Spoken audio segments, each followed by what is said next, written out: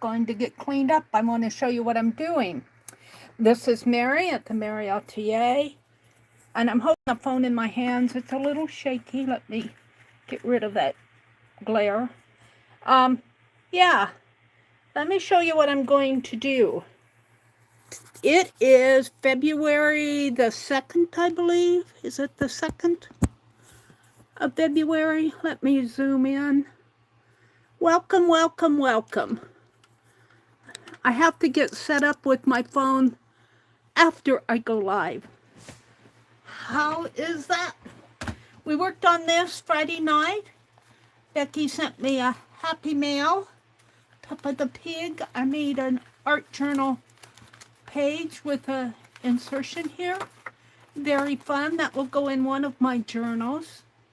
Let me get set up. Penelope's here. Let me get set up on my YouTube notebook.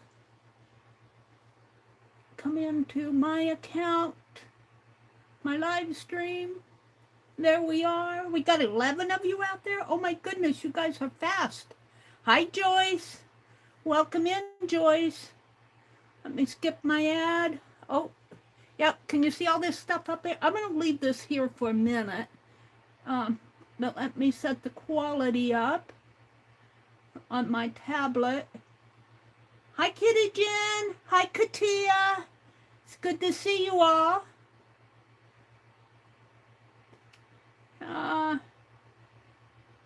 Quality up from 480. I wish I could do all this before I go live, but that's not possible. And let me set my live chat to, because I am streaming on mobile, and yeah. There we go.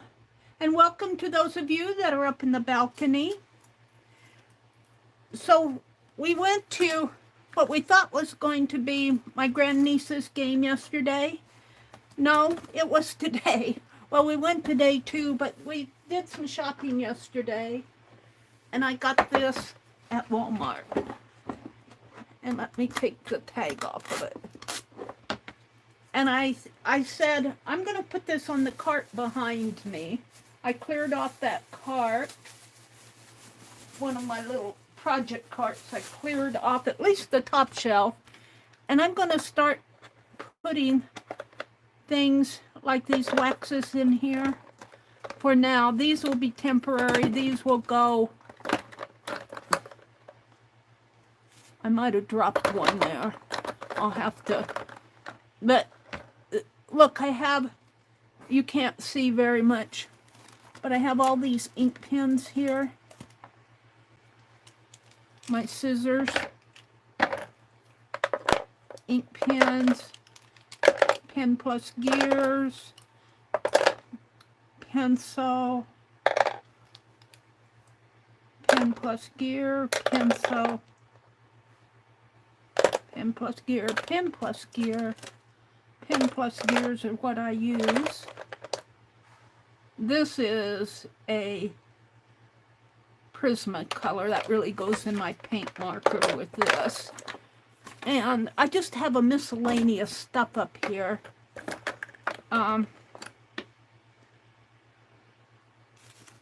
Tape. And well, what I wanted to do was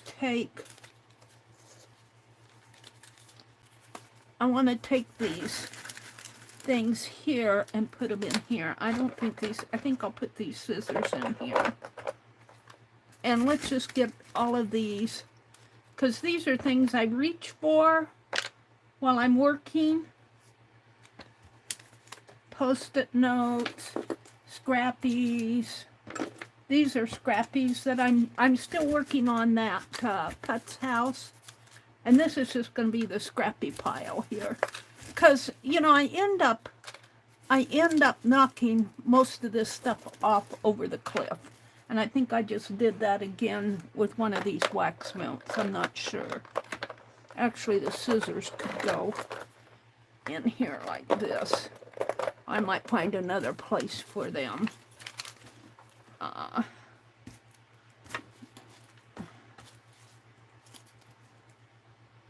That could go in the trash. So welcome in, Brenda, Kitty Jen, Diane, Messy Palette. Welcome in. You have 2 outdoor picnic type wood caddies on the top of your trolley. It has 6 compartments. It holds all my brushes and pens. Yeah, I might do something different with this later to make these stand up. But for right now, I just want to get these things off my desk. This can go over in my tool chest or in my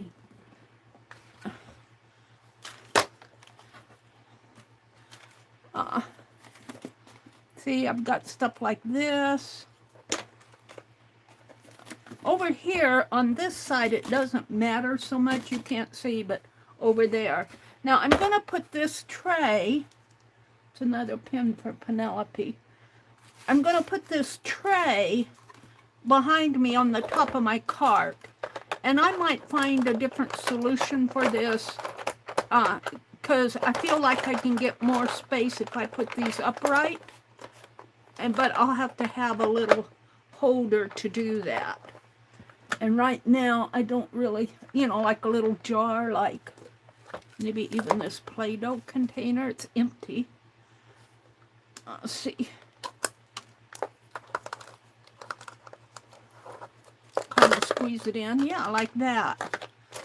So I'll have to find some more little jars or containers, at least this wide. This kind of squeezes in.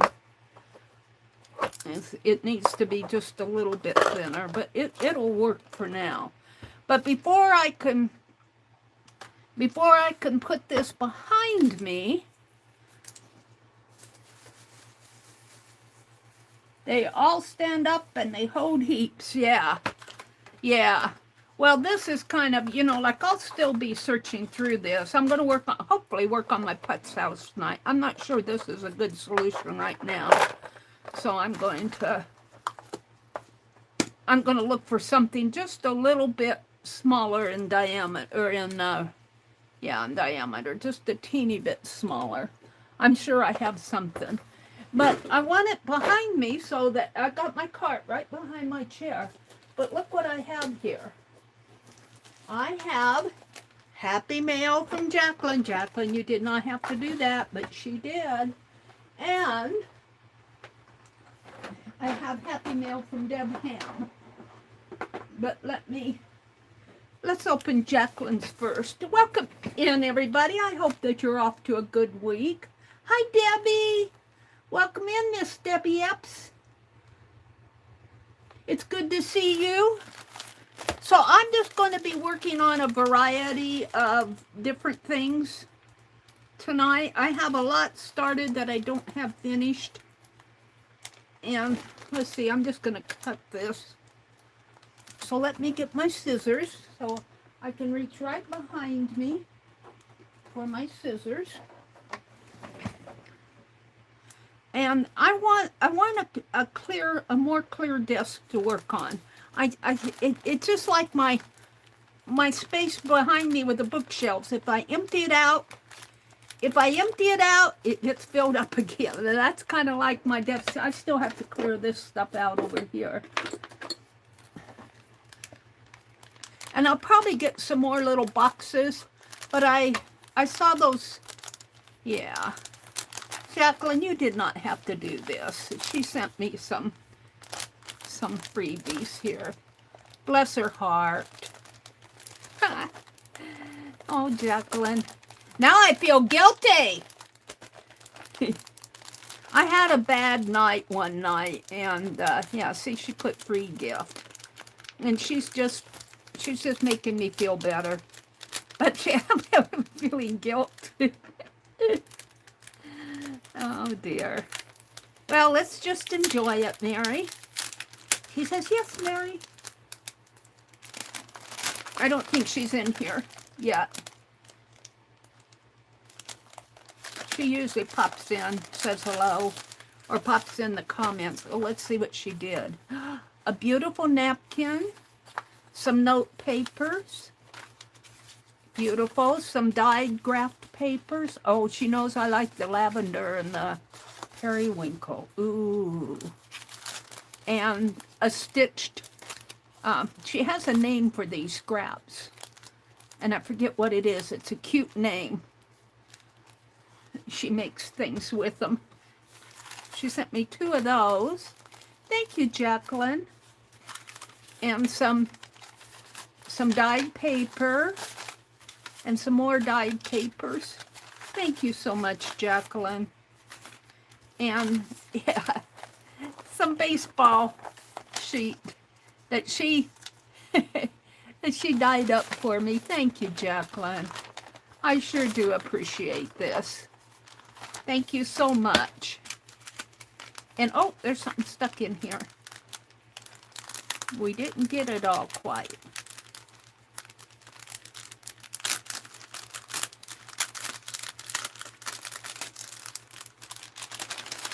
What is this?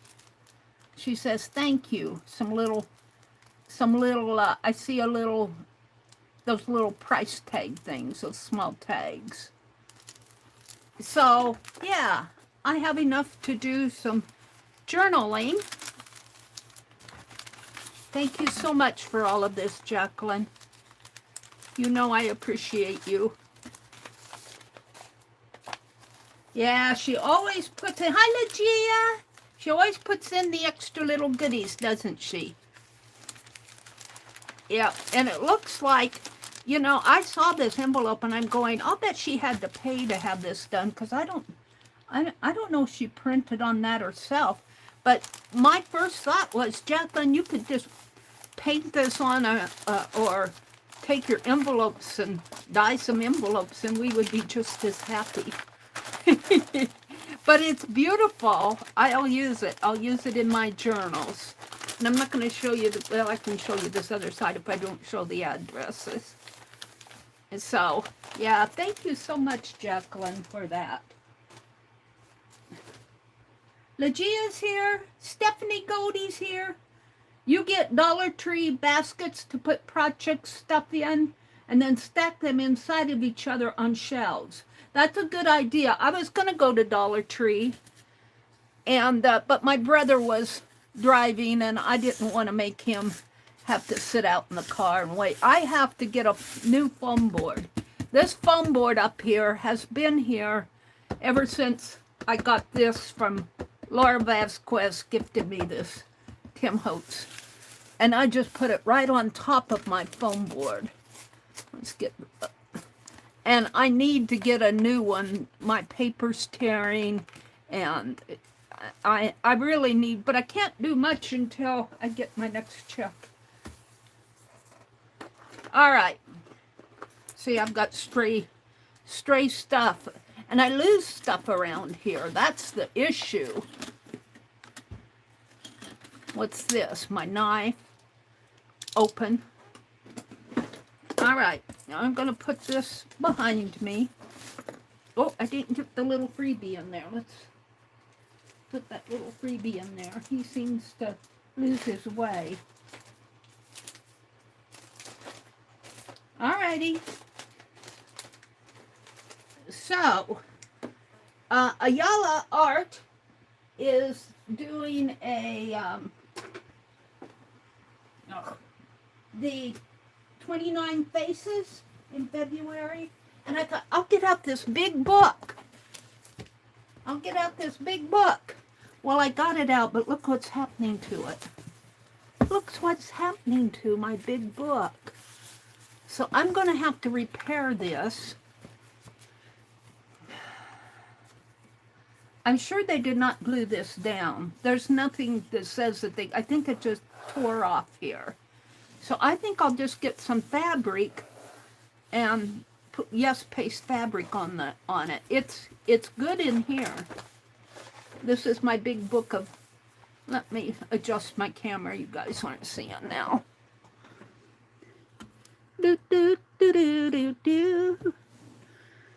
And so let's see what kind of fabric I have right available.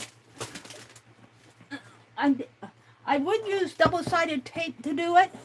But I have learned on my other journals that when I use double-sided tape to repair this, it pulls.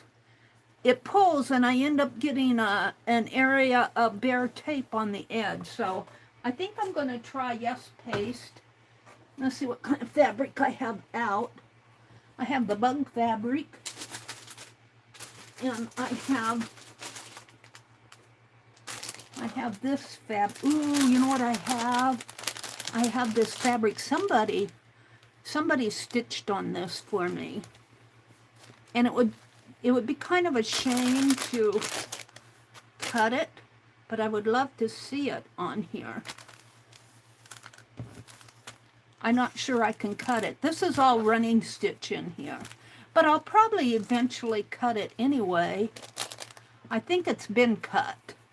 It's been cut over here. So I can still use it here and have that running stitch on here.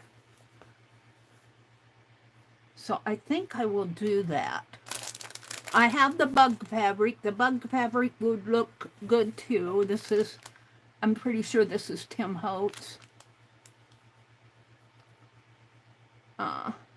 Etymology. Yeah, Holtz, Tim Holtz. Etymology. This would look good on there too.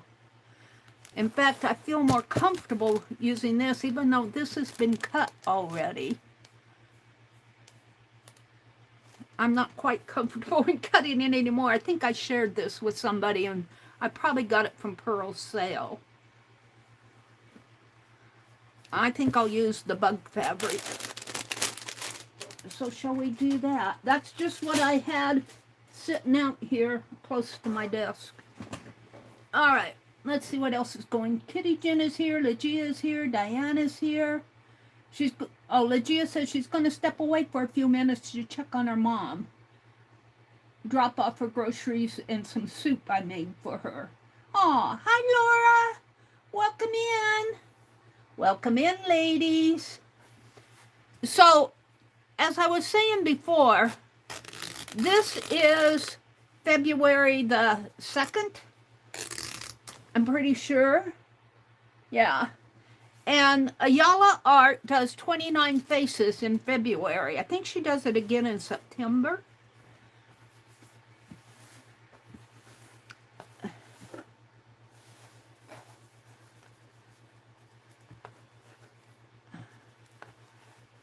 And I want to do that. I think I'll do the faces first. I'm going to do the faces first. And, but what I need from you guys is some famous people that you want to see me draw. Now, I have done other types of people in here. This was not a famous lady. This was just off of a photograph I had. And the same way with the boy. But somebody that I can get to, like on Wiki. That's a squirrel. This is the only animal I have in here. And this lady, I think, was the first Congress lady or something. I should document that. Rebecca Latimer Felton. This is one of Mark Twain's daughters, and this is his other daughter. This was I think a practice photo for one of these over here of Martin Luther King. I think I captured him more there. This was an American cartoonist, Thomas Nast, Mark Twain. These were just studies.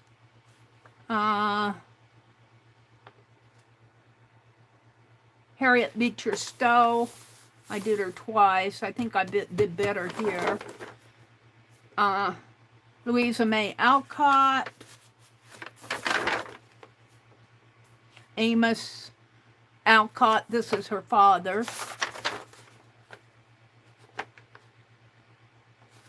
This was a lady that was born in this little town where I live now. She was born in Harvard, Nebraska, first woman hired to work in the hygienic laboratory of what became the National Institute of Health. First woman. Here's Grace Bonkers. I think I did a Bankers.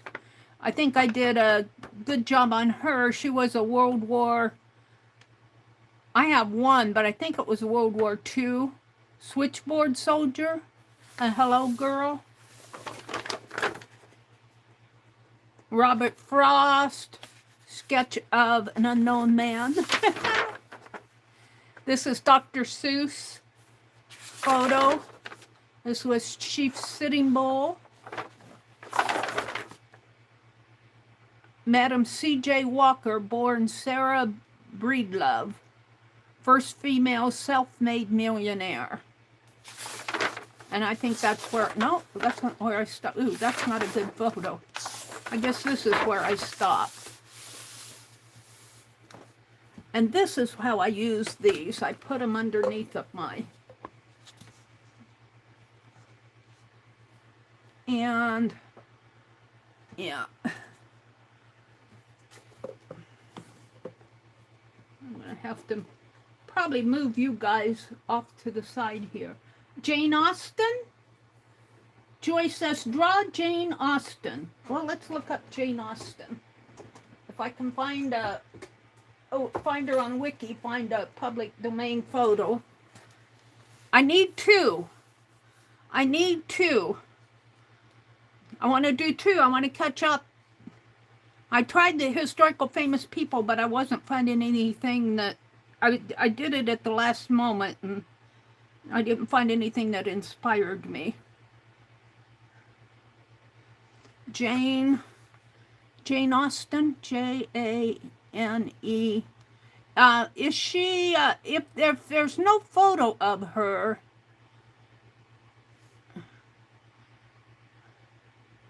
if it's too old, I can't, I need a photo, not a painting. She might be too old. Quick facts, let's find Wiki here. Wiki her.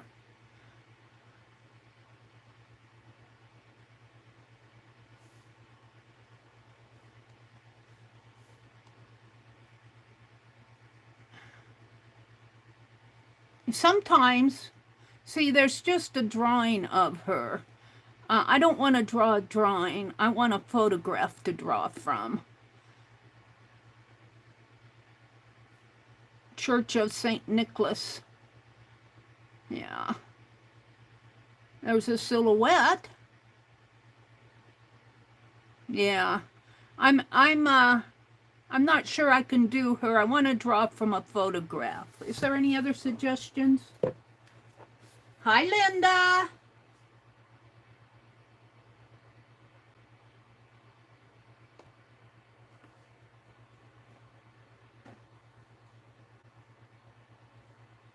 I'm readjusting my chat filter.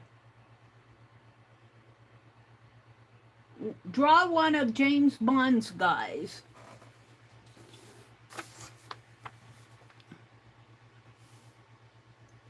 Wiki, James Bond. Bind. James Bond. Wikipedia.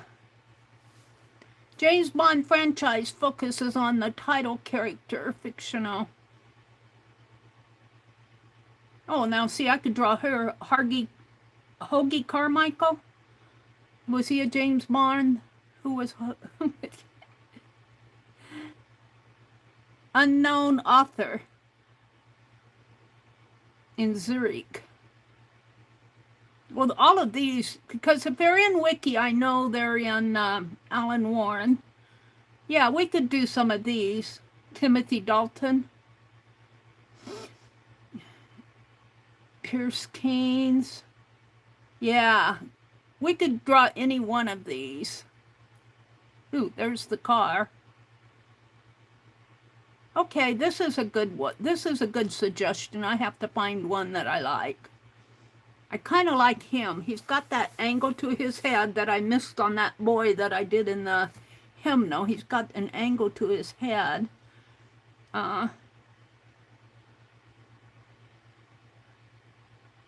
There's a drawing, 007, and he's got his head angled this way. I'm going to go back to that other one.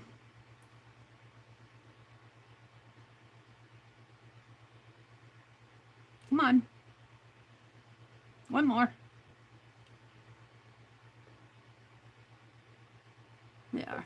Hoagie Carmichael. Public domain photo.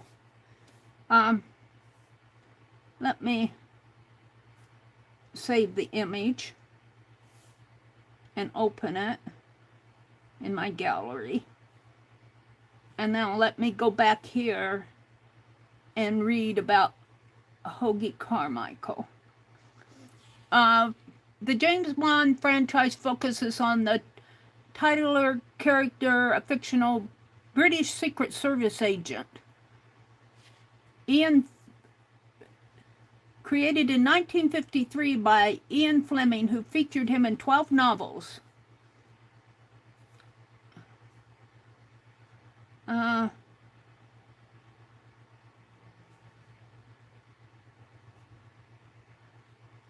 Portrayers. Who was that Hoagie Carmichael guy? Well, let's look at these. Maybe I chose the wrong one. Pierce. We could do him. Sean Connery. He's the one that we know the best, I think, or the one I'm most familiar with. Who is this? Who is this guy? Let me go back here. More images. Who was that first guy that I looked at? Who is James Bond Wiki? Who is this? No. He's the one I wanted to draw. Let's go back. One more. Jane Austen. Give me a minute to find my way. Wiki James Bond.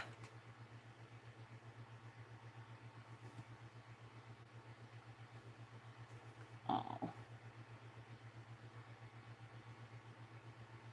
Wikipedia. And that's Ian Fleming's image of James Bond. And I want to know who is Hoagie Carmichael Fleming's. Let's read about this. Details. Come on, details. Hoagie Carmichael. Summary. Hoagie Carmichael was an American jazz composer and actor. What did he have to do with James Bond? He's the one I wanted to draw, but I don't see...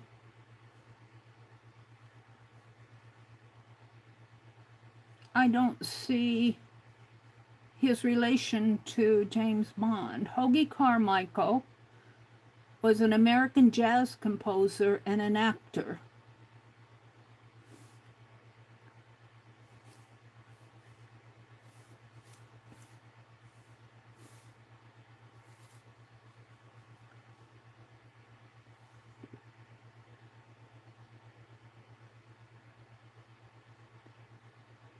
Why did they list Hoagie Carmichael? They didn't list him in this list. And I'm just kind of, what did he have to do with? Hi, Riri. Neil Young. Angela Houston.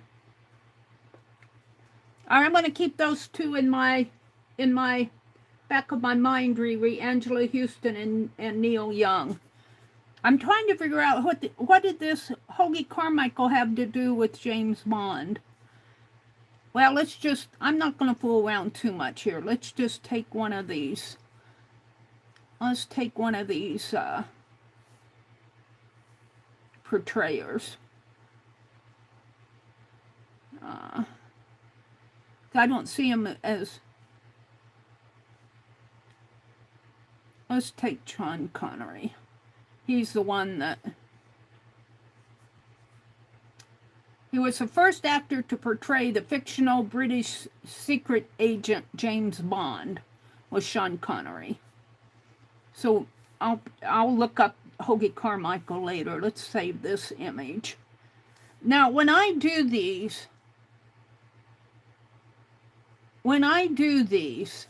I try to get a likeness, but don't expect it to be perfect, because I'm never perfect. And I need to turn my book. I'm going to have to move you guys off of your pedestal. Sorry, you're getting moved off your pedestal. And if I want to read you, I'm going to have to pick up the phone and bring it over. Oops, I unplugged you too. Oh.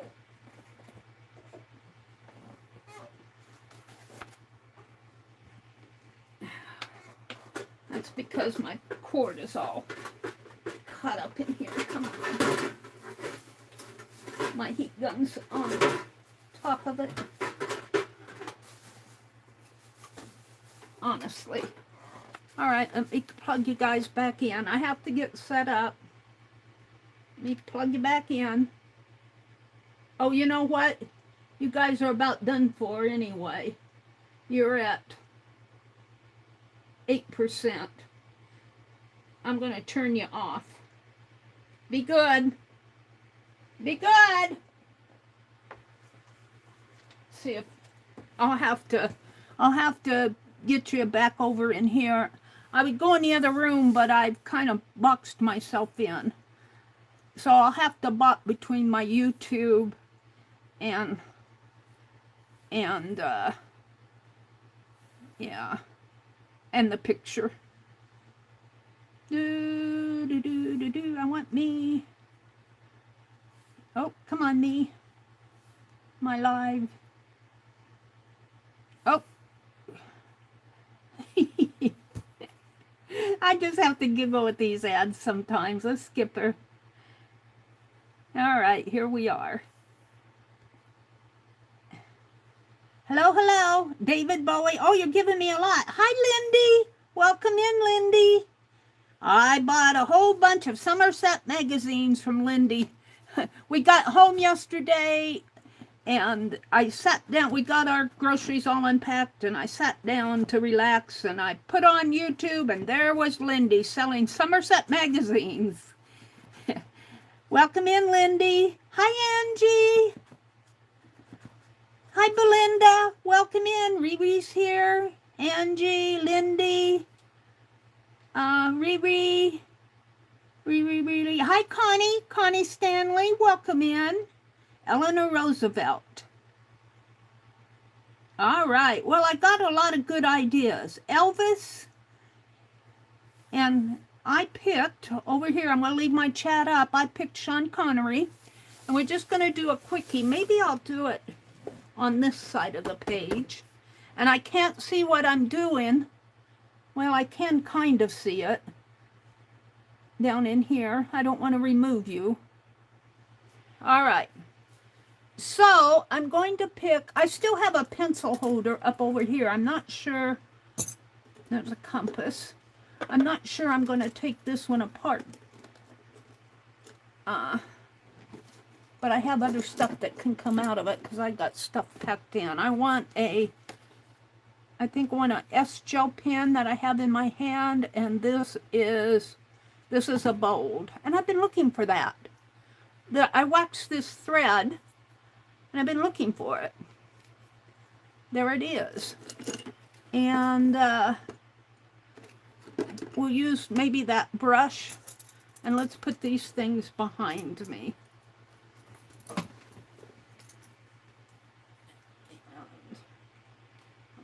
Now I'm just going to put them in that bottom wide tray. So So Sean Connery. Now this is going to be kind of a fast sketchy, and I'm using an S-gel pen, and I'm using the bold 1.0 or no, that's a medium. That's a 0.7. That's not a bold. I want a bold one. I don't know. I might have to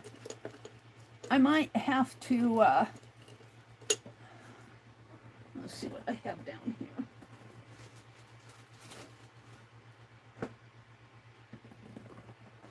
I got the Sharpies.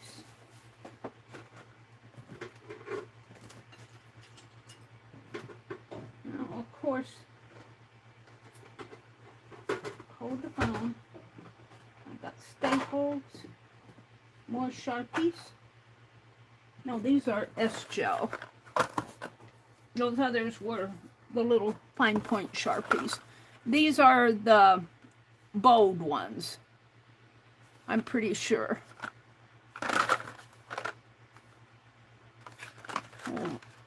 We'll see. I bought a couple packages of these a while ago. Yeah, the 1.0. These are medium ones. I like the bold ones because I am going to use water to put in the shading, and the bold does a lot better on it.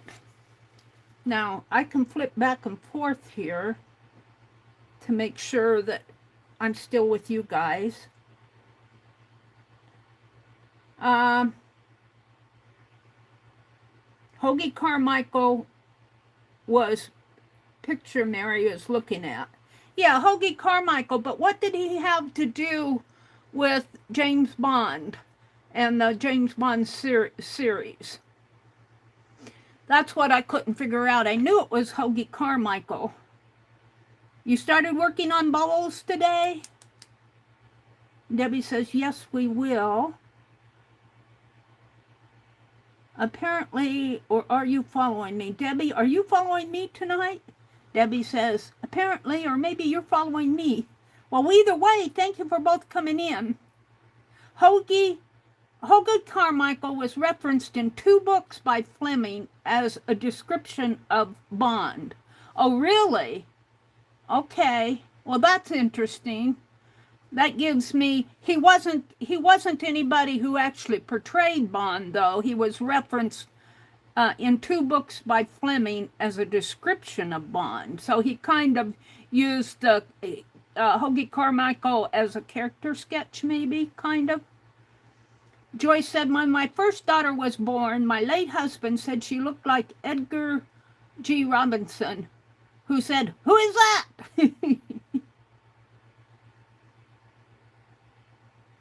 Angie says, now does she think I'm going to be good? Yes, I do, Angie. We've got mods in here. Oh.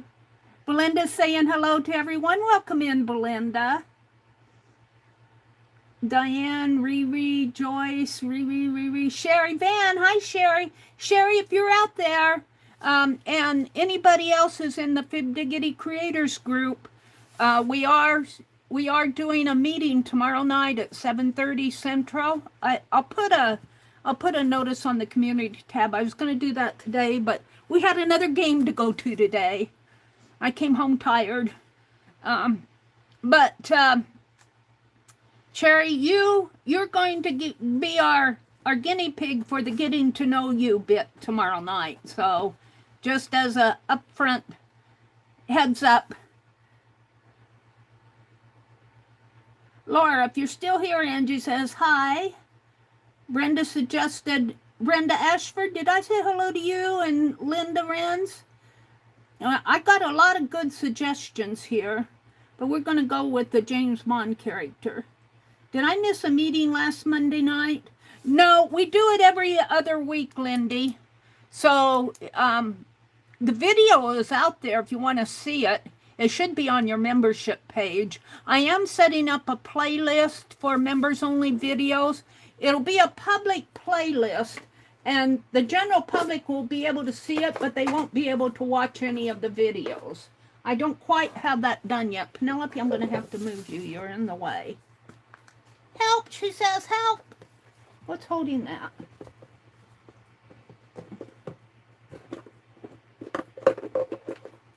Just a little. All right. So you'll be able to play catch up if you go back in your membership area and look at the videos that have the picture of the little lady with the short hair on it. Oh. Lindy says, yes, I forgot everything. But we are meeting tomorrow night, and I'm going to still be working on my January page tomorrow night. We're on February. We have enough pages. We're doing an altered book. We have enough pages to take us through the year. And we're only doing one page a month.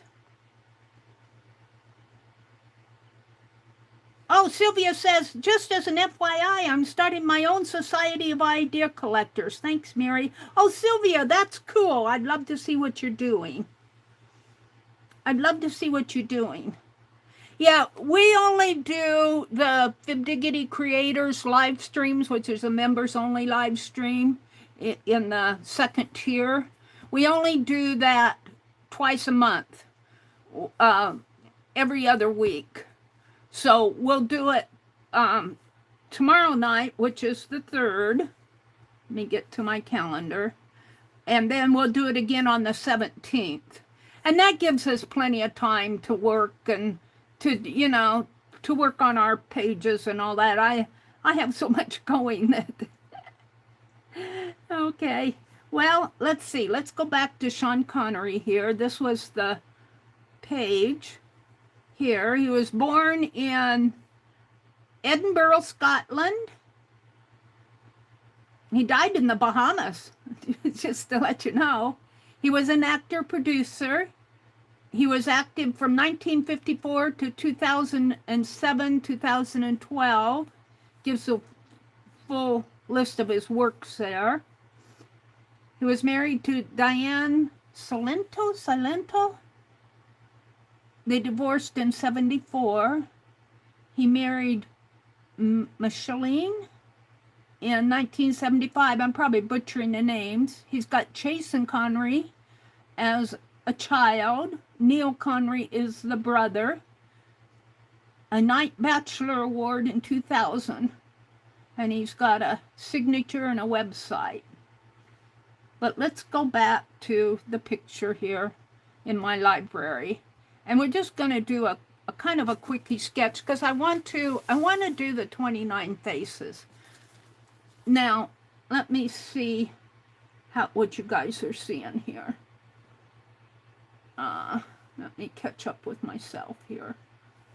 Are you seeing a decent... Yeah, you're seeing most of the book here. Maybe if I bring it down a little. There, you're seeing most of it. And you're seeing my phone here. So let me go back out to the picture. Okay.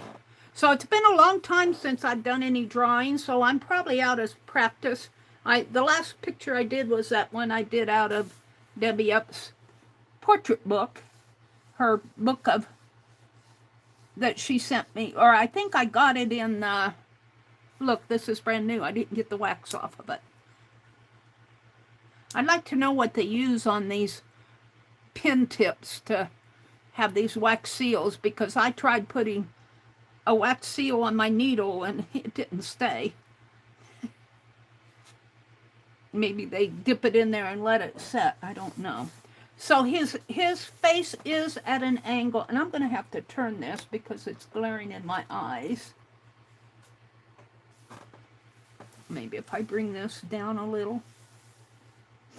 Okay, there. So his face is probably at a 10-degree angle, maybe like that. It's a fairly long face. His ears come at an angle like this. Then his head goes like this. He's got pretty heavy eyebrows. Okay, we're going to start up here at the top of his head and just put in some marks for the top of his head. come down this way. And I'm just going to kind of sketchy sketch, because that's what I do, is sketchy sketch. I'm not somebody who tries to be perfect, especially if I haven't drawn for a while. All right, now in here, he's actually got some hairs coming out that way, kind of coming this way. And then it gets thinner in here. I mean, you know, on the side of the head. Comes down that way. His head is at an angle. Let's get that angle in there. And then I'm right up in here. Yeah, we're gonna butcher the portrait of Sean Connery. But at least I'll have a start. Now he's got these kind of small sideburns, not big Elvis type things, and where his sideburns come to the middle of his ear, so the middle of his ear comes right in here, and I have to remember my angle here, so this sideburn probably comes down a little bit lower, and then his eyebrows come up around in here, and we're just going to kind of put in some lines right now, and they're kind of, yeah, his ear comes up this way, and I'm sketching, just trying to find my way. That's probably a little bit more angled than I want, but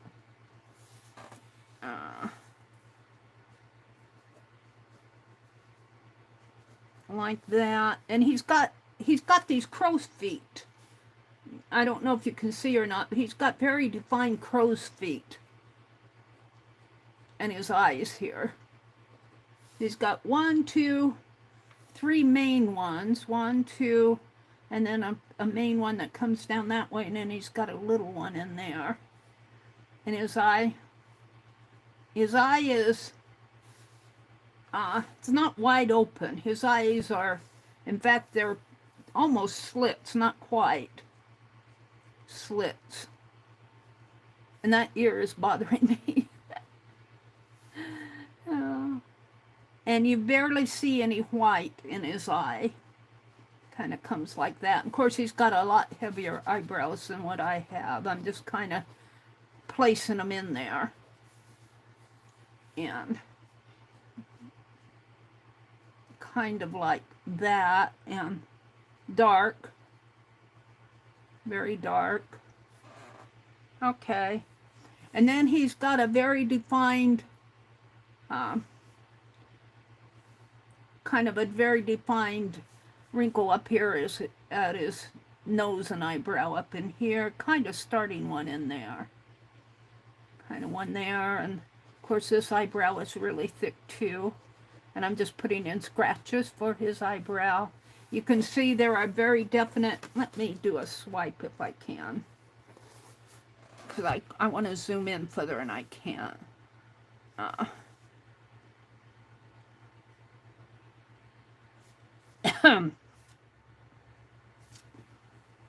Whoops. He went away.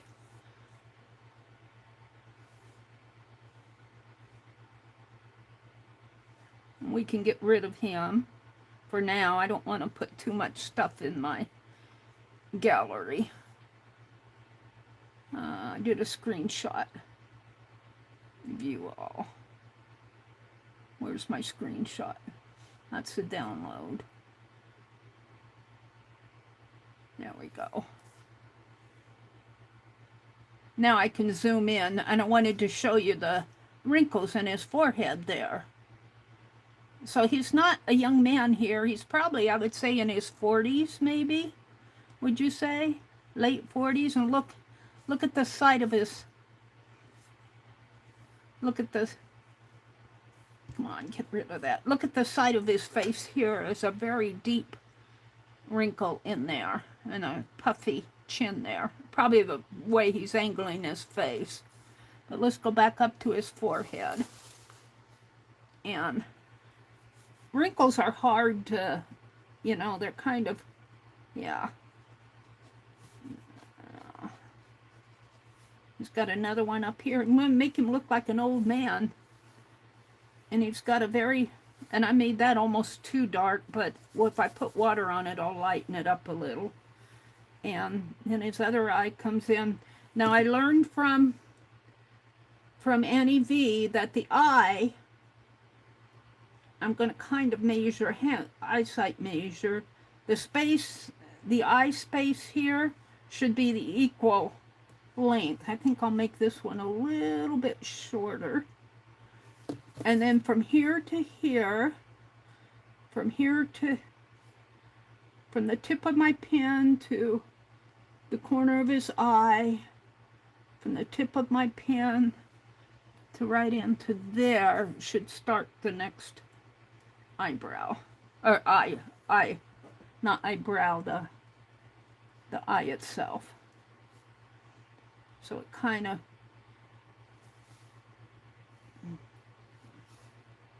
goes into here. And let's see. And of course, this is a sketchy sketch. This isn't meant to be, this is not meant to be anything perfect by any means. All right, let's get back out of that. And his nose, there's a lot of shadow going on in here. And kind of coming down this way. And then he's got that area in here. So I'm gonna put a light line. And then this is all built up with shadow. He's got a bag under his eye. He really looks like he's tired.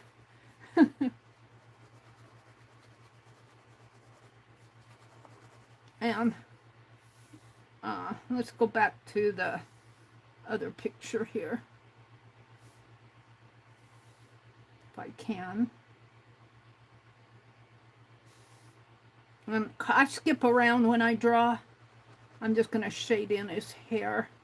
In here, it kind of comes out a little in there.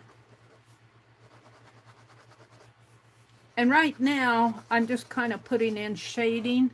It doesn't matter because when I use the water on it, that'll all blend in.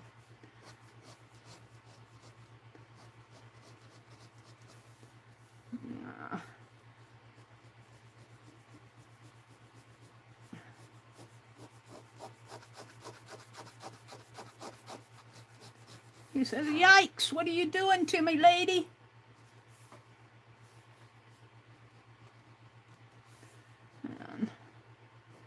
And then his other ear. Now, that ear is higher.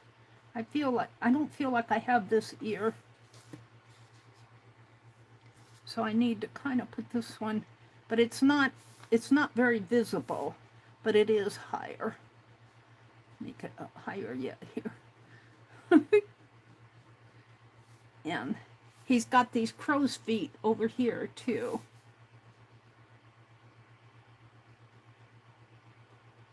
And they kind of come up like that. And he's got I almost want to say a double chin, because he's got this skin right in here. He's got this line here, and he's got almost a double chin. If he had any more weight, he would probably have a nice double chin in there. But thank goodness he doesn't.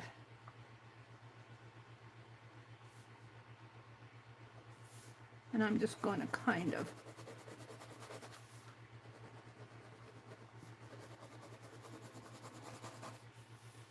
because I don't like what I've done to this ear here, but again, I'm just kind of playing. All right, I see a definite curved area here. It's probably the way he's smiling, but it's definitely a curved area here that comes under his chin.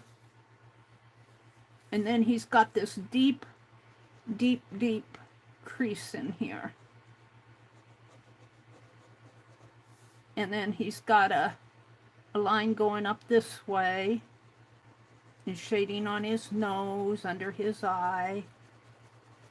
shading in there, and of course shading under the other eye.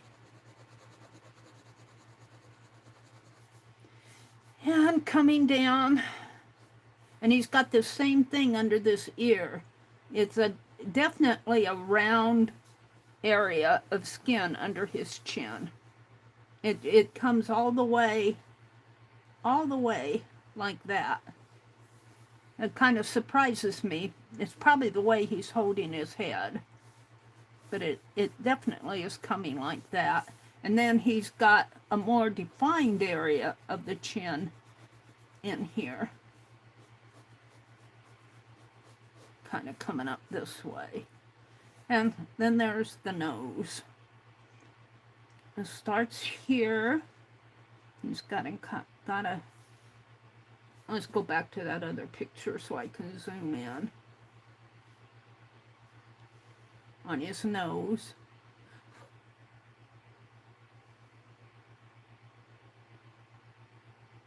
Looks like he's got a 5 o'clock shadow.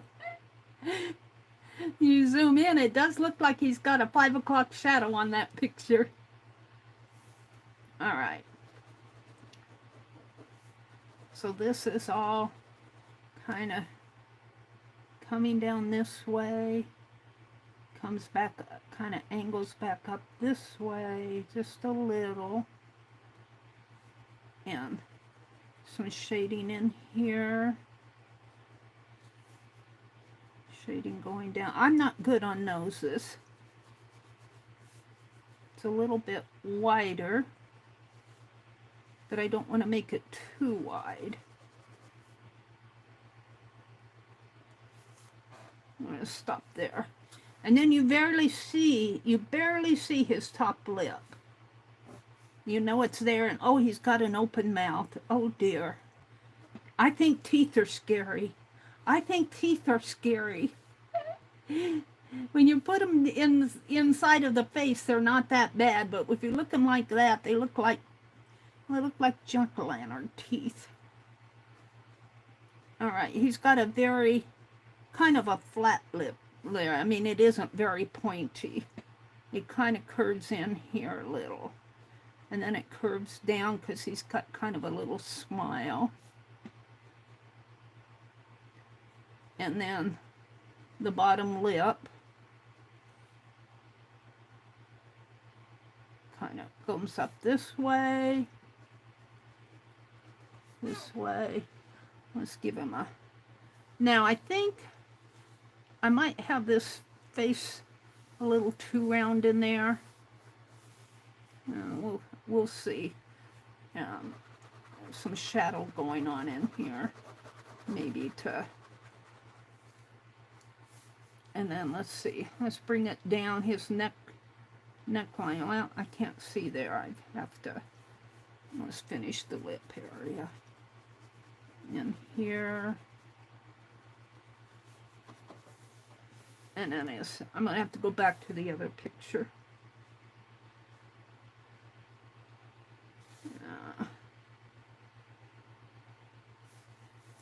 Bring that neckline down.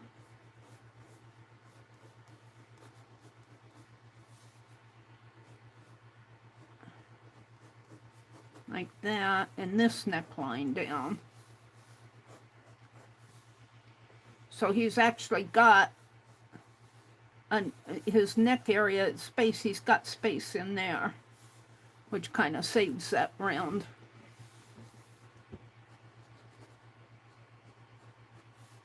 I think his eyes are a little bit more narrow. Oh, it doesn't look like him at all. Doesn't look like him at all.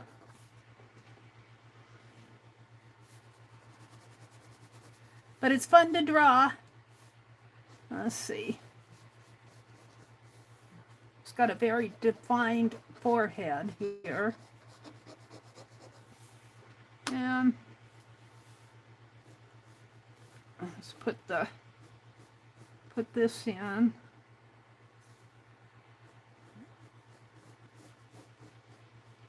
And actually this doesn't come all the way. He's got a tie in there. and it kind of comes over the tie.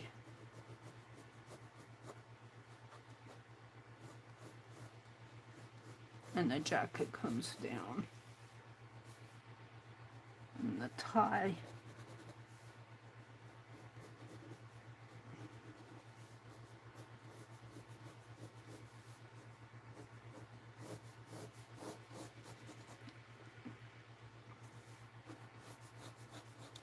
and of course I don't have the full, the picture cuts off the shoulder here and it cuts it off over here. So I think his nose actually comes down a little bit more in there. And let's do some more shading in here. Let's shade all that in. Shade all of this area in. Shade all of this.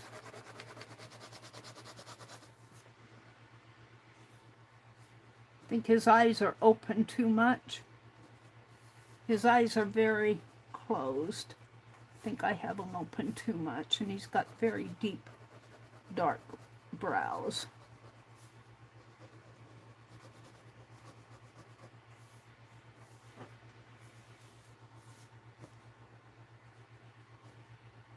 All right, so I got this area here. You can see I'm afraid to put in the teeth.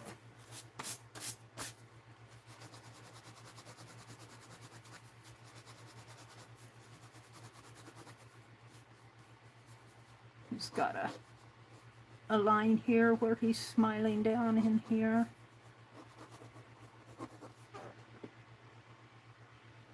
All right, let's go back to the teeth.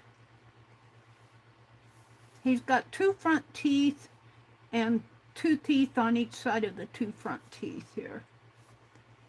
So his front teeth meet right in the middle of his nostril there. So let's just put a little line there. And let's put a little line in here. And I always think the teeth look like pumpkin teeth. So he's got two front teeth, and then he's got two teeth kind of on each side of them. Like that. And somebody at one time had told me to not draw the teeth, but draw the area around the teeth. And I think that was pretty good advice. Let's put the shading in here maybe.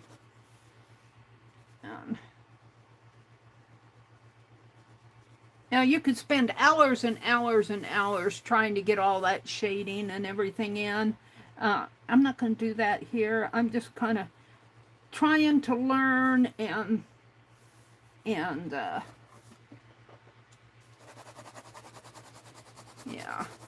as I go here.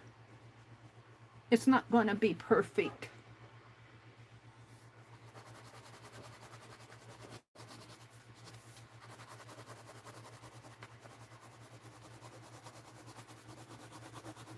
All right, let's get out some water. I think some shading might help him. Some shading might help the man. I need to find my cups. I need something to put my water in. What did I do with it all? Did I throw them away? I might have thrown them away. Oh dear. What did I do with them? Mary, Mary, Mary. What did you do with your cups? Here it is.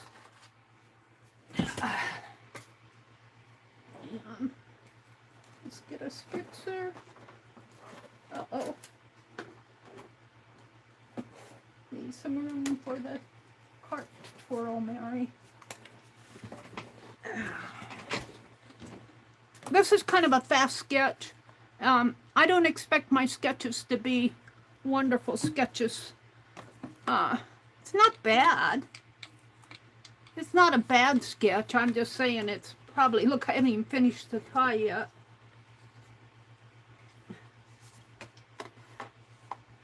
Let's put the tie on him. Whoops, put my hands in the water. The tie is kind of at an angle here too. If you look at it, it kind of comes off sort of that way and then kind of angles down like so. And of course you got his jacket, kind of just putting in lines here. And let's see what's on the other side. You don't see the other side of this jacket. You have to kind of imagine it. Now let's put a little bit more dark in there, just to, there. Okay, what did I do with my brush? Of course, there it is. Just a quickie sketch. It's just a quick one. I think I got him looking younger. Let's see what you guys are seeing out there. Let's see what you're seeing. Oh, I'm way off of my red dot. Oh, you're seeing him. You're not seeing the entire phone, but oh yeah, maybe you are. Okay, let's go back to my picture. I'll put that way up there. No, we'll keep it down here. We'll take it off of the... Can I remove it? There. Alright, so now I'm just going to put some water. Oops, and I need a towel when I do that. Let me get a towel.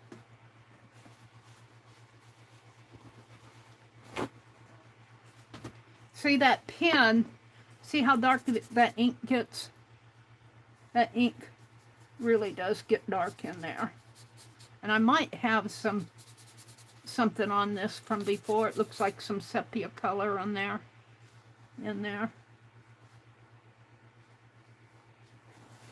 Now let's just blot a little.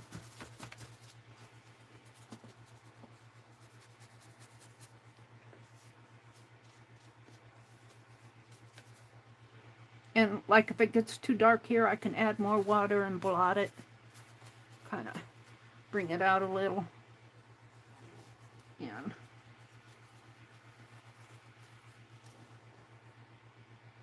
I want this fairly light in here. That's way too dark. Whoops. I don't have enough. What's going on over here? There. Now my phone is at a flip. Flip.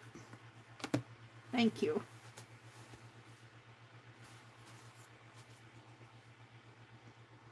Way too dark in there. Let's take some more of that off.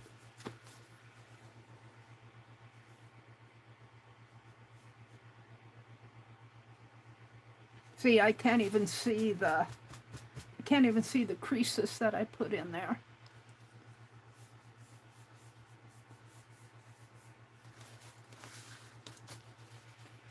Let's put some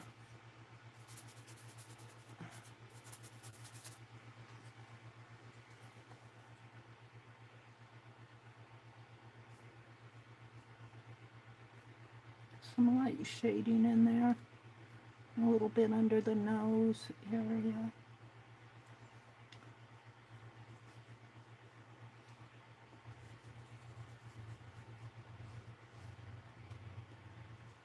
Up around his face, maybe up in there, forward there. Whoops, he looks like he's got 2 sets of eyebrows.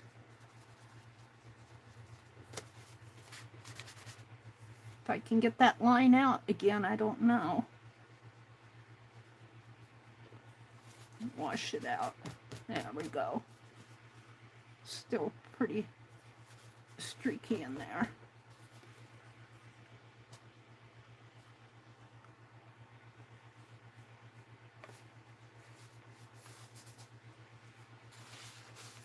See, I'm really afraid to touch this area in here. The thing of it is you want to be perfect. You want to be perfect, and you're never going to be perfect. The least you could do is get a nice sketch.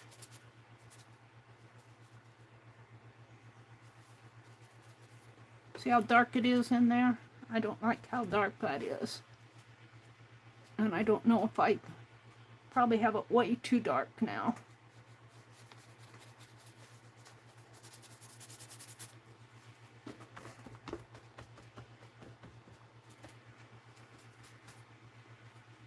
And see, I got that shading in there, right there. I didn't want that, but I don't think I can get it out now. I didn't even see that happen. It's a little better. It should be shaded down in here. If I can grab some and put there, I don't know.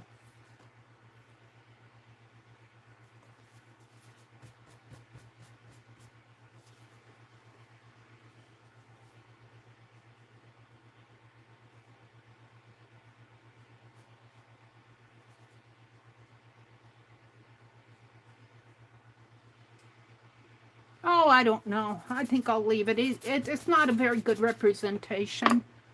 But, on the other hand, it's good practice. And if you do this enough, you'll get it. I'm going to sign this February 1st. 2025. And I think it's hashtag 29 faces February 20, FACES, February 2025, I think is her hashtag. I'm gonna tentatively put Sean Connery.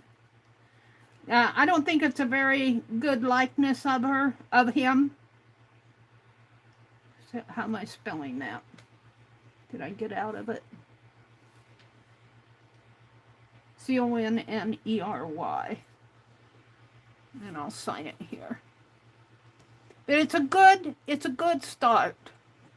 I don't think it's a good likeness, but it's a good start. So I'm just going to let this dry a little, and we'll move on.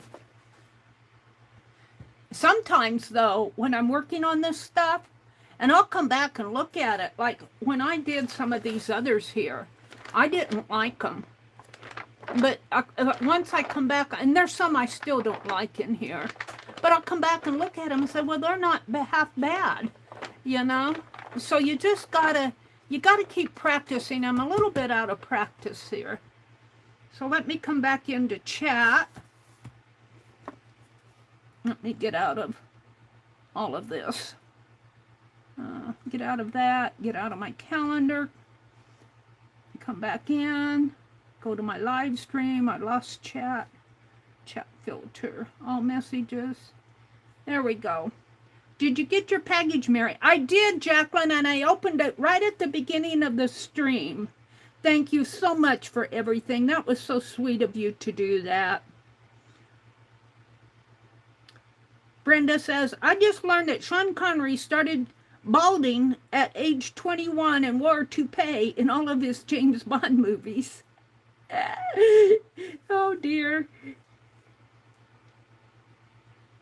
You think it looks like Jimmy Dean? Thanks, Brenda. I appreciate the encouragement. Let's see. Brenda says, let's see. Jacqueline dropped a link to Laura's channel. Thank you, Jacqueline. Goldie says she's popping out of the balcony to say it looks amazing. Thank you, Goldie. I don't think it's a good likeness of him, but here again, it's good practice. And you're not going to be, I'm not, I've sketched all my life. And, you know, most of us are not professional artists. But what I learned here is I talked myself through. I got the angle of the head. I did get his heavy eyebrows. I think I got the shoulder, and I think I got the composition. Now, does it look like Sean Connery? Sort of, kind of, but it's not a perfect likeness, and I'm okay with that. I'm perfectly okay with it. Because here again, like I'm saying, it's practice. And I haven't drawn for a while, and if you don't keep up your daily practice, you kind of lose your skill. And I'm not sure I even had perfect skill.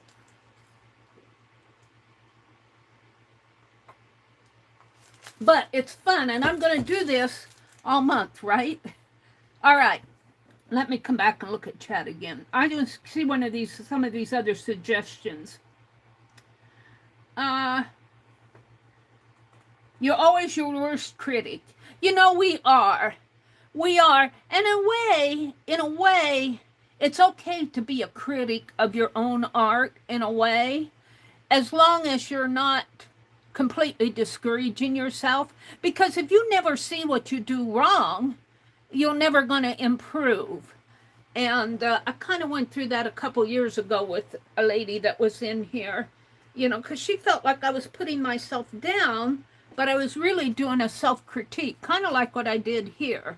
You know, you know, like I always say, oh, my teeth look like jack-o'-lanterns, or, you know, there's just something about this that does not catch his likeness, even though I think I did a lot of things right on this page. It's not a perfect likeness of him.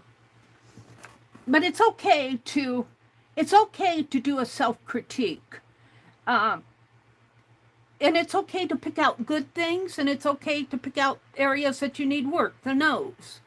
Although I don't think I did a bad job on the nose. All right, let me see. I want to pick out somebody else that you guys were suggesting. He looks like a young Bond. Well, that could be. I think he looks younger here than he did in the photograph. Even though I have some of the wrinkles in there, I completely wiped out. Well, I got some of the eye wrinkles here, but I completely wiped these out. I do think the shading helped on here. The tonal values helped. Let's see. Who else did you guys suggest? Or you made a lot of them. Diane had to leave. Jacqueline dropped a link to her channel. Jacqueline says, I'm not Angie. I've been taking warm-up breaks, and I just put on my warm jammies, so I'm back down here. Aw. Welcome in, Jacqueline, and thank you so much for the happy mail. And let's see. Did I lose all of the suggestions? They're saying hello to... I lost all of the suggestions. Somebody suggest somebody to me. They scrolled off the screen. Angie says, I always put my work down. James Dean, not Jimmy Dean. There's a big difference. Okay. Winston Churchill, Elvis. I'd probably butcher Elvis. Winston Churchill and Elvis. Let's go look. Whoops, I got my... Let's see.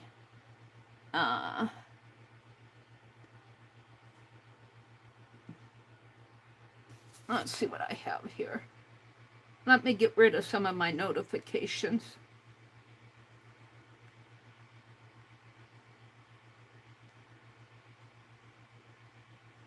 Pearl sent me an invoice.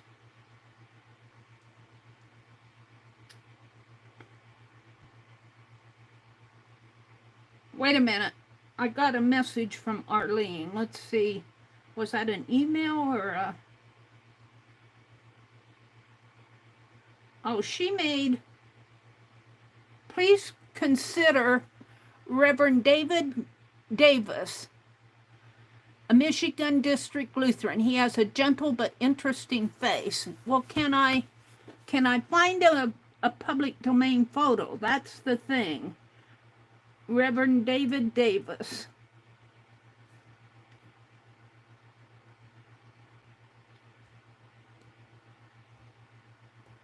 Oh, I keep opening I use that app to, there we go.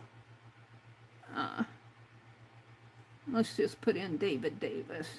D-A-V-I-D D-A-V-I-S. Iowa. Cause of death. Supreme Court Justice. He was a politician and jurist. I don't think that's the same one. She said Reverend David Davis.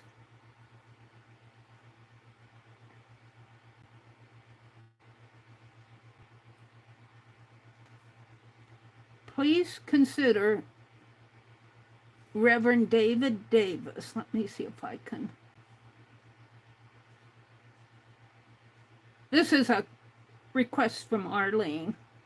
If I can find him, Arlene.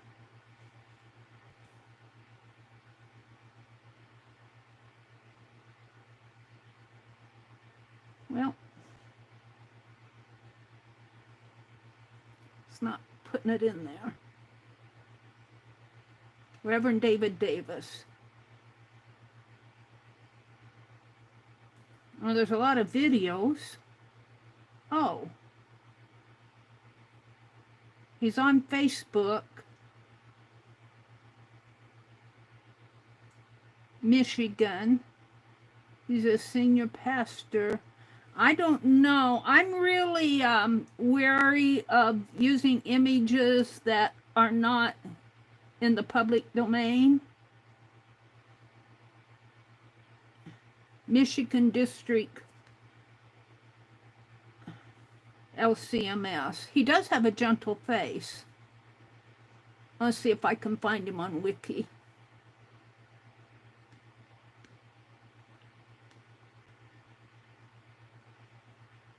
Sometimes you can find him on Wiki, but if you could find a public domain picture of him, let's see if that, Wikipedia. Well, here's a David Davies, who was a Welsh priest. Wikipedia, David Davies was a Baptist minister in 1856. 1761. Here's a British politician, David Davies,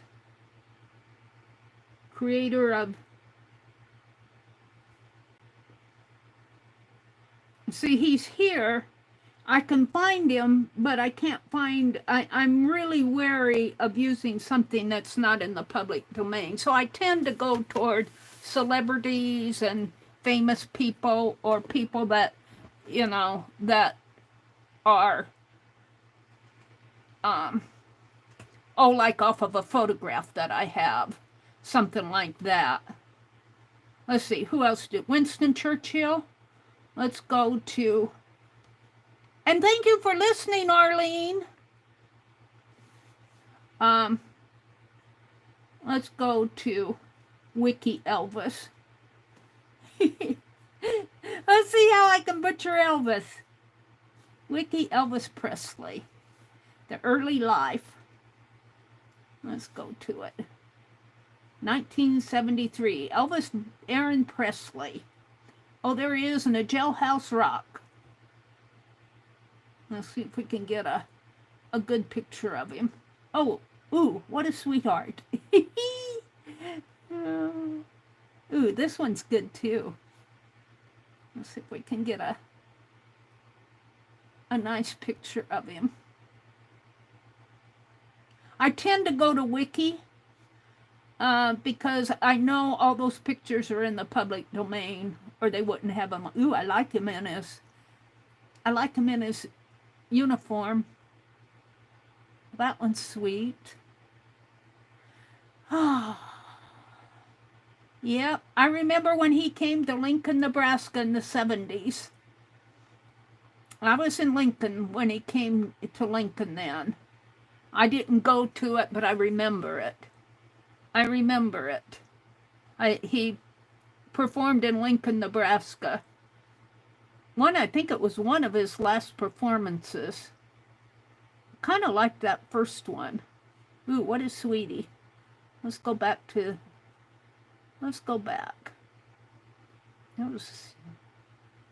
There's the Jailhouse Rock. There's the Signature. This one.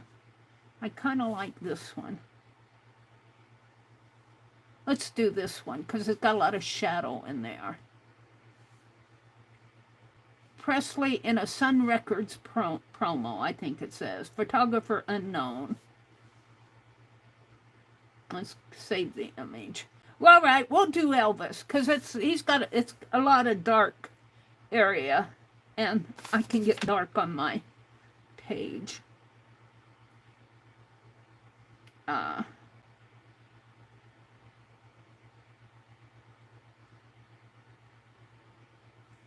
Elvis. And I'm going to get out of my chat while I'm doing that. Oh, and I'm going to swipe the screen so I can make it bigger if I want. Whoops. Come on, don't move. There we go. Gallery. Now, see, I can enlarge it as much as I want. But we'll start out with him there. Penelope says, you're pushing me around, Mary. And I almost feel like doing him over here. What's on the other side? Oh, that one. That one could be taken out. Let's flip the page. You know what I like to do, and I may go back, not tonight. What I like to do is when I do something like this and I'm not sure I like it, I like to do studies on the opposite side. So we might do that. I might come back to Sean Connery. Now, let me go back out to chat and see what you can see. YouTube. Get on the live. Yeah, bring it down a little. Here. Is that too much?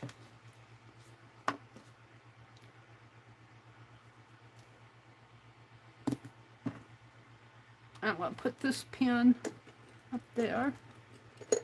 Okay. There's a big difference between Jimmy Dean and James Dean.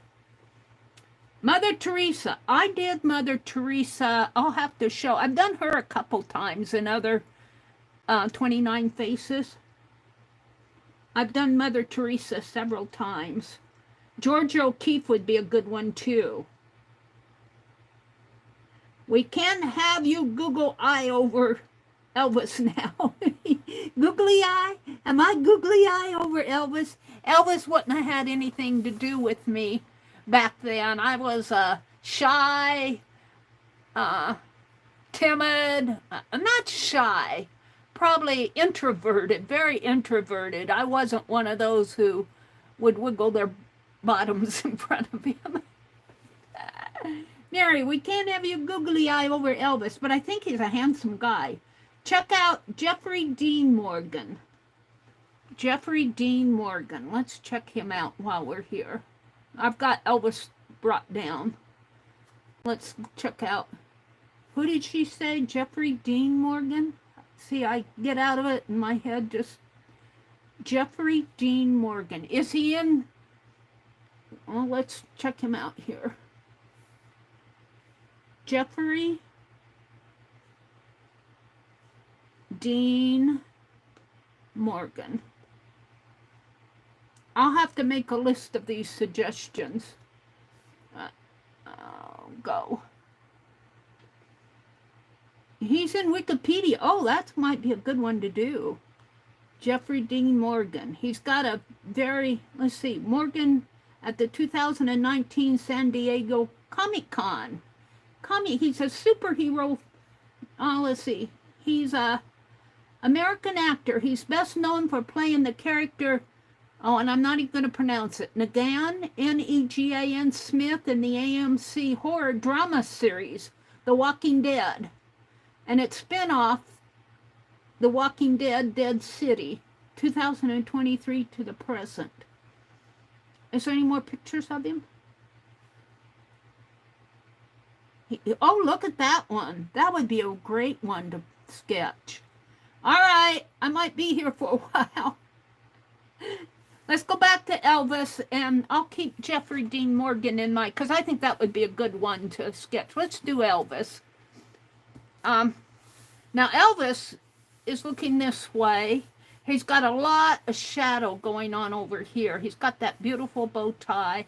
Look at the shadow on his... I'm going to get rid of my... I just got rid of the little square. The YouTube is still up there. And let's see, did I swipe it? I think I did. Let's go back to my gallery.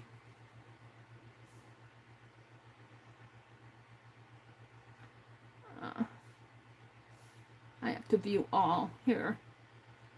When I swipe it, I go into a different album. Now I can expand, and we're going to start out. Okay, so Elvis has that beautiful head of hair, and he is looking not at a very, probably at a maybe about a 5-degree angle, or maybe a 10. Not at a 180-degree angle, but he's looking off over this way. And you probably see the angle of his face more in here than you do here. You see a very defined angle there, but you do not see it so much in here. Like his head does not go off at that same angle. It kind of comes down that way. And I imagine that's just the shadowing. Alrighty, Elvis, what can I do? Well, let's start over here this time. Let's start right in here. I need to leave enough room. And let's do that deep eyebrow.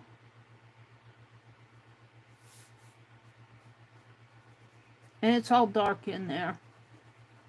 It's all dark in there. Except you can see, look at his eyebrow. Look at his eye here.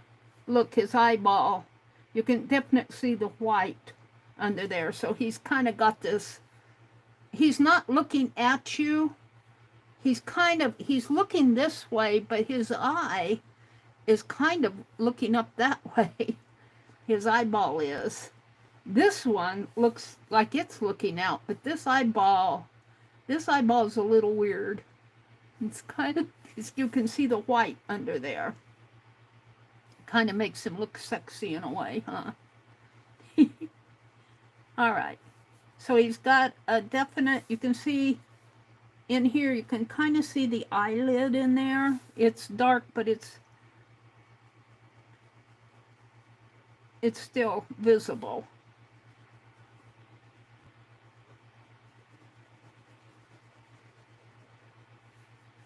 And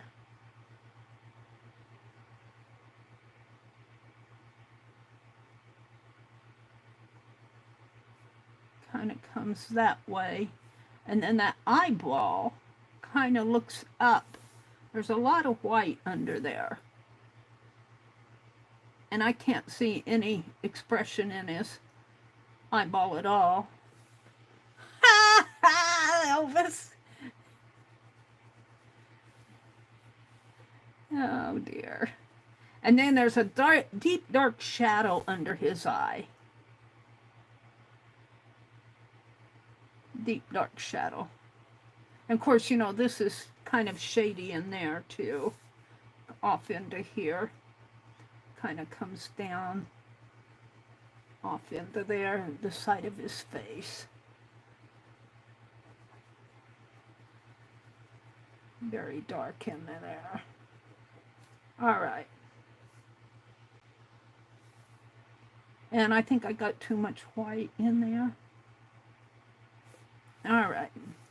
So he's got this kind of a, he's got a little bit shorter nose, I want to say. I don't know. We're just going to bring a line down, and then let's do this trick. So, of course, now he's got his head at an angle, so from this eye to this eye, there's a lot of space in there.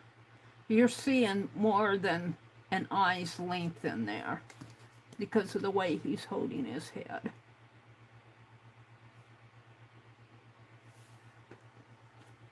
And I really think his eye is, well, we'll see. I want to start the other eye kind of there. His forehead kind of coming this way. I'm afraid. I'm afraid to carry on.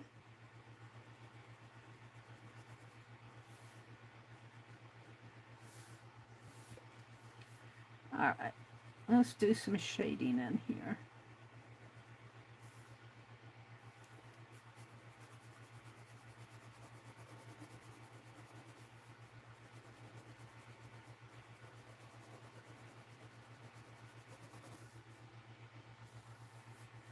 And it kind of comes down, and you see, you don't see much of an eye in there. You see how little that eye looks? You only see, I mean, you know it's bigger, but you only see just a little bit of the white, and you see quite a bit of the eyeball, but then it's all shady in here. He's got very deep set, very, very deep set eyes. Let's get the eyeball in there, maybe. You see the eyeball pretty good.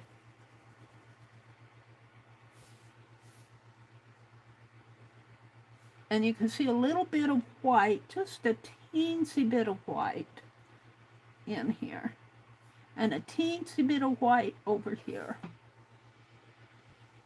And then you see all this dark. Very dark in here.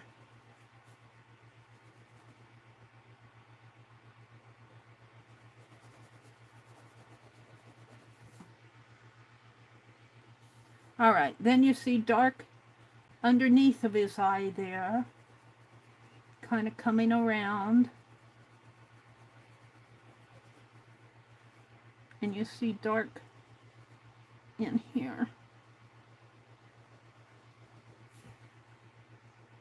And this is very, very dark. And then it's dark up in here.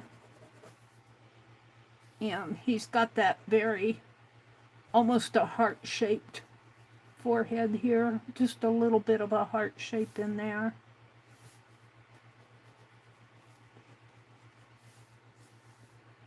And his forehead.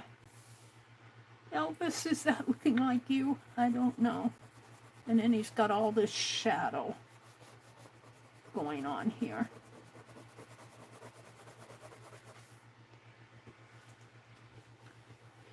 I'm afraid to do his nose.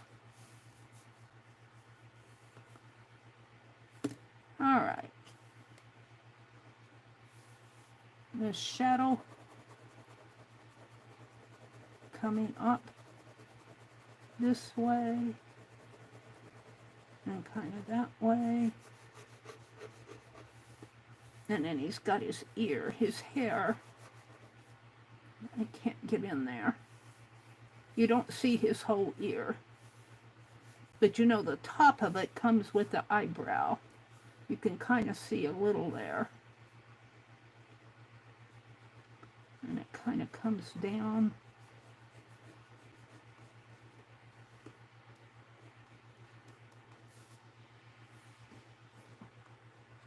And it's all shadowy. I just put lines in there for now. And this is really dark in here. In his hair. his famous hairstyle here.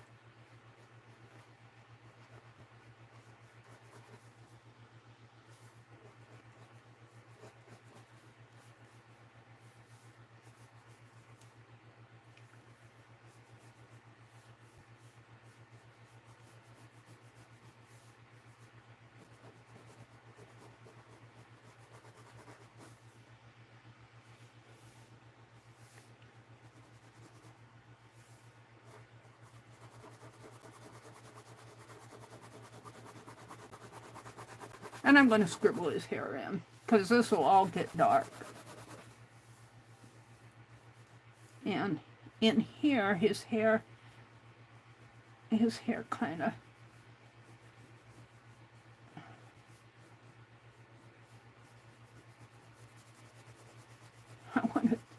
I want to scribble at a curved angle. My hand doesn't always do that. Kind of goes like that. And it kind of comes up like this.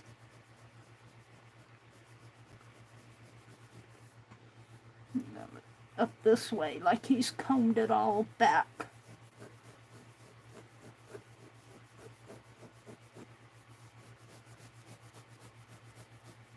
And it gets really dark in here.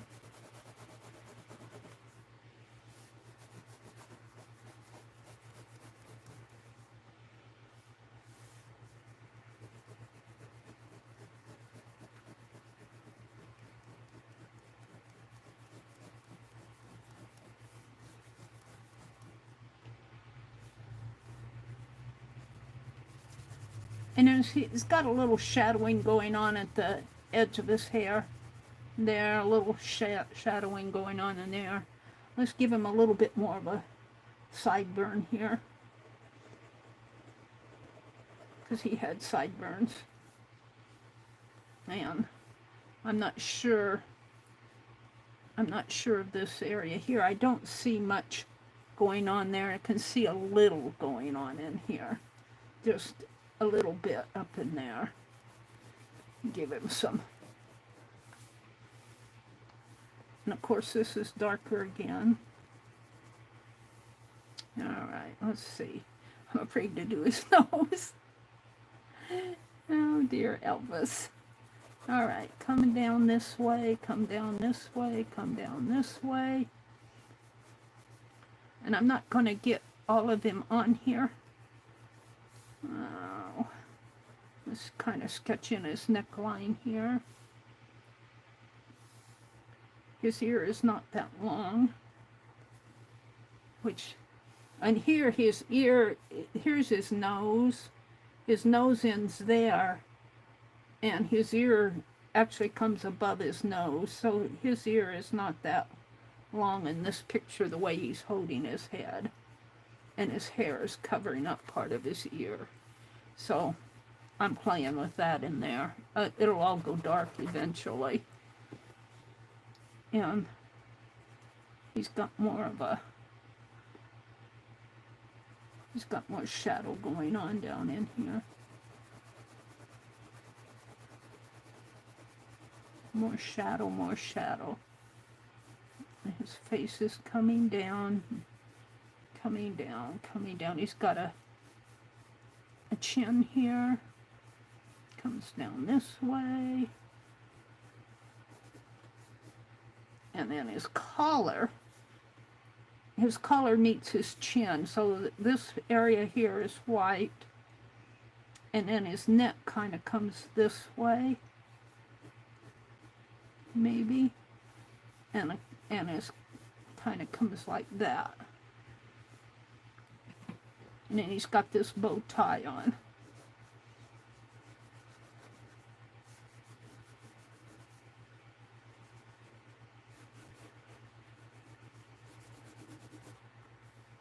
And so his face comes like this. The white shirt ends in there, kind of comes underneath of the bow tie. I'm not sure, it's hard to see what's going on in there.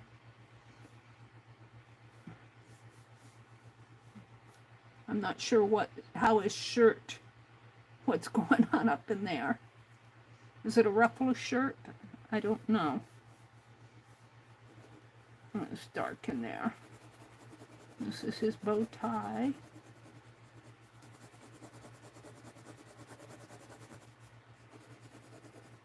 I'm doing that line and that, just kind of putting it in. And then he's got a light color collar on. Kind of his shoulders come out this way. Oh, Elvis, what am I doing to you? All right. We don't see very much of this side of his face.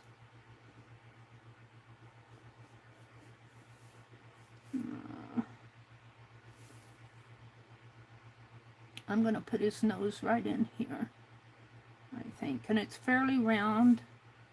Roundy. Roundy, roundy.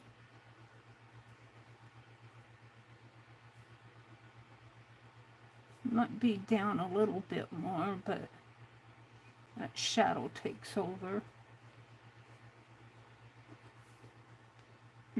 He's got, now his lips are a lot different than Sean Connery's. Remember how just Sean Connery's lips were almost a straight line? His lips are very, very defined. So, and he's got a shadow under his nose here. A very defined shadow going on in there. And that lip,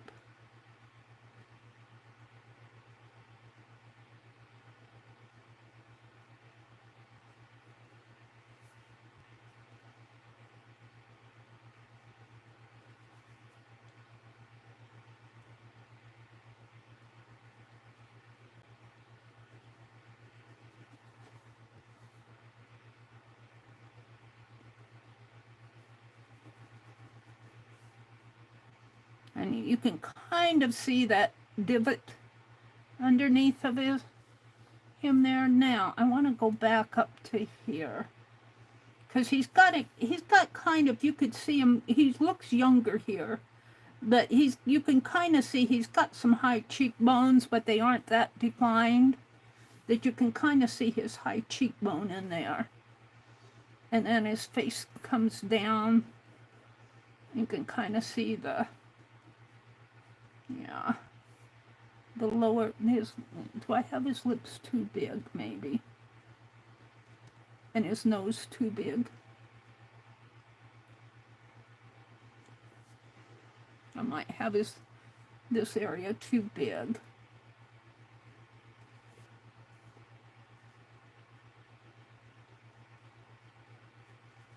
And his kind of a pouty lip here.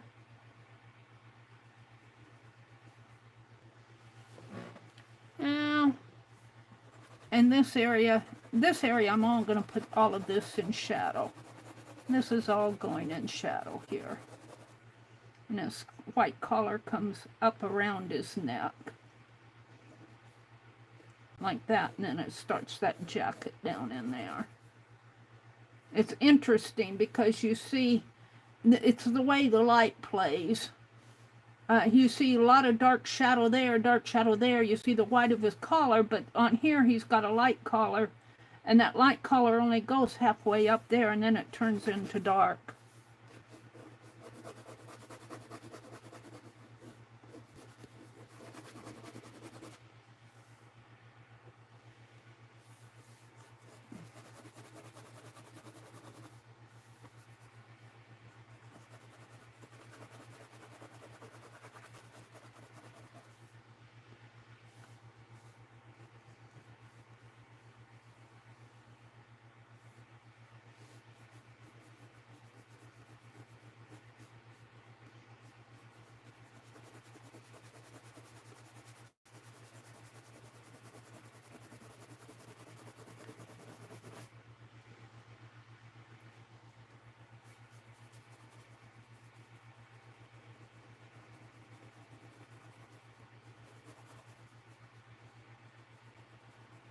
He almost has raccoon type eyes. They're very dark, and it's the way the light is playing on him too. Let's put his lips in here.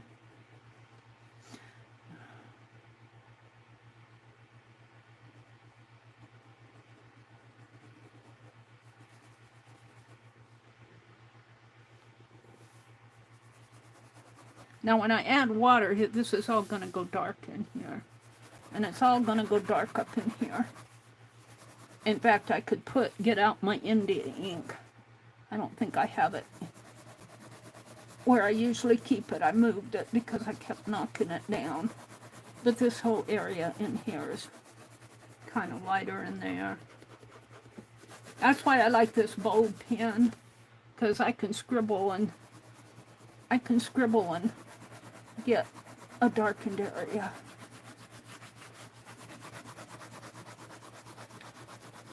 And the thing with drawing with pen and ink, I don't really erase stuff. So if I make a mistake, it's a mistake. It's on there. And I make a lot of mistakes. All right. See if I can define this area just a little bit more in here. It's a little bit sharper than... And you can kind of see his ear now. His ear shape in there. And yeah. So let's try to... No, I need more dark.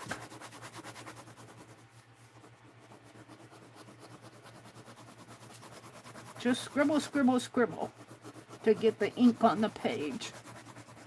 But I do like these S-gel pens, and they make nice tonal values. Now, I did not work with his nose very much, did I? Afraid to put in his nose.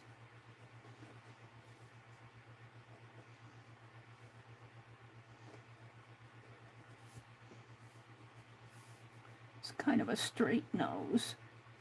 And you see just a little bit of it there. And it's got some shadow going on in here, but not a whole lot. And you see some shadow going on up in here, but I'm afraid to put too much in there.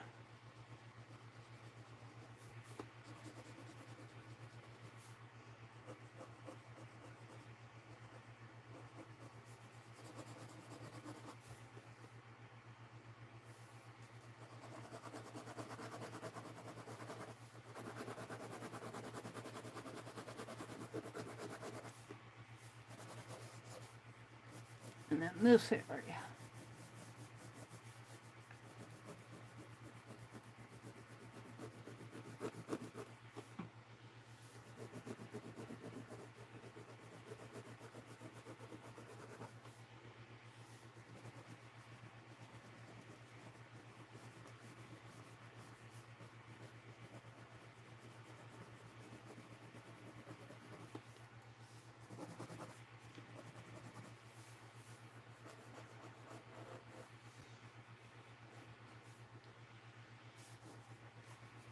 Very dark in there.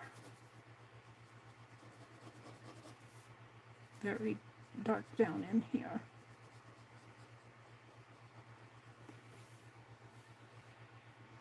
And then you got that shadow in here.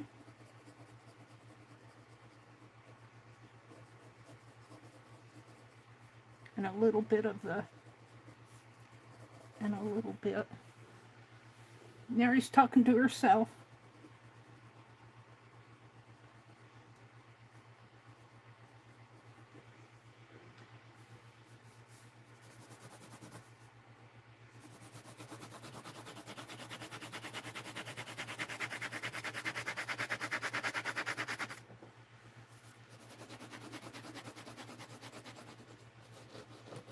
And this looks like a bunch of scribble now. And just wait. It is a bunch of scribble. That is what it is.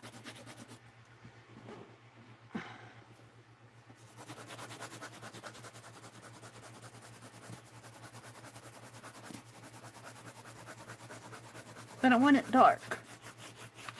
because Elvis is very dark.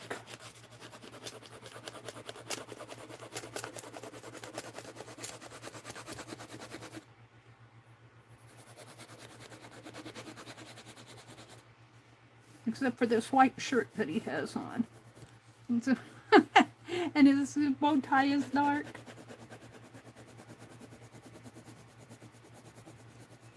So, those of you who scribble, don't say you can't do anything, because you can use scribble to your advantage. Now, I got that tie. I need it to kind of come like that.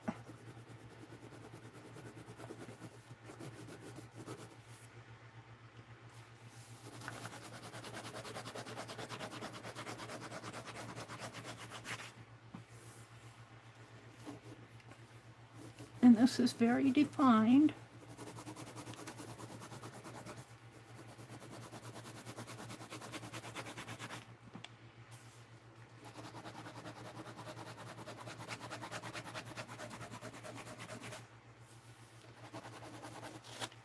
Sometimes you can scribble better if you put your hand and kind of use your hand as a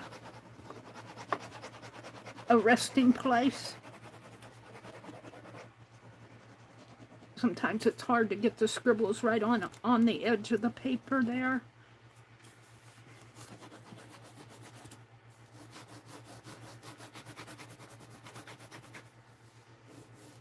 And this is kind of a light gray area in here. Have I scribbled enough?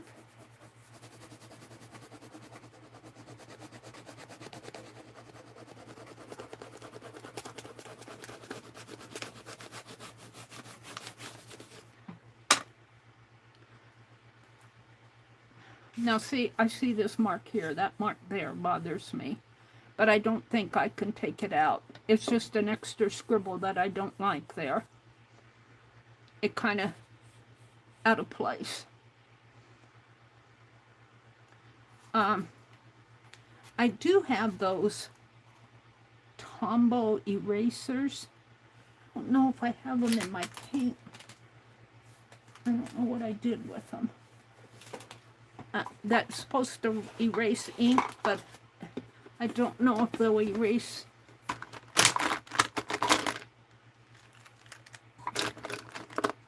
Here's one. These are supposed to erase ink, but they're Tombow, and they might just erase Tombow ink. Let's try one. I got two of them.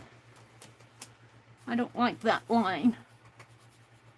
Let's see if I can erase it.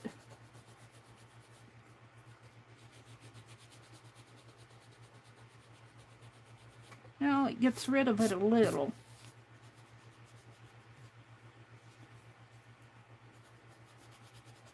Sorry, Elvis.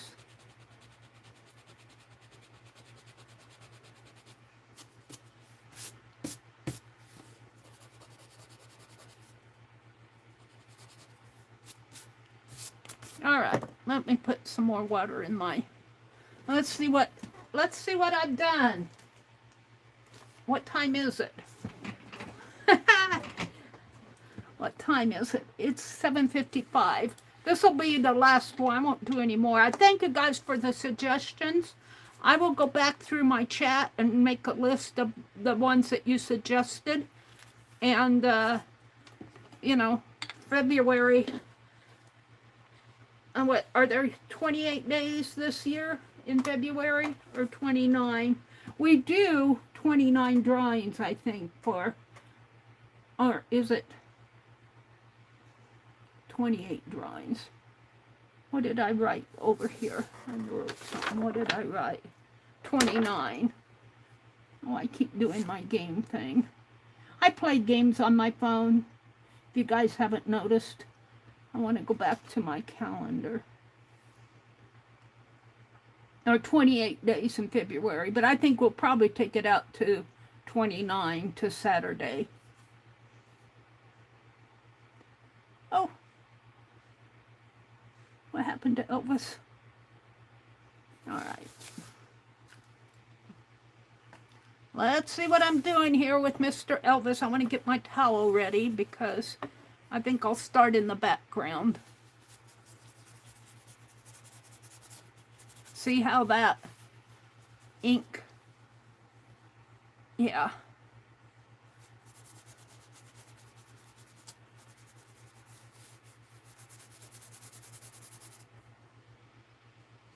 He almost looks like, I'm going to say it, one of the Trump boys here. Baron? No, Mary, get your imagination out of the... It's Elvis. It's Elvis. See, I can kind of define his hair a little bit more with my brush that I couldn't do with the pen.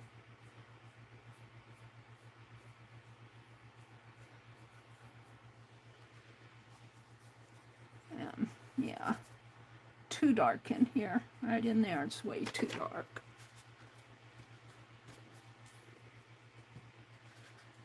Lift some of that up.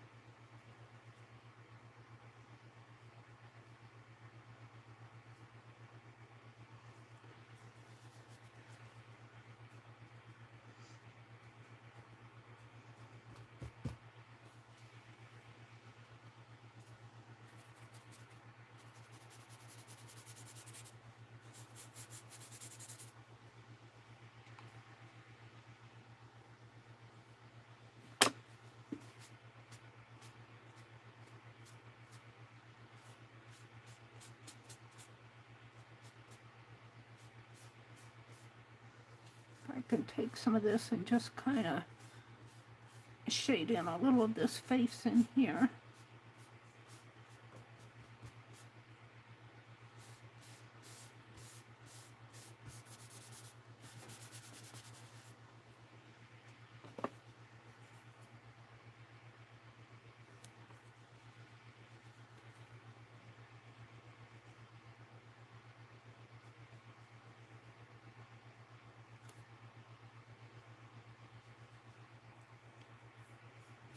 Don't be cruel.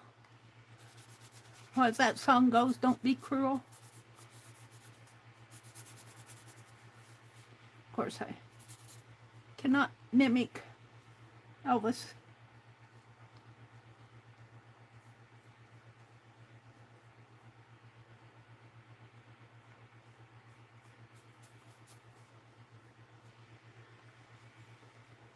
All right.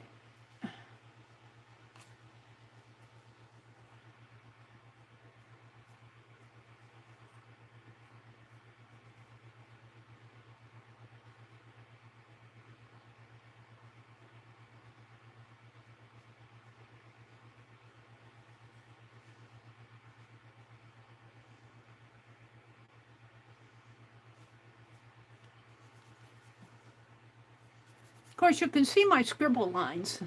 This is a sketch. It's not meant to be a painting of any sort. I've got to stand up. I'm almost too close to it. Yeah, I don't know. It's not too bad. I don't like this area here, but... And see, I've got that angle, I think. And yeah, I think I kind of did this. I'm not totally happy with the nose, but I don't do good noses anyway.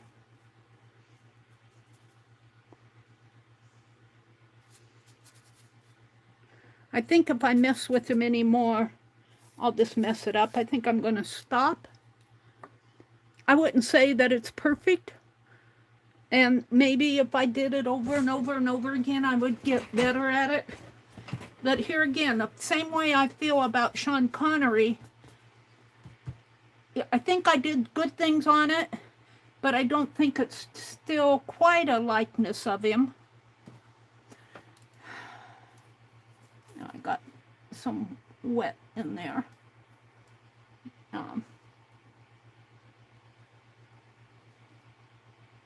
Be a little darker in there.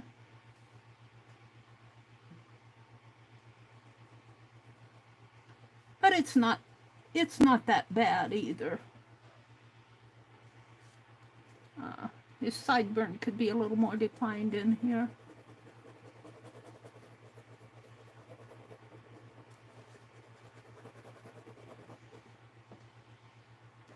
Maybe that's what he needs, more of a sideburn. He says, yes, give me those sideburns.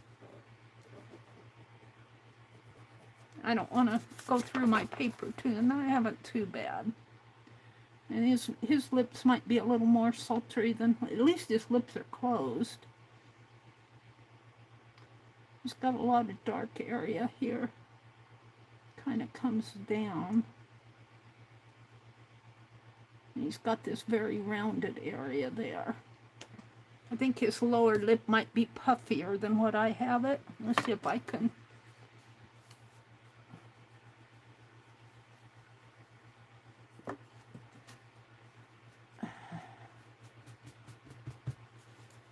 Make his lip a little puffier.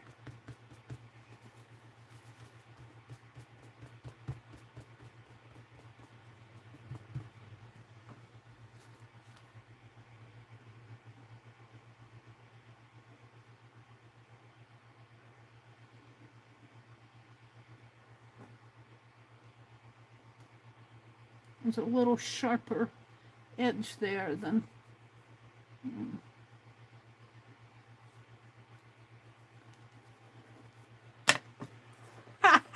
Looks like it's pasted on with... His upper lip is too big. I'm sorry, Elvis. I messed up your lips. He says, stop, Meri, stop. You're making a mess out of my face. It's so wet, I don't want to wear a hole in it. Let's get out the heat gun. Well, I don't want to set the ink, though.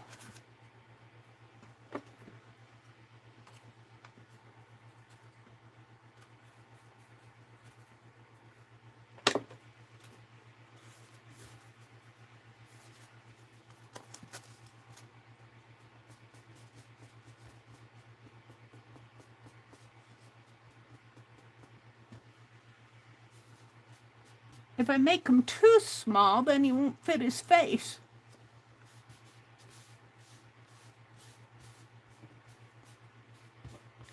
Don't be cruel.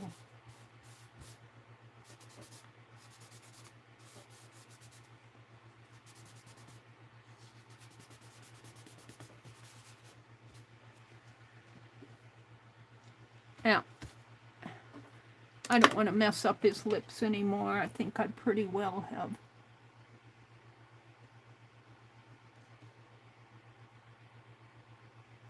It needs some, he needs some shadow in here though.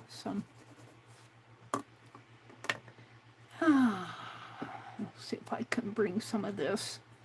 Let's find a dry spot. One thing I like to do, I don't know if you can see what I'm doing, because I can't see where I don't have my, but I like to make me a little palette of ink, and then grab it, and kind of put that ink where I want it. I forgot where I wanted it, up around in here, on this side of the face. A little bit more shadow going on in there. Maybe blot it a little now. I don't like his lips. I don't like what I've done to his lips. But it is what it is. The more I work with it, the more it's going to be not good. I'll work a hole through this if I'm not careful. So what I would do In this case, let me come out and see what you're seeing on my... Let me see what you're seeing. Come on, Meri.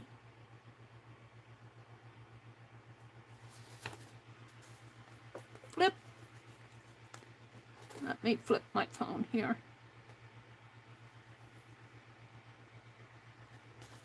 So this is what you're seeing here. It's not too bad. It's too dark defined in there, isn't it?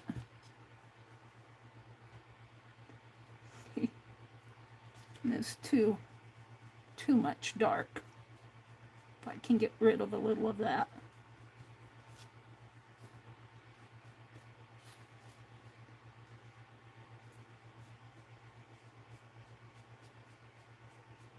I'm going to wear the paper down if I'm not careful.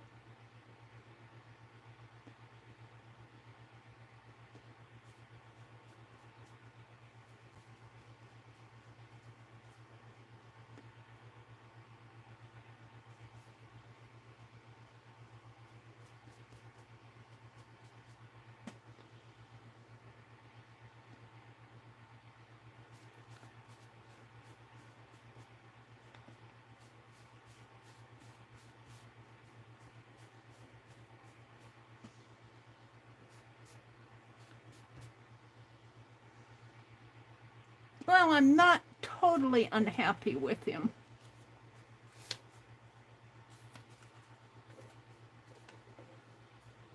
At this area here, but that area is awfully dark on the photo itself. This whole area here is dark, but it almost makes him look like he's got a mask on.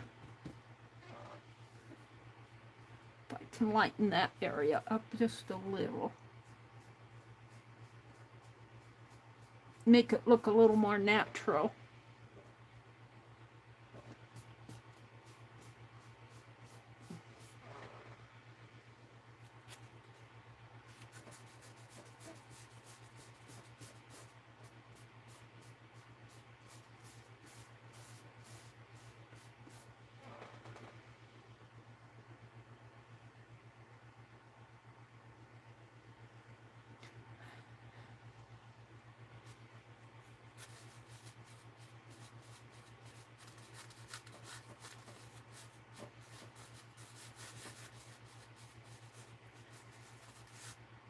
You have to remember, this is a sketch. This is not a photograph.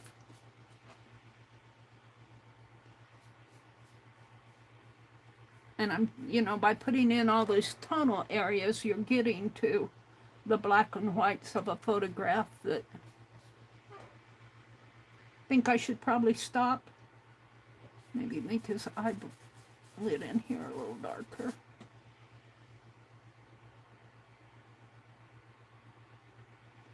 It's awfully dark in there.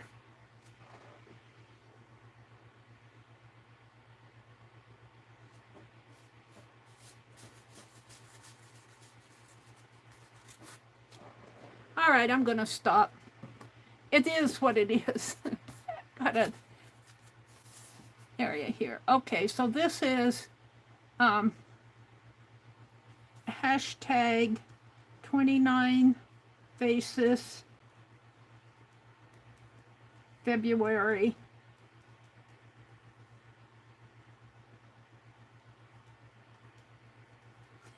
2025. I'm going to sign it. And does it even look a little like Elvis? I don't like this area here. It's too dark. But I'm afraid to do too much more in there. Right there. It's getting awful thin. So what do? I dip my towel in water and look at my towel. That's all ink off of the pen, out of the pen.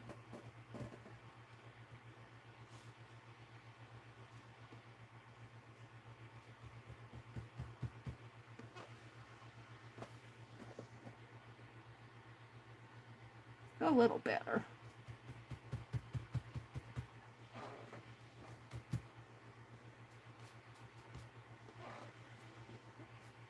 It made him look like he had a mask on, and he does. He looks, in the picture, he looks pretty dark in that area. I'll put my last name on here. And this is February 2, 2025. Not too bad. Not exactly perfect, but not bad either. Whoops.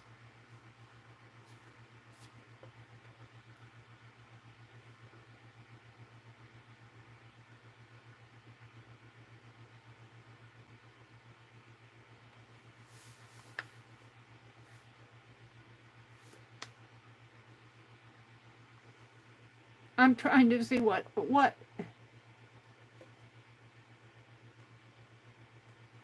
is this area here still bothers me. I'm just afraid to do too much more to it.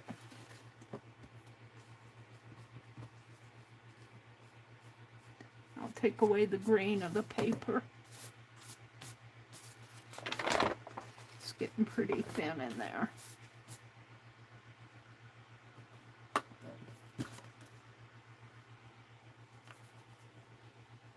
See down here where I made that palette? I made a palette of dark ink there. I'm going to kind of darken that a little bit more now.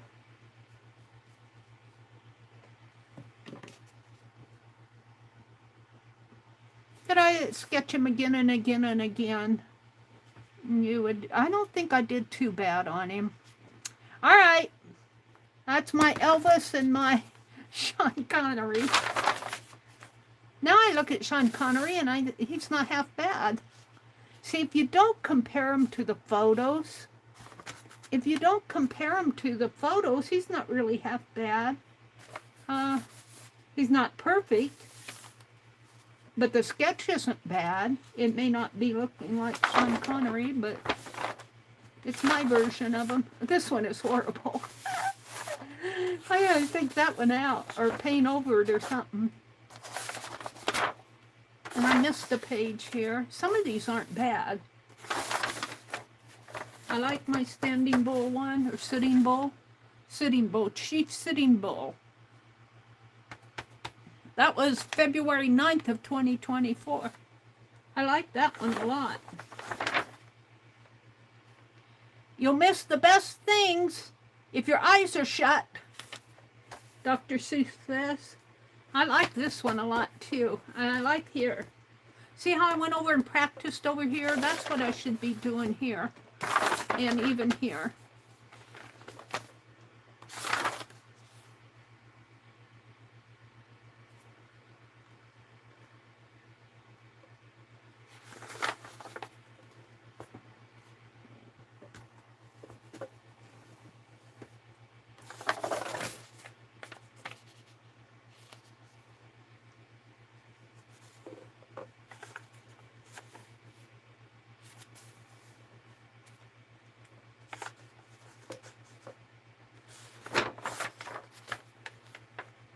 This one I didn't spend much time on.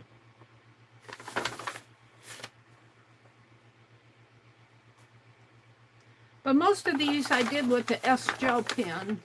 I love how I can get that dark area in there with the S gel pens. And look what I did here. It just kind of the ink ran down.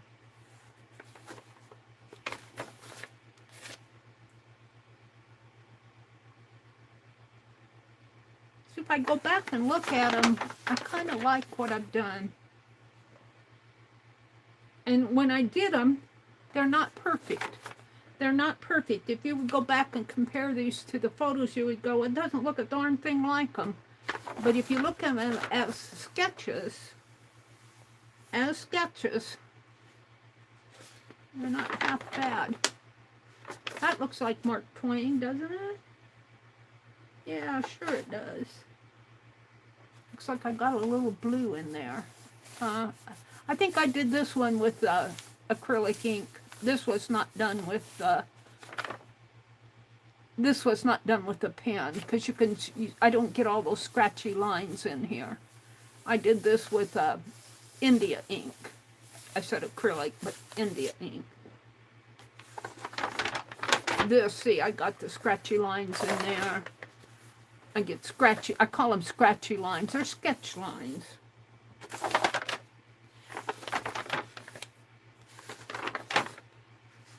I like this one a lot. I like her look. She's kind of looking out. This one's okay. This one over here, one of my first ones here. Not bad though.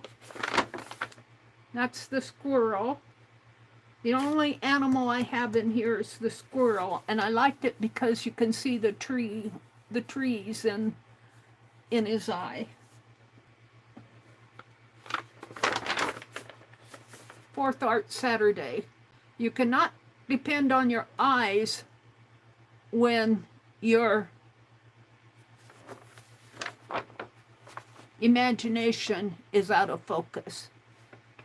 You cannot depend on your eyes when your imagination is out of focus. Mark Twain. I like this sketch a lot. In fact, I should be doing something like that over here. Shouldn't I? I think that would improve that one a lot. I don't know about Elvis, but I just have to look at these myself. I like this one. I kind of like what I've done in here. I like this one a lot. See, this is another one. I did this one and I didn't like how close his eyes were. And I did it again over here as a study. It was just a young boy. This is one of my first ones. All right. And look, I completely have a... Let me get my phone back up on a stand here. So I can see you guys. Let me come out and look at chat. And then we're going to repair this. Let me refresh my chat. Who is that handsome guy with the long hair? I don't know. Who was he? Chat filter. All messages. Who was the handsome guy with the long hair? You would never do it in a live? Yeah, well, you have to realize you're not perfect. And I'm not a portrait artist per se, but I like to draw faces and I like to practice, and you know, you just have to realize that you're who you are and at your skill level. And that's why now I look at this. Now I look at this and I kind of like it. I want to see who was the guy with the long hair. Oh, I hate that one though. I might paint that one out. Who was the guy with the long hair? Sitting Bull? Sean Connery. This was an unknown guy. I was practicing the noses here. Study of... Oh no, this was Robert Frost. This is not Robert Frost. I was doing a study of Robert Frost's nose here. The guy with the long hair. This one is 29 Faces of 2023, day 1. This is Louisa May Alcott's father, Amos Bronson Alcott, father of Louisa May Alcott. And this is Louisa May Alcott here. I don't know what other guy with... This one is Thomas Nast. I did him twice. I did this one first and then I did it again over here. I'm not sure I completely captured him. This area, I think his face needs to be bulked up a little bit more. But it is what it is. Mark Twain. Did you see him, Allie K?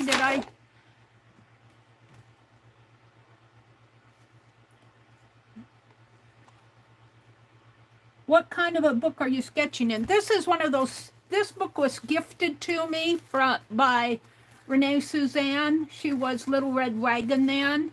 And it's one of those 600-page big books.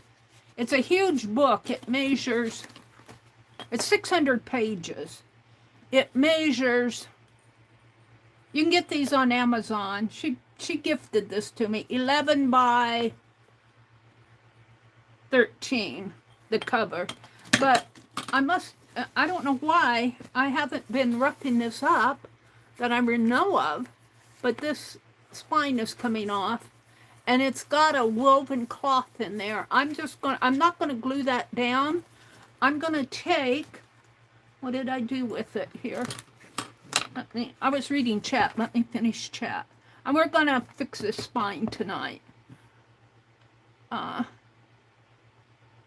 Yeah, it was a nice gift from Suzanne. Renee Suzanne. It wasn't a beetle. Allie K. No, I haven't done the Beatles yet. You guys are really working on my confidence level here. Oh. Angie says she went to sleep. She didn't have a nap today. It might have been Louisa May Alcott's father, I think.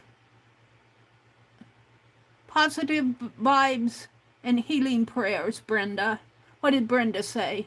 Lala, I hope you get better soon. We have reset Christmas dinner for February 16th, as long as most of us are well. Aww. He kind of looked like one of the Beatles.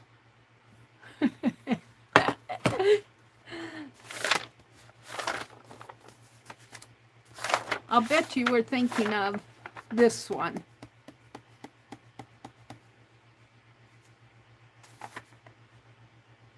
He had a long nose, though. Let's go look at it, because I got this off of Wiki.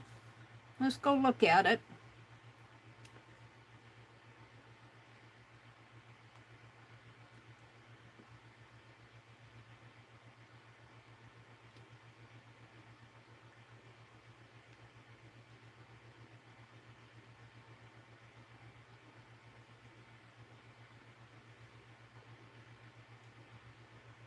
I have to find the wiki.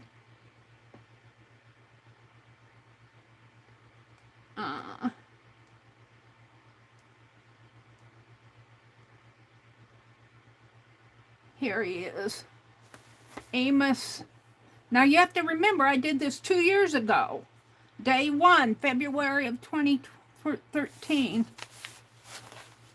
So there he is there.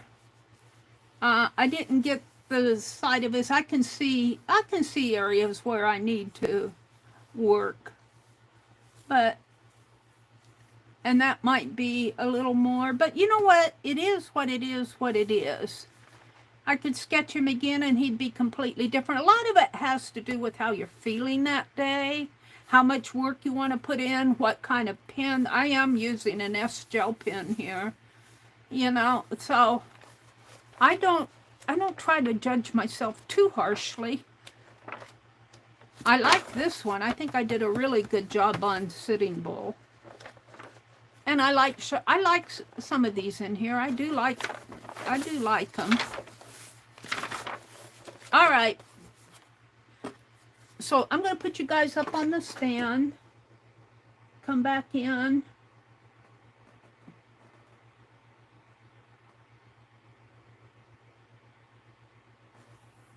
That's a lot of books, 600 pages. Yeah, well, you can see I dated it. My first drawing in here is dated November 22nd of 2022. And I've done one, well, I've worked on the backs too, but 1, 2, 3, 4, 5, 6, 7, 8, 9, 10, 11, 12,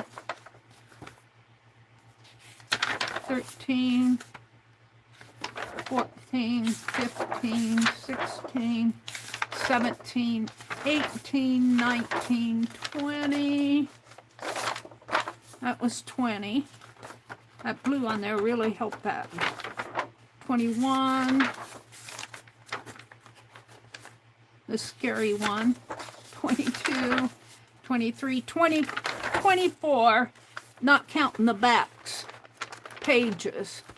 And since November of 22, it's a bulky book. It's kind of bulky to work in. Let's see, what did I do with my fabric? Here. I think I'm just going to put this on with Yes Paste.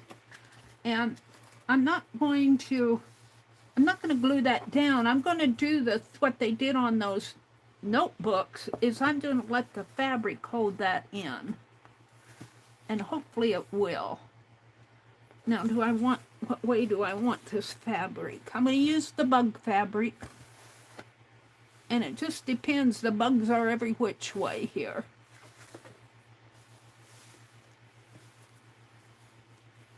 This has a bit of a seam. Isn't that cool? It's Tim Holtz bug fabric. I tore this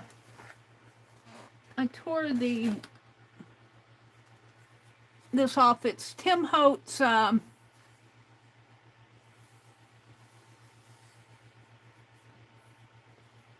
entomology. ENT, entomology. And this says wallflower here, but it's Tim Holtz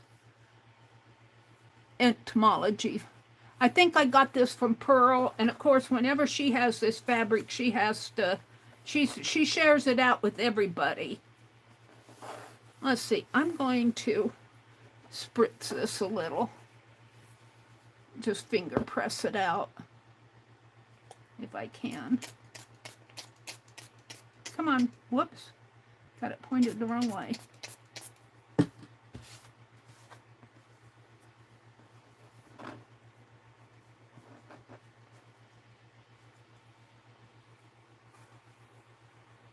Legia, I hope you're feeling better, Brenda says. Legia says, I'm going to work along with you, Mary. She's going to work on a landscape painting with acrylics. I missed the last 2 weeks of the art class because I was super sick with the flu. I'll tell you, that flu is going around. My grandniece had it. Somebody else, my nephew's wife, I was getting worried about her because right after Christmas, I never heard from her for a couple weeks, and I was getting worried. And finally, she said that she had the flu right after Christmas. And then her daughter got it, my grandniece got it, and she said somebody else got it this week. I don't know who. All right, I'm going to make a snip. Did I put my scissors back? Here's the thing. I get this stuff out. Did I put them back? I put this rabbit in the house so the house doesn't tip over. But I tipped the whole thing over here. I'm looking for my scissors. I thought I had them out here.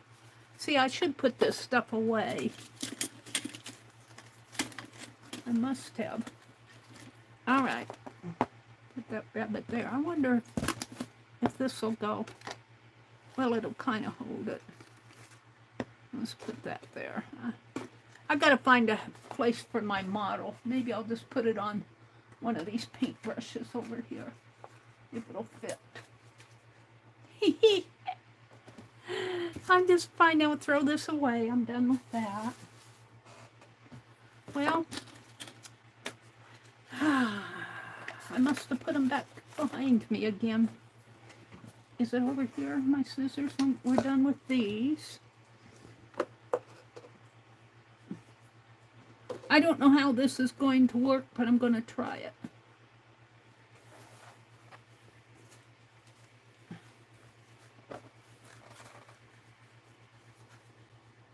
And this is almost off. It's hanging by a thread there.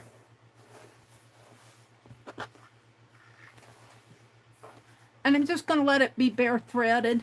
Going to kind of follow K3N's lead there. She likes the bare threads. And, you know, if I were up to it, I'd stitch on this. But I would rather get it put on there than take 3 weeks to get my stitching done. Let me make a snip here.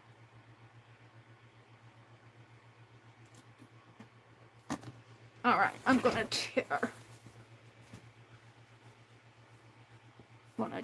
It isn't snip enough.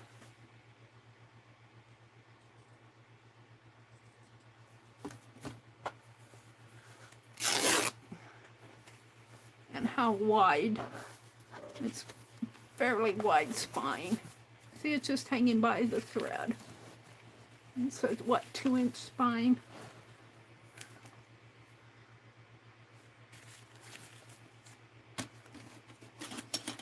Two and a half, let's measure.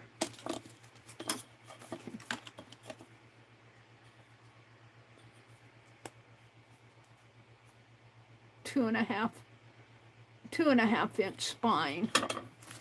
So if I do 2.5, 2.5, and 2.5, that's what, 7.5? 2.5 and 2.5 is 5, and another 2.5 is 7.5. I'm about there. Look, 7.5 goes right to there. I'm gonna make it just 8.5. I'm gonna tear it just a little bit more because I don't trust myself, and it won't hurt to have it a little bit wider. So now I have it at 8.5. And then I'm going to tear it down this way. And hopefully it'll tear straight.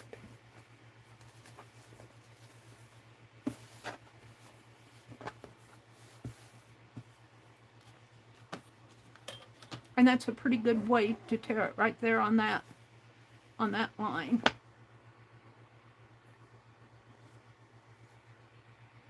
So I'll tear it right there.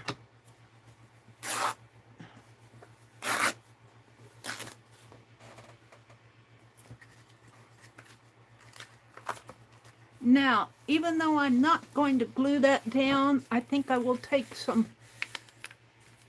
tape and hold it down. Just in some little spots there, because it's going to fall while I'm working on it. What did I do with that tape? Oh, I put it over here. I'll just take a little bits of it.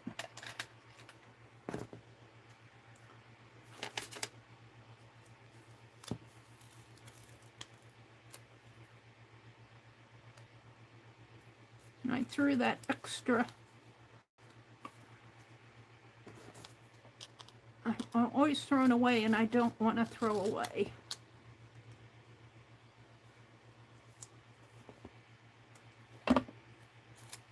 Let's just cut this in half. Well, I could cut it in half this way and make it longer.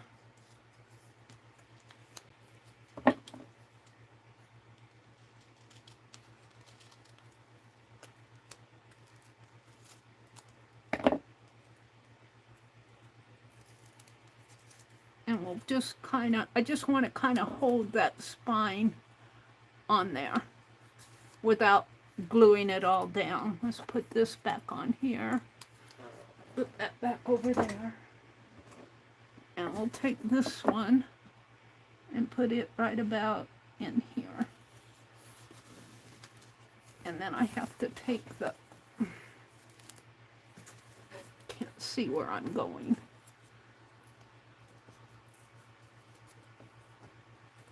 I need a pen. Penelope.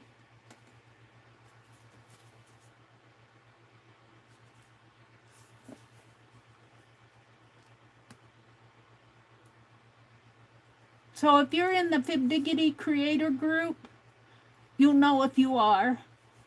we have a meeting tomorrow night, a live stream meeting, 7:30 Central, and we're going to be doing the second page in our book, and we're going to be getting to know Sherry Van tomorrow night. She's volunteered because she's got a February birthday, and we just have some little questions that Pink Girlie did it last month in January, and every month we're doing a getting to know you page that kind of follows along with what we're doing in our project.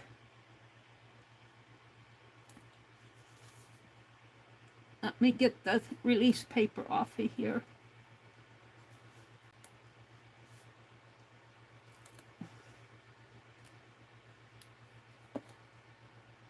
Come on, come on. Come on, come on, come on.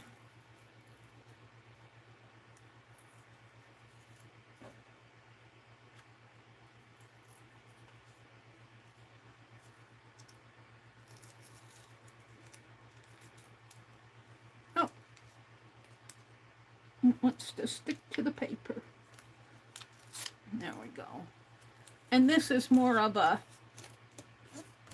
just to hold it in place thing while I'm doing the putting this fabric on, and I'm hoping that this will work the same way that it does with the binder. Whoops, it's not sticking at all. Why not?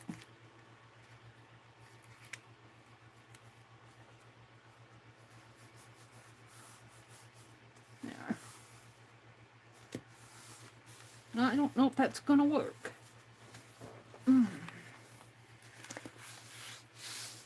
Looks good, but it's pretty loose.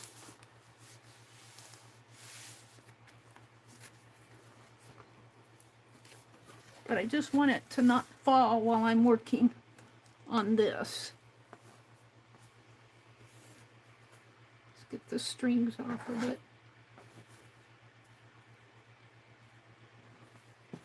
I think I'll put the bugs down here, and I can do about 2.5. I can put it about to there because I added an extra inch. Now I might want to put it right in there. Now I'm done with this. I'm done with that. I need my, I'm going to try to put this on with, I'm going to cut this off now. I'm going to try to put this on with Yes Paste and hope that that holds it. And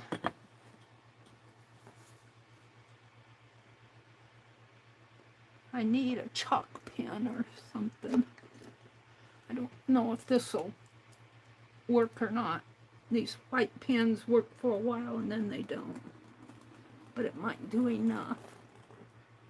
It might be enough just to give me a guideline to where to put my glue.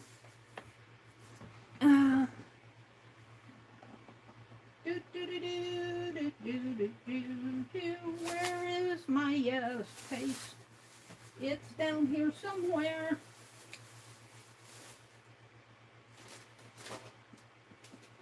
When you want it, it disappears. What'd I do with it? I always keep it down here. Where did it go? Here it is. It was hiding. I bought some paper. I was hiding behind my paper. I bought some extra bright white cream paper. That should go on my cart for. And I have to open Debbie Ham's. We're going to do that after I get this done. I've got a box from Debbie, an auction haul box from Debbie Ham. It's been sitting here for about a week. I didn't stream a couple days last week and I didn't get it done. Let's see, I want a palette knife. And we're just going to put glue on here.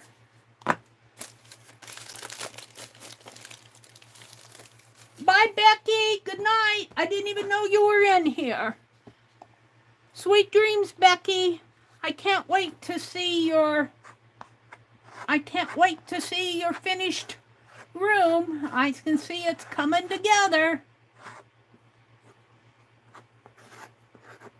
And you'll be back in there doing all sorts of art.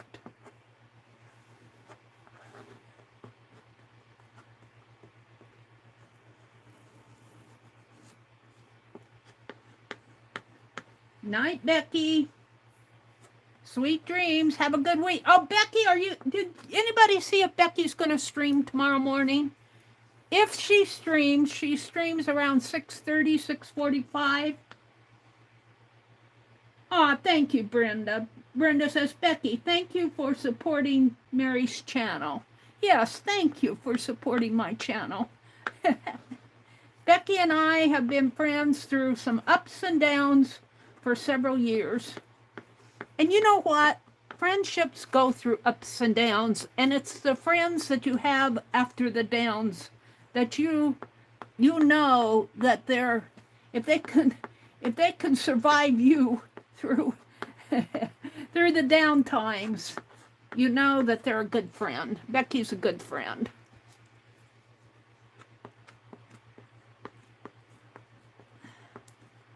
And, you know, we're different people. We all are different people. So when you're online, expect, especially if you stream, expect that there are going to be times that you don't agree with people, that people don't agree with you. You know, you'll have times. And I've been through them. But, you know, some of those times that they've been healed.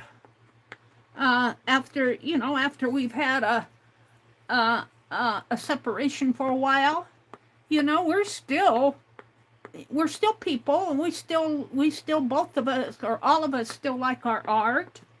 And if you just give it time, give the other person space, and the other person give you space, most of the time those times heal up. Oops, maybe I should put some glue in there. Let's put some in there just to kind of get that down a little. Get down a little. There we go. I don't know how this is going to work, but we're going to find out.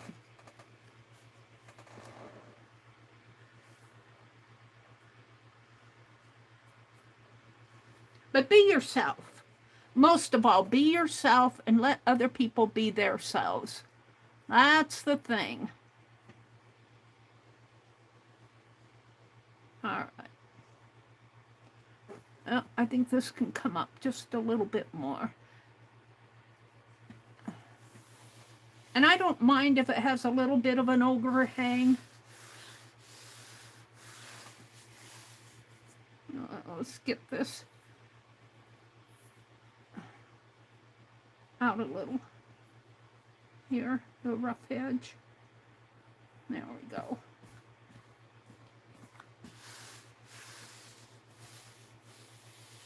Now, the spine might be a bit of a trick, but I'm going to do it.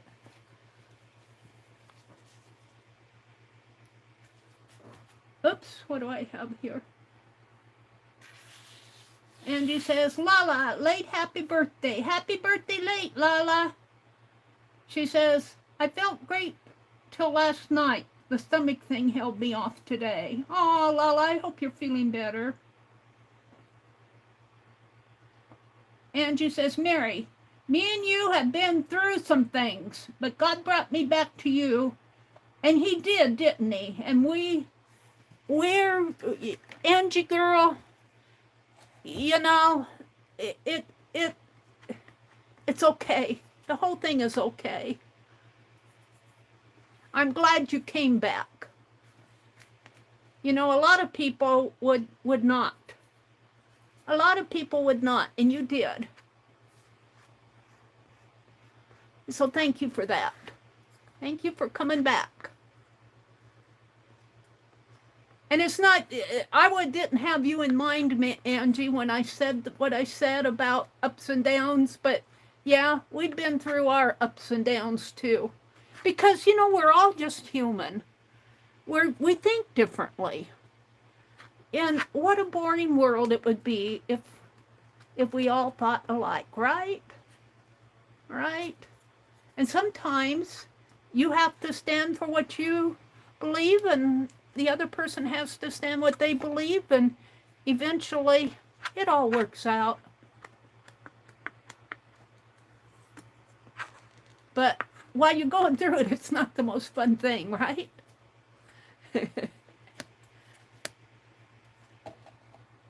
Allie K says, I hope it's not bad in our area. I have to go to an event.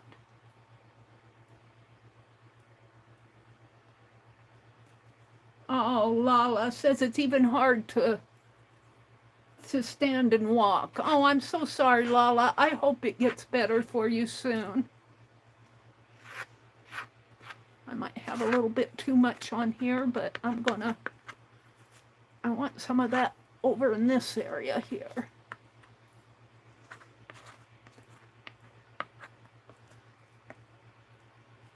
And we'll just see. This spine is pretty loose, but I'm kind of following what I saw they did with that.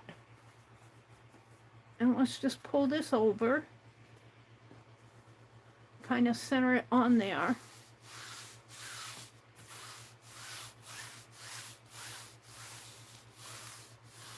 I'm kind of mimicking what they did with that vinyl binder.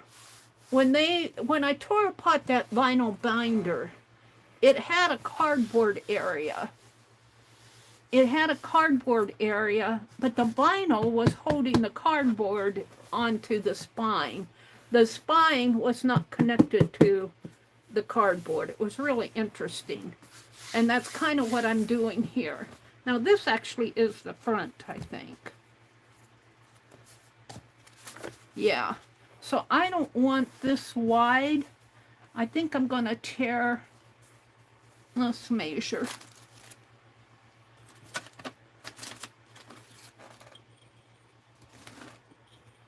See, this is actually 3.5 inches. I can tear an inch off of here.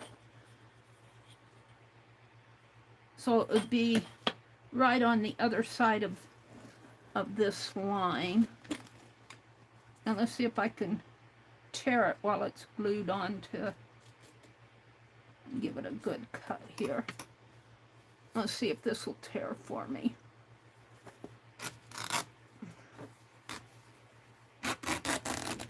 Whoops. I bumped you guys. Sorry. There. And then I've got me a nice little piece here.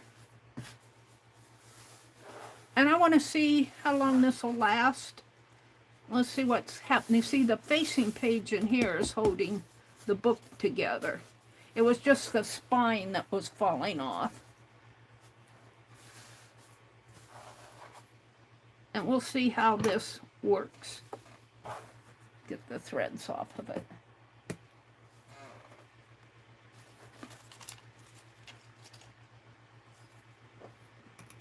Let me put these scissors back. I kind of like this cart behind me. All right, let me mark this with my ruler again. I mean with my pen. Kind of right there. Let me get that white pen out. I think if I keep my pen face down, it'll work better for me. These pens, I tend to store them horizontally. These white pens might be better if I store them.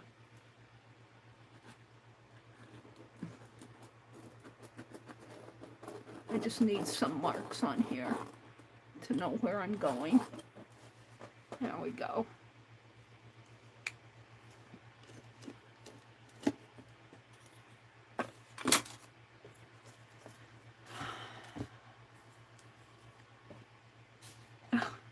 Got strings hanging on my thumb. And you said, I didn't take the flu shot because I get it anyway. Oh, you say you get the flu whether or not you should get a shot or not? You know, I was kind of wary because we went to that ball game. My brother's, the VA gives him, when he goes for his physicals, they make sure that he has all of his shots and everything. But I was going to get a flu shot, and I never got up there to do it.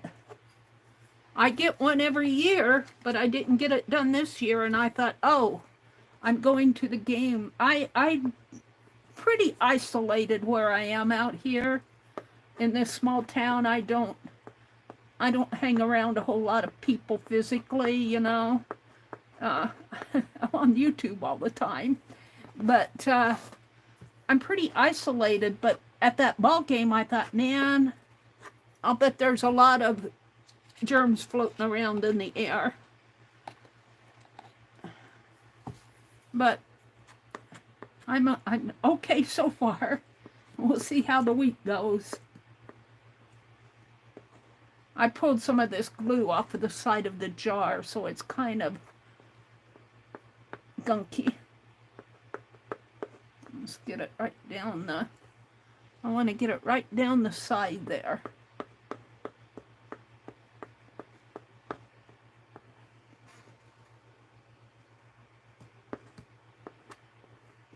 All right.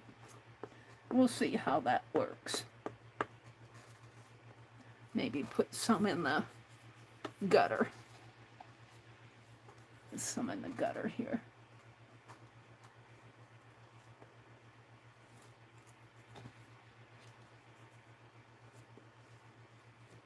Maybe a little bit more down here. It's starting to... All right. Let's see what happens. Pull it this way.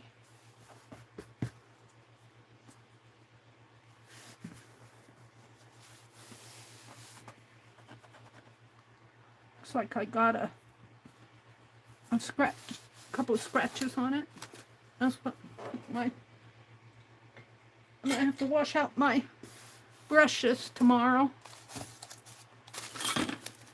Yeah, so we were gone both Saturday and both mornings of this weekend, and that really kind of disrupts me. Now you guys aren't seeing the whole thing, but there it is, this way. And I've got bugs on it. And I'm just going to take my pen, and I put all my felt pens in the, here, let me get the glue off of the, this is going to go on the cart too. I still have to arrange my cart. Arrange my cart so I can find my yes paste when I want it. Let me grab a pen. Let's see if I can't.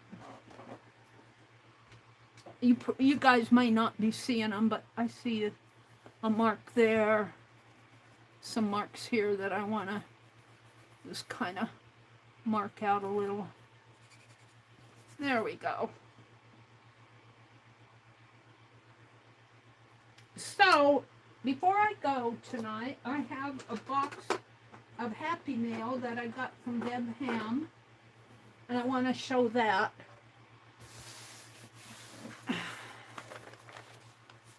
Yeah, I think this is going to hold it good, because the books itself is not falling apart in here. It was, the spine fell off of it.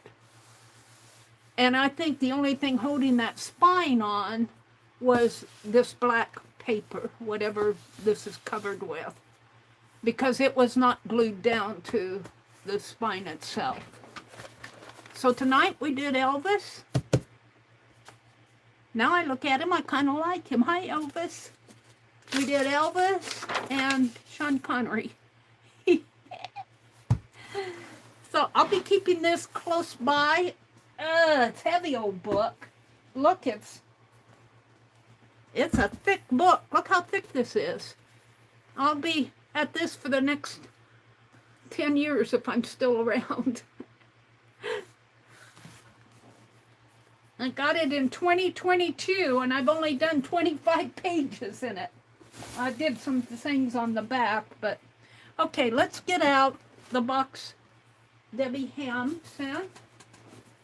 And let me tell you, one night she was really selling things, nice things at bargain prices. Debbie, Debbie, Debbie. Here's my box. Now let's see how it looks to you. I guess most of it. It's kind of a, I think she cut a box down. It's kind of a makeshift box.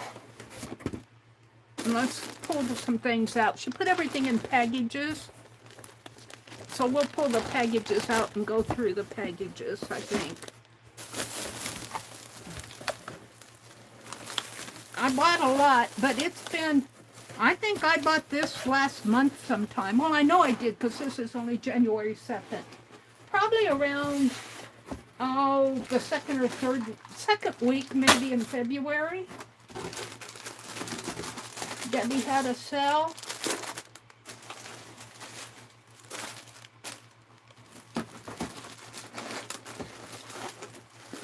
I'm pulling stuff out here. Debbie, Debbie, Debbie. And I'm going to throw this box away because it's falling apart. Some buttons. Oh, wait, there's something under there. Another button.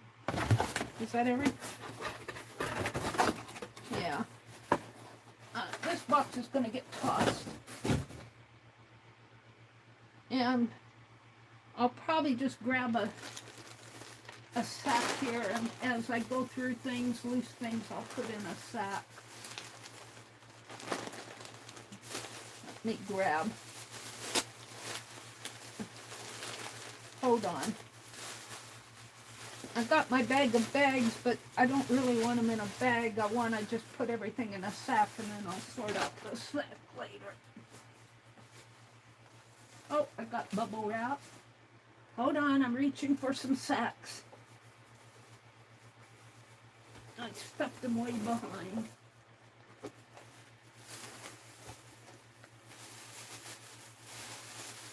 Alright, that should do. Maybe this dark one. No. Alright, get back in there. I'm done with you. Alrighty. And I still think I have something from Rebecca coming. Alright, so let's just look at this stuff first. These, I think, were pillow boxes. They're pillow boxes that have not been folded up. Let's see. She put them in a...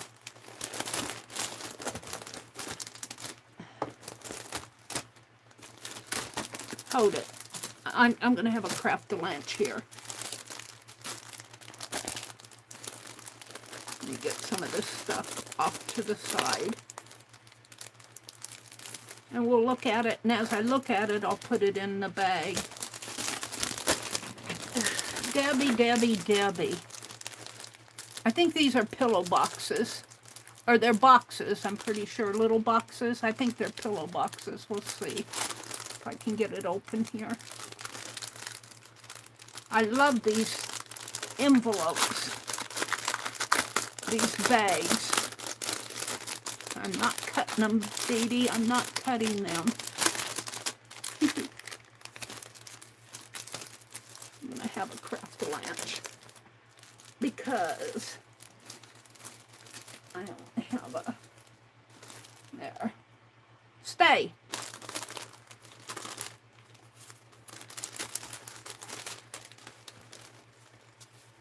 They are. They're pillow boxes. They're not folded up, but they open up like so. Like this. And she said they're good to store stuff in. They call them pillow boxes. So I'm going to keep those out of the bag. I may use this bag for something. All right. Let's get this one off of the... Let's look at this one.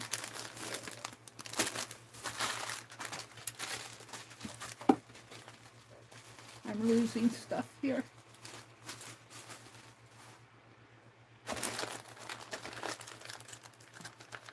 Let's see what I bought. And I think as I buy, she stuffs things in bags. buttons. Oh, this was Stitchwishery. Fast, easy, stitchless for most garment construction and craft. 100% polymer. To use, secure hems and facings, attach inner facings. Before using Stitchwishery, test on unnoticed area. Place Stitchwishery between fabric layers and cover with a damp press cloth. Use wet press cloth with a dry iron. Set steam iron on. Press for 10 seconds. Do not slide the iron back and forth. The button. Some snaps. Fasteners.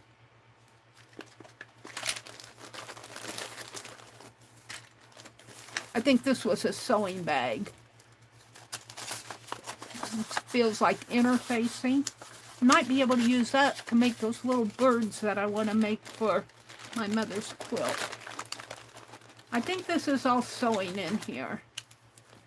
Looks like some elastic, shoelace, zipper, rickrack, zippers.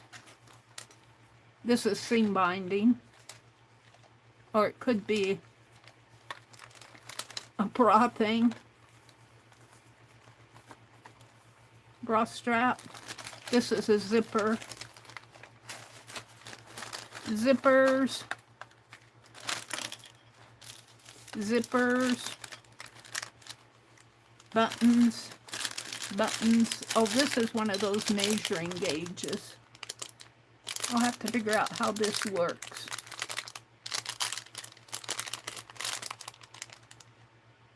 Oh, it says a Diva wallet frame. I'm not sure what this is. I'm not going to open it up. How to make slip covers. That'll make a fun junk journal pages. Some eyelet refills. Some more shoelaces. Zipper. This is a stitching bag. Seam binding. Glitter. Now, you may laugh at the glitter, but I've been watching that Be Good's lettering, and she'll put some hot glue down and glitter, or she puts the glitter, sprinkles the glitter in the hot glue seal. Turns out pretty nice. I'm gonna keep that out. I might play with that, not tonight, but metal pieces,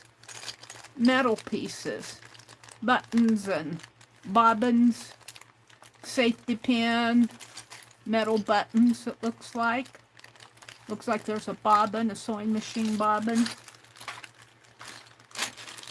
and a whole bunch of buttons in here. What's this? A bobbles. They're all tied. They're buttons. They're buttons, and they're all tied together. These are cool. I like those. It's fun to go through other people's. When you get stuff like this, if it were mine, I would probably go, yeah. Oh, Lala, thank you, sweetie. She says, I love you all tons. Sweet dreams. Thank you, Lala. Have a really good week, and I hope you get to feeling better soon. Angie says, Mary, cut it like Dee Dee tells you. No, no, no. I'm not cutting anything, dear Angie.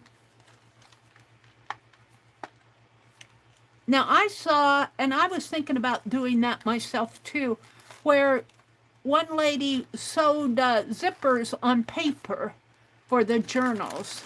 And I might try that, because I've got quite a few zippers, a whole bunch of buttons in here. I think the red, and look, there's a big red button. Oh, I love the big red buttons. There's another one in here. Big buttons. Love the big buttons. It's J for Jacqueline. What's this one? Oh, I guess that was just, no, there's something in there. A postage stamp from Canada. Looks like candles. Candles from Canada. Okay, so I'm going to put this stuff back. But I think what I'm going to do is take a lot of the package stuff and put it in a separate bag. And the loose stuff in here.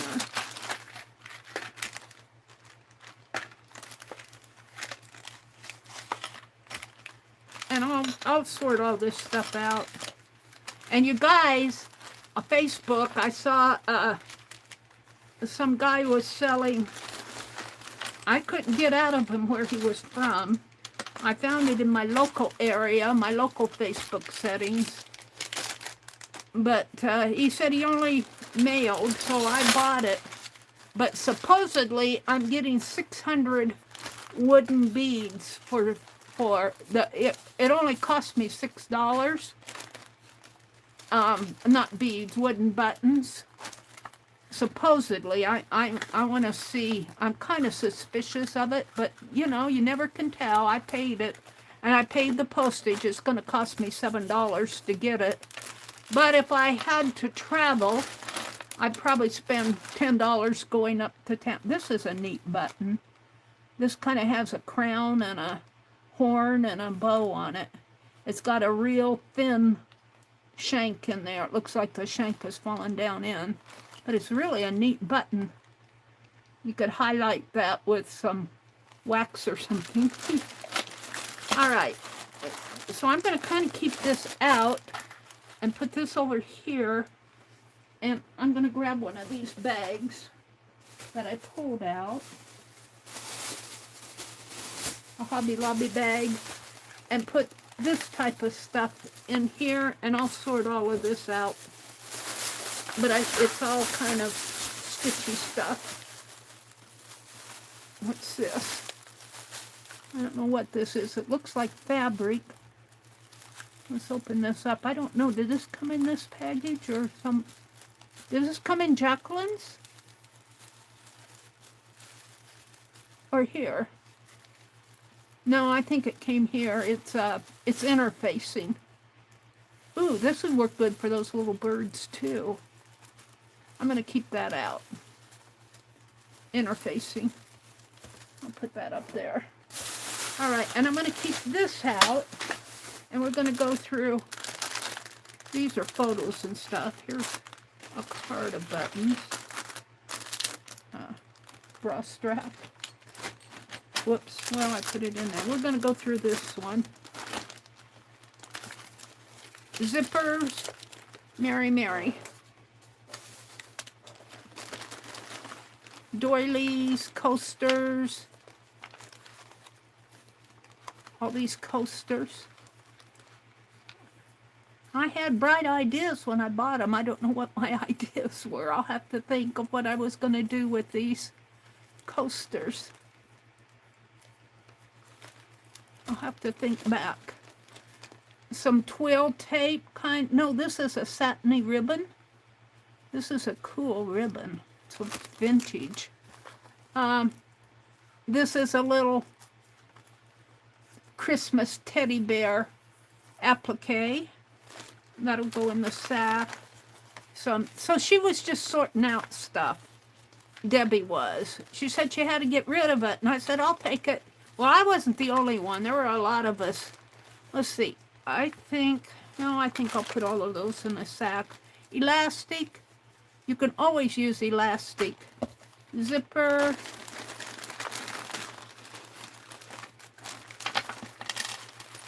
What's this? Oh, lots of little things. Little floral pieces. Now these are things too that could go in wax seals, the tiny ones. Here's a wooden spool.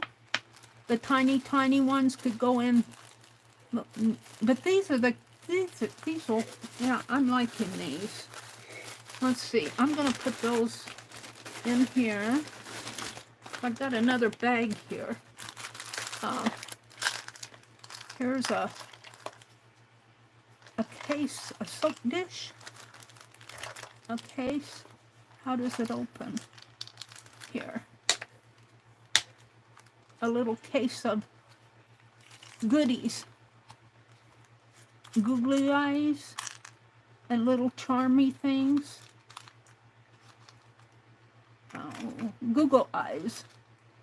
And mostly Google eyes, but there's some little charmy things in there too. Little pieces. Mostly Google eyes, I think. I don't use Google eyes very much, but I could see having fun with them. That's a coaster. Some lace. Lace bits, that'll go in my lace. Here's a little cross-stitch kit I didn't know I was getting. What is it? A friend puts a rainbow something something and some butterflies on there. Cross-stitch kit. It's got the floss and the little frame. Looks like there's a little Christmas ring there. Some elastic. Let's put that in there. We'll put the Google eyes in there. Here's a little case. A little needle case. This is cool. A little leather, faux leather needle case. That's cool. I like that. There's some little little pins. This one looks like a Christmas gift and a square. Am I out too far? Do I need to zoom in maybe when I'm doing this? Some little buttons. Let me zoom in. Let me zoom in just a teeny bit. Oh, I haven't got to the good stuff yet. I think I'm going to keep this leather case out. Here's a little red teddy bear. Isn't he cute? Yeah.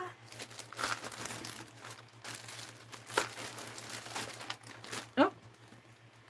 Well, that'll be picked up off the floor. I don't know what it was. One of those pins, I think. Buttons. Buttons. Buttons. Don't I have a bag of buttons down here that... What'd I do with them?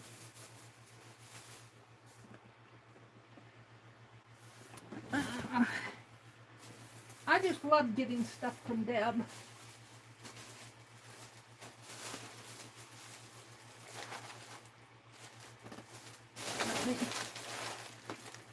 I'm looking for that bag of...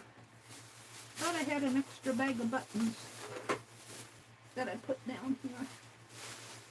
I did. Well, these. That isn't exactly what I wanted. Ow. Buttons on the floor. Picking stuff off of the floor. All right.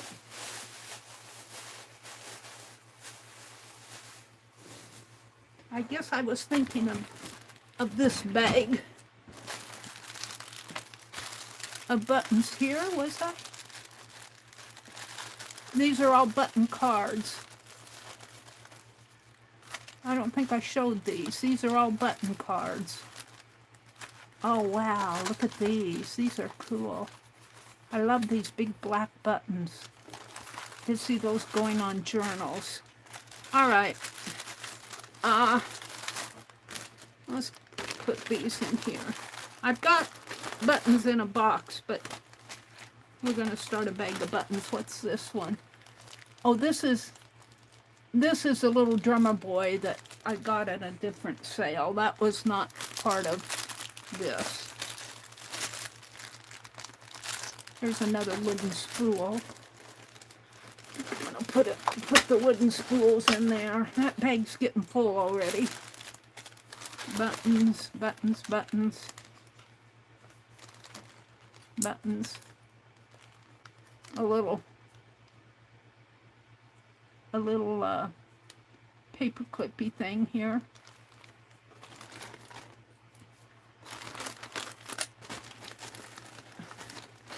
Oh, we're not even near done.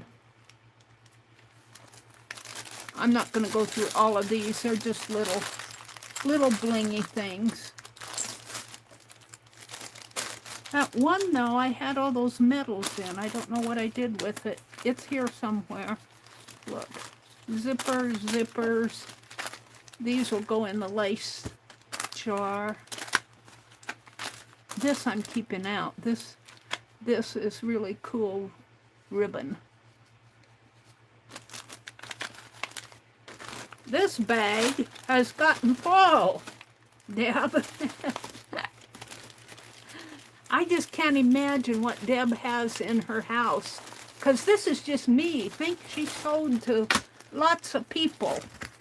Deb sold to lots of people. I got a little of it. All right, this is staying out. This goes in my teddy bear. These are more buttons. All right, there's all that. But there's another bag here.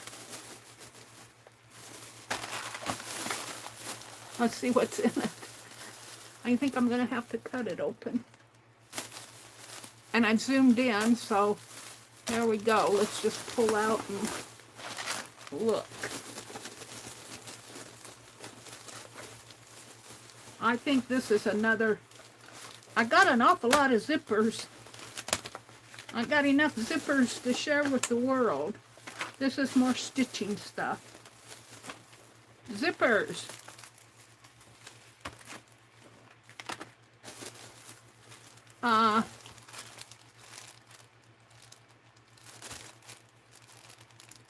Laces.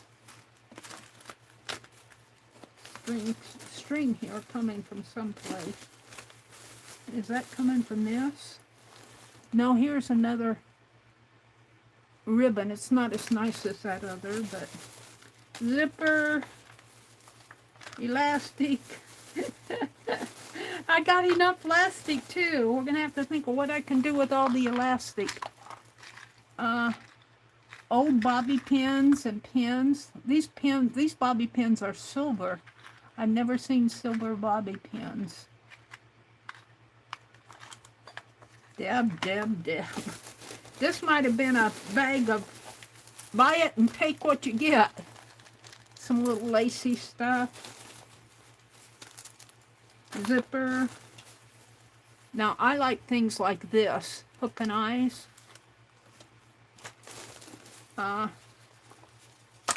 Yeah, some of this could go in a stitch journal.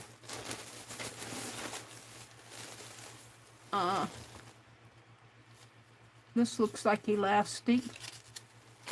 I have to figure out what I'm going to do with all the elastic. Some needles, DMC needles. I'll keep those for stitching.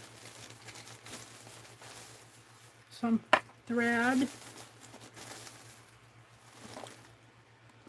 Some twill tape. Now this looks like quilting binding on the edge of a quilt. Or some sort of, yeah, more elastic. So I like this stuff. I can deal with all the elastic if I get things like this, because this will go in a nice stitch journal. Oh, here's a secret box of chalk, it says. I suppose you can use this for sewing to mark, even like I did on that book. This might come in handy. More elastic. Tracing paper. This is good. Marks layers of fabric all at once. Some shoelaces. I don't know what this thread is hanging on to in here. I don't know where it's coming from. Some seam binding. Elastic. Some beads. Bunch of thread. is driving me crazy. I'm gonna snip it pretty soon here, I think. Pull on it.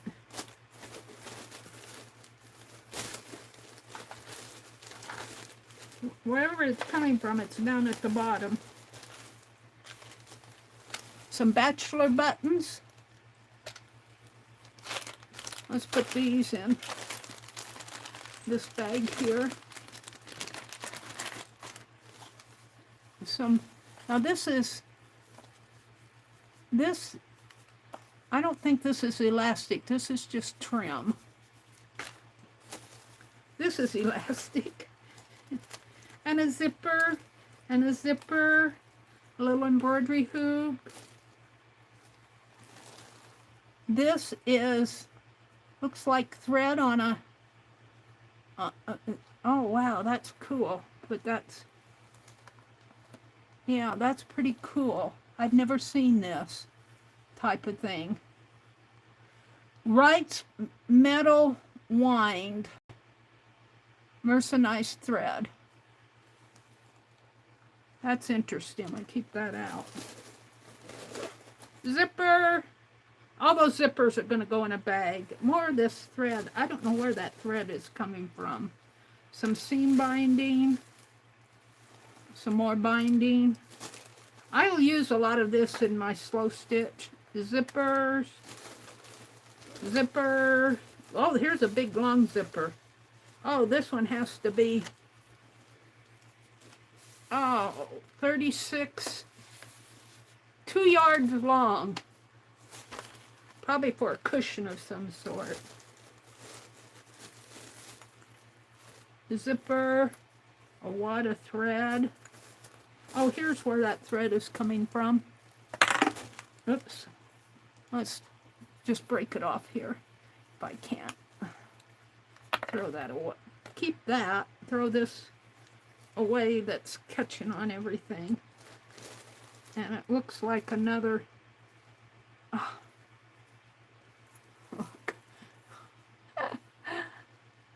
let's see if I can just break some of this off.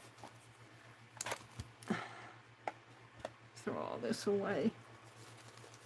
There's probably another one floating down here.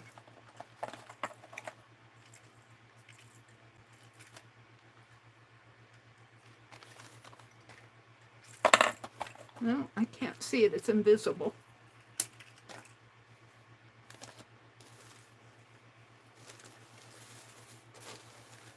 There's some... I think that this black thread is elastic. Here, let me throw this gunky thread away. More elastic. Oh, this is cool. That's pretty cool. I like these type of things. The long hook and eye, but look at the back of it. Cool. This looks like a frame of some sort.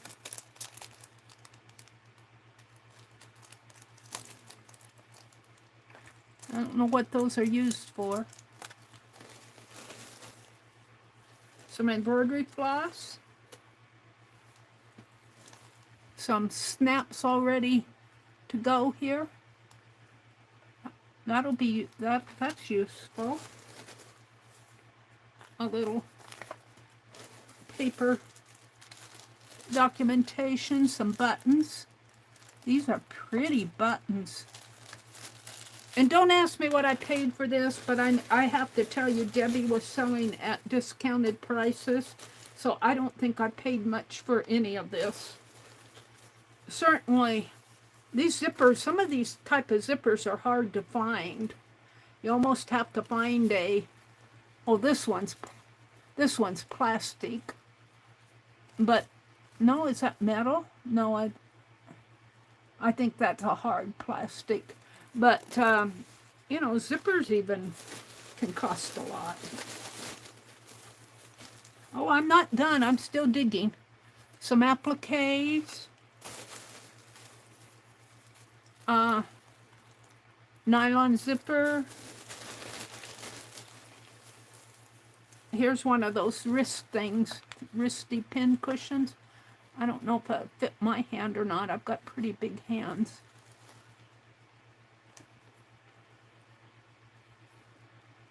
Fit on my hand or not. Yeah, I guess it will. Kind of tight, but if you're stitching, I usually put my pins in the arm of my chair. Oh, I'm not done yet, you guys. I'm just going through this bag of stuff. Fasteners. There's a button, we'll put that in there. Another zipper.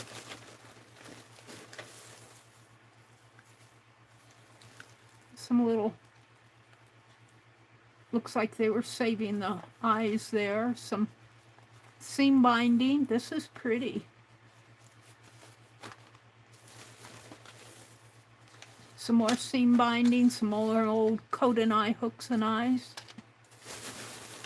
I'm getting there in this bag, but there's more. This is a sewing machine, Janome, even foot, open toe. I don't have a Janome, but I could see doing a assemblage out of that. Elastic. Some metal bits, some thread, some little metal bits in here.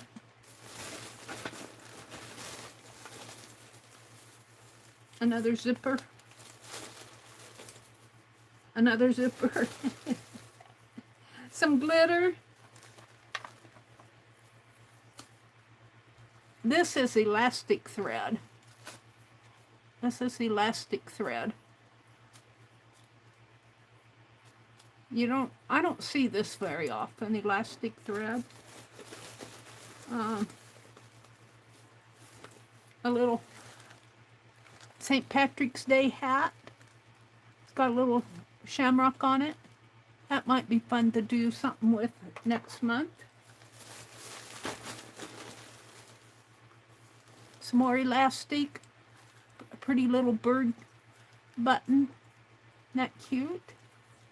Put that in there. T-pin of sorts. I think they use these on some types of sewing machines to unscrew the screws. Some brad things. A zipper. Some ribbon. Elastic. There's a little snappy thing, band, snap band. Just about done with this bag. Special value, 15 yards. This looks like a soapstone, a chalk marker. I don't have anything to write on. I think that's a chalk marker. I'm going to keep that out. And last but not least is a buckle. Now, what I want to do is put the elastic in a pile, and the zippers I'm going to put back in this bag. And the threads, and if anybody needs elastic, let me know. Or zippers. This elastic here needs to be wound up on a I think there's two of them here that needs to be wound up.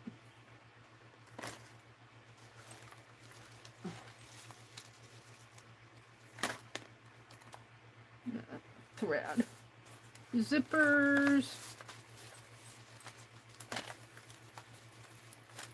These aren't so bad once you get them all in their own little world. You need to put them in your world. Zippers. If you ever need zippers, got 2 embroidery hoops. Zippers, zippers, zippers. Don't worry, someday I'll need a zipper and I'll know right where to go if I can find them. Or I might need some elastic.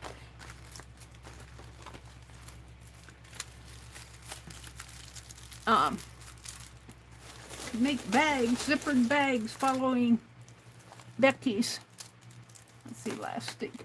Following Becky's tutorial. She was teaching us how to make zippered bags.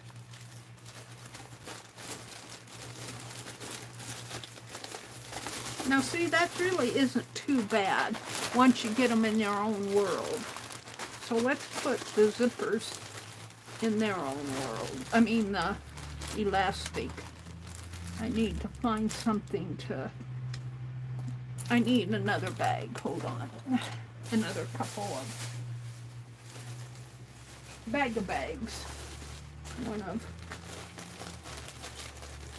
We'll take bag number 18 here. What do I have in it? Looks like I have some tea bags in there.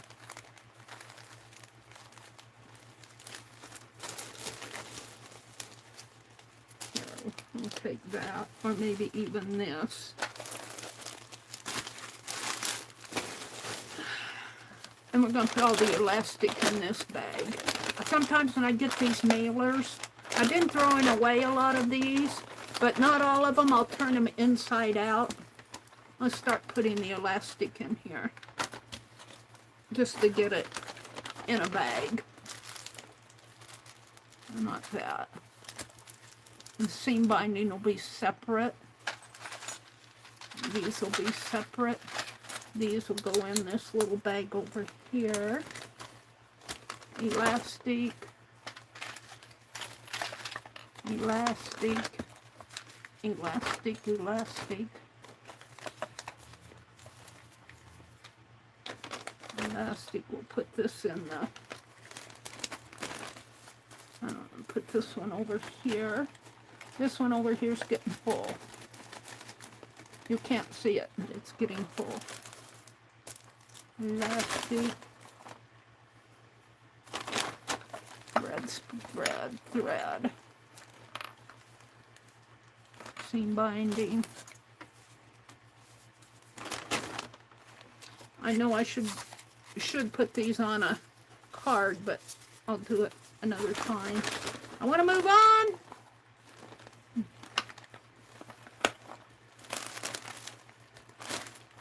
All right. So we need a little bag for the seam binding and the appliques. This little wristy thing can go in there. What's this? Stitch witchery. Floss. Oh, trim. I think I'll put my spools and stuff in there. Trim. Hooks and eyes. Trim. I love these hook and eye cards. Threads.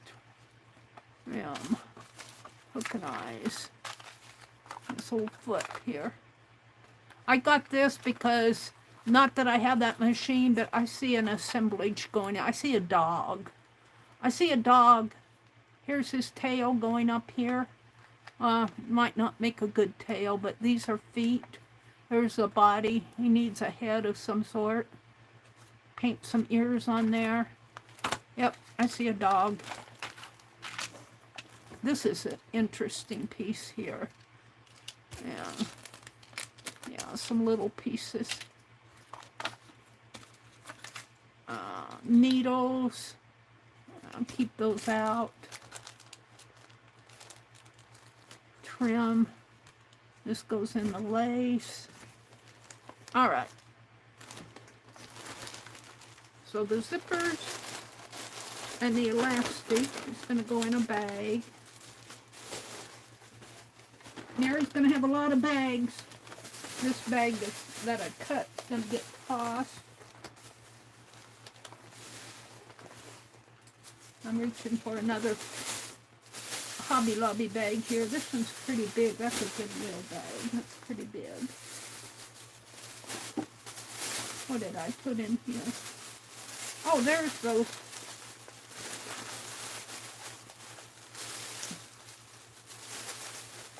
I got more stuff here. The big stuff. Let me sort this out because I got a zipper bag here and an elastic bag. So elastic and the elastic. Brads. Seam binding.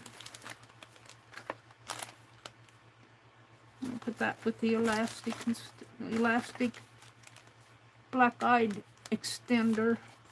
I'll put it with the elastic shoelaces. Some of this stuff I don't know what category to put it in. A cording, zipper, stitch wishery. Alright, and this I don't know. This is my miscellaneous bag. It's almost too big. It's almost too big.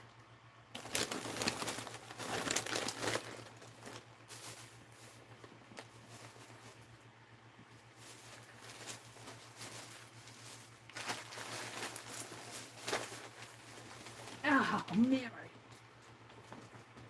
Am I out of bags? No. She's not out of bags, is she? Am I going to have to go out in the kitchen and grab bags? No. I'm looking for good bags. Let's see what I have here. I have another mail bag.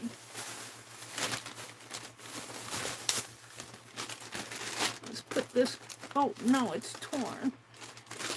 Why am I keeping it? It's torn. Let's throw it away.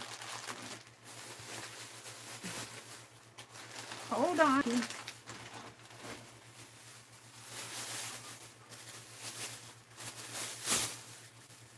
This is a pretty thin bag, but we're going to put this bag in here.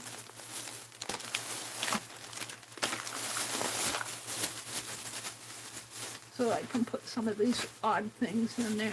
That's almost too thin. I did a double bag it. Oh, look, I have a Hobby Lobby bag.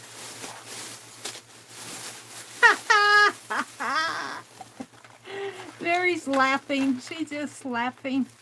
All right, some of this stuff, miscellaneous, can go in a pile. That's lace. This is all miscellaneous. These I wanna keep separate. I'm gonna put them all in a little, because I like these a lot. These little hook and eye things. These are kind of vintage.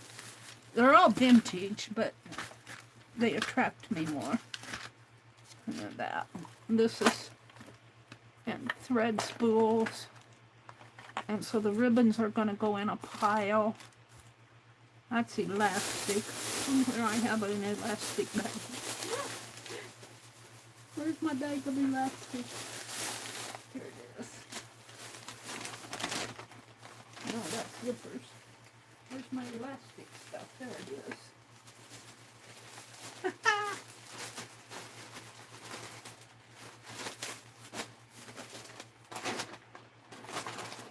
Alright.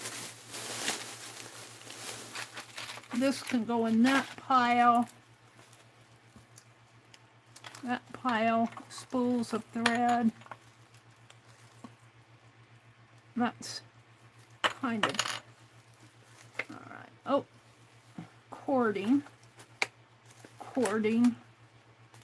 seam binding, snaps, seam binding. I'm going to put that in this bag. Stitch wishery,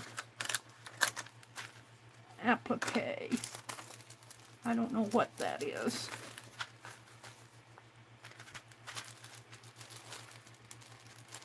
Lace. Put that with the lace. Ribbon. Over there. Seam binding. Okay. All this in a pile. Some of this I don't know where to put it.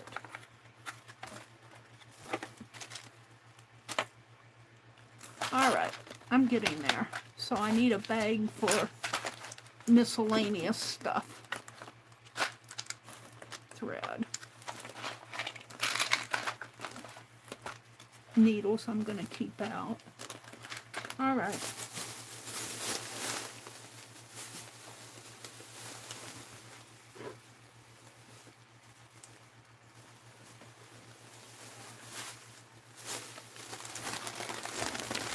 I'm going to put, this is an envelope from Debbie. So we'll just put, this was another mailing from Debbie. We're going to put all of this in here.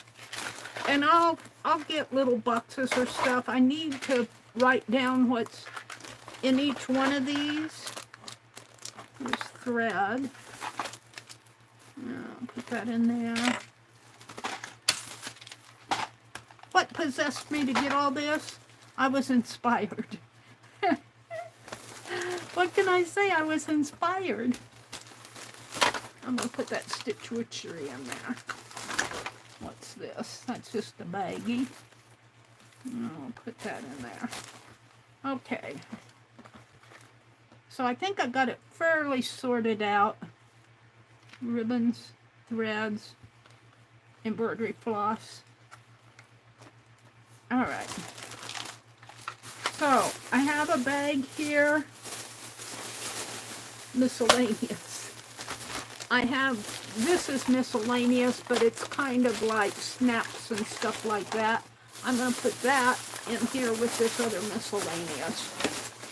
And I'll probably have to go through this all again. But it kind of gives me an idea of what's what. In this bag is all elastic. This is elastic.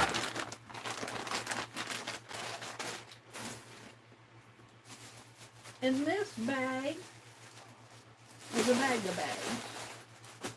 In this bag are zippers. And there really aren't that many once I put them in their own world. There's just zippers.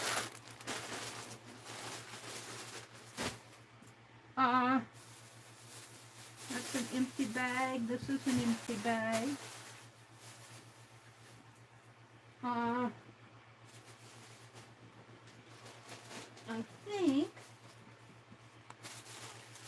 I think I'm ready to move on to another. Oh, we need to find something for this. And these are going to go in my, some of these are going to go in my teddy bear. Some of these I have to, these will go out with my stitching threads. The ribbon, I'm not sure. I want to save that ribbon with this one. These I want to put in a baggie. I have a baggie here. If I can get to it. I have a baggie.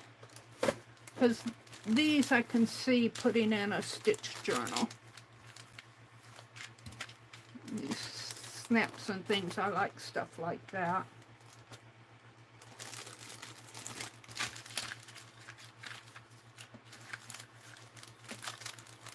If I can get them in there.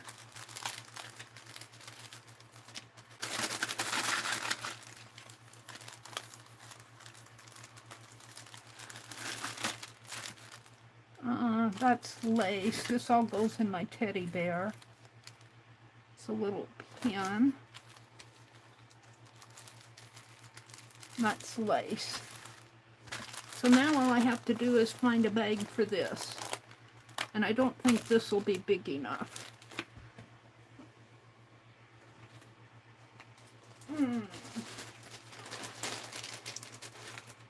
Let's see what I have. Yeah, I'll put this one away. I'm probably boring you guys stiff. I'm probably a bored you stiff. I'm so sorry. I didn't mean to bore you stiff.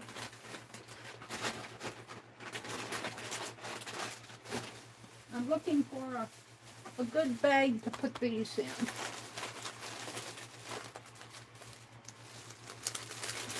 Maybe something like that for now. A stronger one. They're both pretty strong. I like to save the bags you guys send stuff in, because I'm always needing an extra bag. And if I get two uses out of it, if it rips, at least I got a little use out of it.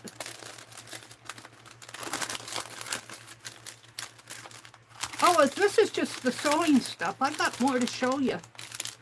I tell you, I got caught up in Debbie's sale.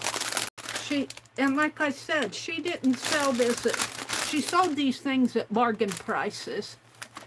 I probably could not have done better at a thrift store. I was very happy with how Debbie almost gave things away. And I mean, I don't mean I was happy that she was giving away, but she was really making it easy to buy. She wanted to get rid of a lot of stuff. Now it's all in my stash. But look, I can have fun with that. Look, I can have fun with all of this. Oh, look, I got some more elastic. I'm going to keep this tracing paper out. And what's this? These are, let me put that elastic away. Elastic.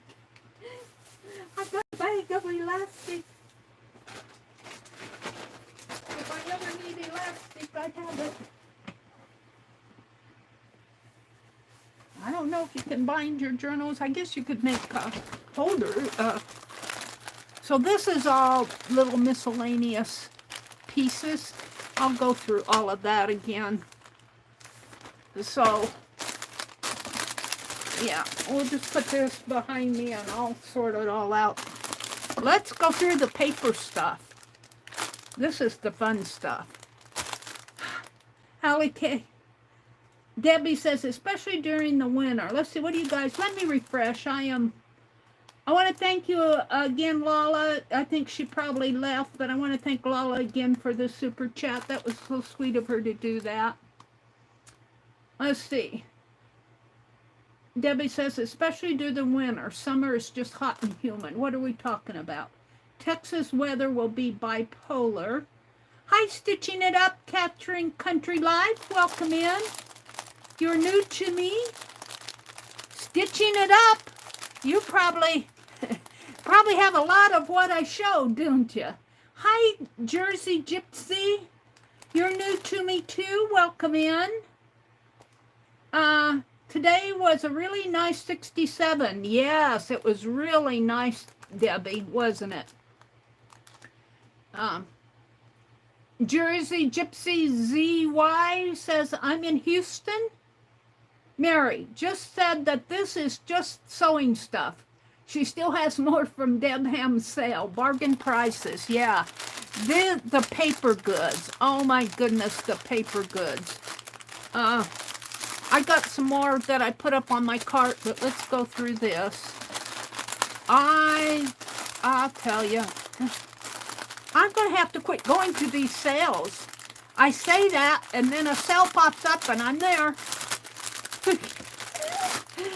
I'm going to have to be good between now and the middle of February, though. I kind of spent a lot of money on those Somerset magazines from Lindy. But they'll enjoy them. All right, let's see what I have here from Debbie. Can you guys see? Do I need to adjust my... No, I think you can see that if I keep it right in here. These are little trade cards, and it's been glued down. It's sad that it's been glued down, but I'm not going to tear at it because you'll tear. They had it in a scrapbook. That's cute. This one says J.A.S. Scribner, new home sewing machine. And little trade cards. New home sewing machine, Orange, Massachusetts. Here's one that's obviously has been pulled out of a scrapbook. But this is kind of what you like. Look, a little treadle machine.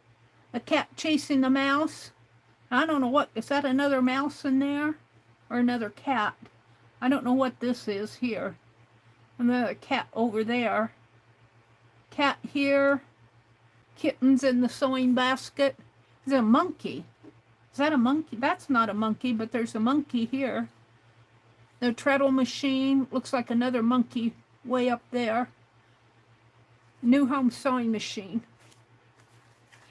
These are just cool. This one's in pretty good shape. Our boy.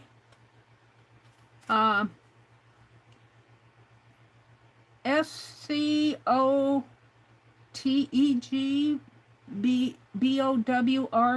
Scott's EMULSION. I'm not sure what all that means. And then it's got some print way down here that I can't read.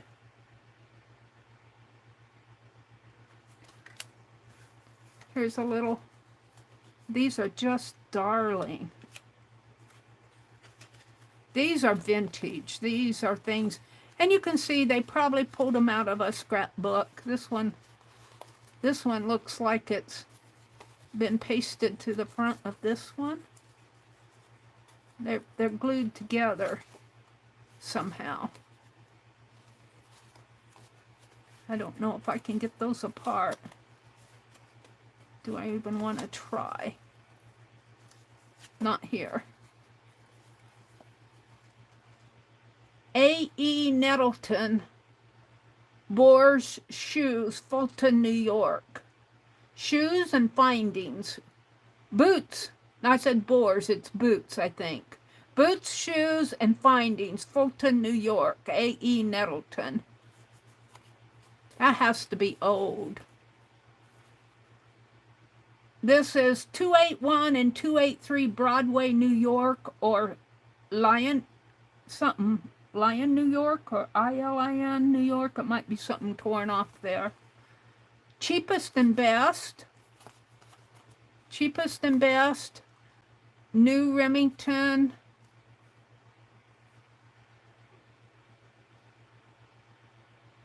SODDBY.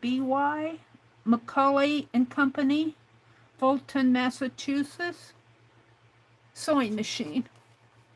It's too bad that those two are glued together. This looks like it was on one side of the page and this was on the other side of the page. Here's another couple little ones here. These are just yummy. Some die cuts. Here's another one that looked like it come out of a scrapbook. It's glued together. Looks like there's one torn off here, but they left this. They left this one on so you could have all of this one. Looks like a little boy floating a boat in the river. Something marked out down there. And this one says, New Home Sewing Machine, Orange, Massachusetts. A little sailor and a little lady. There's a machine up there. There's the boat. What are the wild waves saying? Sailor. The sailor says, what are the wild waves saying? And this says brother. I don't think that's brother. This patch was put on by the light running New Home Sewing Machine. Oh, the patch.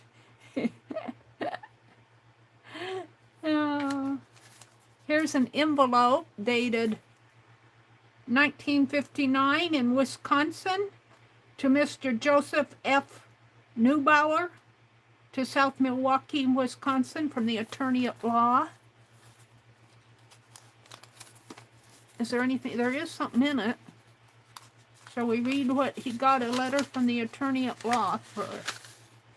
Oh, it's on onion skin? Or is it a copy? It's a photocopy, a copy of a letter. Copy. John Jersick, attorney at law, Mr. and Mrs. Richard T. burner through something, Cudahy, Wisconsin. Several addresses there to the above named persons.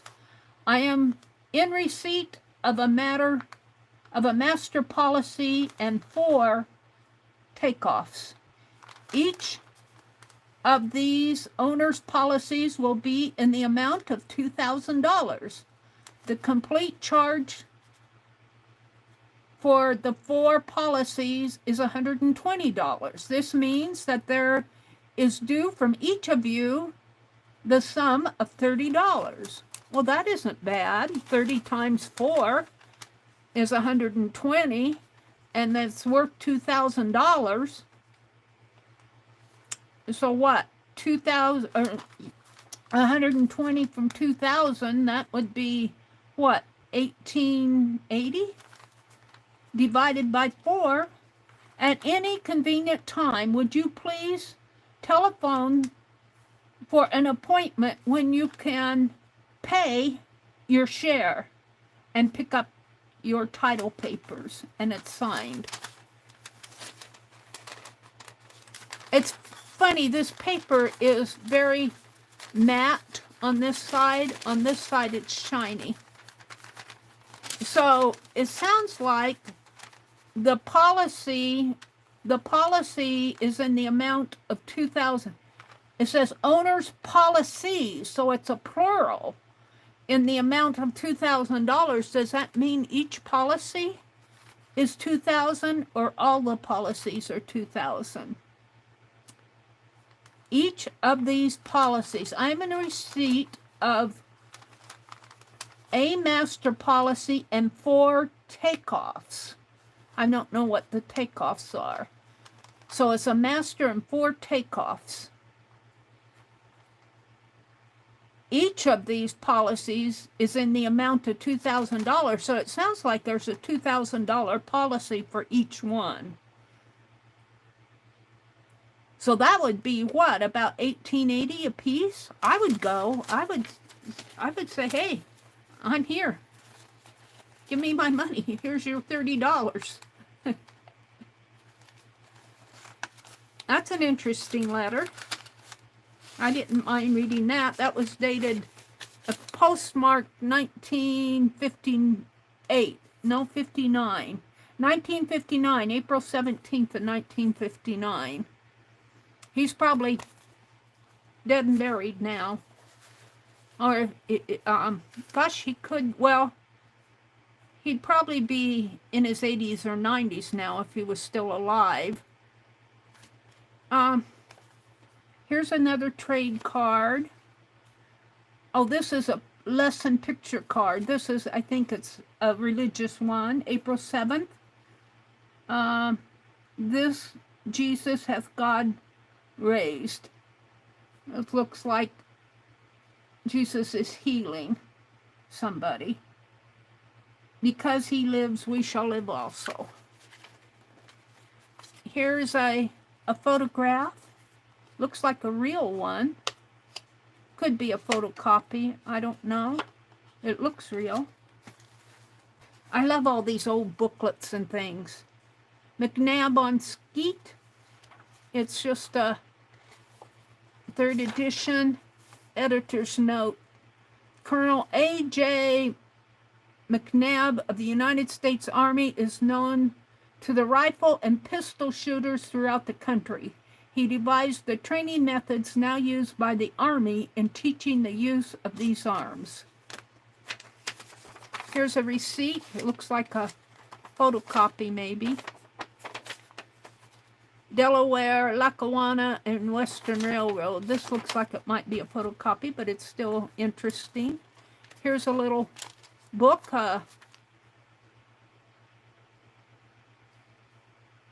Christianity. It's a Bible, I think. I don't think it's a Bible. I think it's more of a... It's got an identification number in here. Got a calendar. I think this is more of a devotional type thing. It's got a 3rd quarter. The Christian at Prayer. I think it's a little devotional. It's cool. Here's a some sort of, is this a ration card? Entertainment schedule at NCO MS, June 1958. It's not a ration card. Non-commissioned officers open mess. Maybe it is. Sunday. Red legs on TV, drinks, wives club. Oh, it's an entertainment schedule. Note, there will be 1 hour of free drinks each week. Non-commissioned officers open mess, number 72. It belonged to Ralph R. I want to say, oh, that might be R.S.U.G. Rigby? I don't know. Ralph somebody. Belonged to Ralph. Here's a whole bunch of little numbers meaning something. Prices? 49 cents, $1.39, $1.39, $1.25. Oh, here's some little stamps in here, little paper goodies. And here's some blank ones. If you want to set your own price, $1.29, a blank one. Those are cool. There's some more of them. Ephemera. Although a lot of this, I don't think that I would.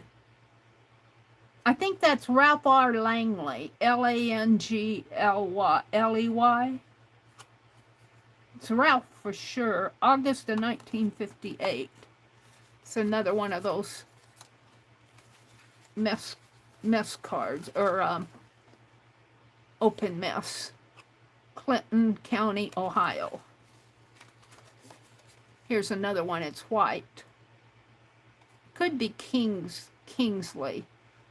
Ralph R. It could be Langley or Kingsley. A lot of these are nice ephemeras. I would tend to use these more than I would the. I might use this receipt one, but these needlework ones down here, these new home things come out of. These are treasures. These I would not. I don't know what I'll do with them, but whatever I do with them, they will be treasured. They won't be glued in and used in junk journals. Here's another, the Lord Preserves Joaz, some religious, biblical, Uzziah's Pride and Punishment. Here's another price card and some little stamps. I can't even see the images on here, it's so small. I think some of these are biblical, which I don't mind. I have nothing against the Bible. Could have been used for Bible school. I don't know. A bunch of little ones. And some more in here. That's fun. Here's an old photograph of a little baby. That's a real deal. 5 months, 11 days. Madge at 5 months and 11 days. Brussels, Brussels, and that must be the foreign spelling. And it is postcards, flip out. Very cool. So those are yummies. Let's put the bigger papers and things on one side. The little things. The letter is cool. And these scrapbook things are cool. That could go there. These go up here. Let's go in there. I had to quit buying. I just had to stop because I was spending too much money. She sold an awful lot of really cool things. And everybody at that sale was, well, I should say most everybody. They may not have gotten everything they wanted, but I bought 2 or 3 packages that you see here. But I had to say, just like at Lindy's, I said, oh, if I don't leave, I'm going to break the budget. So I'm going to put all of these in a baggie here. And I'm not sure exactly how I'm going to handle those treasured ones, those new home sewing ones. Now up in Wisconsin, I have a big notebook, a 3-ring binder. Oh, is this going to fit in there? That one won't. Put it in this way. I don't want to tear them.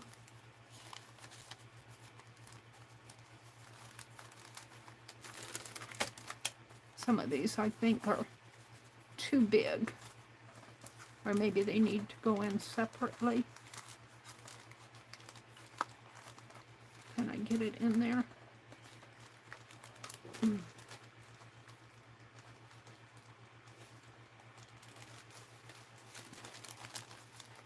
I had to be careful how I put it in, but it's going to go in. Yeah. Come on. I have a needlebook collection, and some of them, they're all very vintage. They're all very vintagey.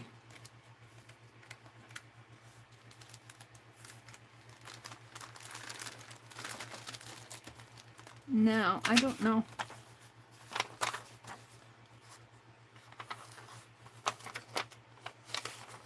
This is, I don't know what this is, if it's a copy or a, I'm not sure about this one. And these, I think I'm going to fold this. I hate to do that, but yeah. I'm going to put it all. So that was fun. This is ephemera. I'm not sure how I'm going to handle this stuff. So wait, I'm not done. I got some more stuff up here. This is that tracing paper I'm keeping out. And that's a baggie. And we got some more paper goodies here. These are larger sheets. Let's see what else I have here. I'm not done. If I'm not careful, they're all going to fall. That should be it. Let's, oh, like this one. These are playing cards that can go in there. She was selling some cards. These are not antique-y or anything, but they're pretty. They're roses. I bought 3 of them. These I would use in my art. What's this? This is, I think most of this is junk journal stuff that you could use with junk journaling. Maybe not all of it. I think there's a needlework magazine in here that's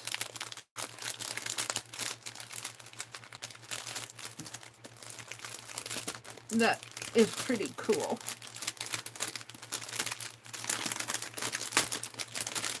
She's got the label on here. Let's see if I can get it off.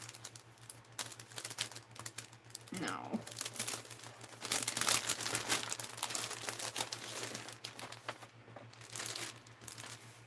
All right. Here's a Home and Highway magazine. Pretty cool. Looks like Christmas. My first Christmas tree. Home and Highway. Winter of 1956. I've never heard of a Home and Highway. Look, Santa Claus is waving at the helicopter. Am I zoomed in too far now? I don't know what you guys saw and what you didn't see. Let me zoom out a little. Sorry about that. I get into my world. So this is a vintage magazine, 1956. It's a Christmas issue. Ladies. Hot tips for cold starting. My first Christmas tree. Oh, this is a cool picture. Gifts for safety. Holiday breads. American food. Little vintage magazine to read. Family Christmas ornaments. That's the dad and the mom and I think the kids and the dog. The boy and the girl and the dog. Kind of cute. And then there's this is tied. I think this is an envelope of sorts. I'm not sure what this is all about. Paper. These are things I would probably use in my journals. Looks like some scribbling here. July 1926. It looks foreign language here. Some scribbling on there. Bureau of something or other. I think this was the treasure in here, the Ladies' Home World.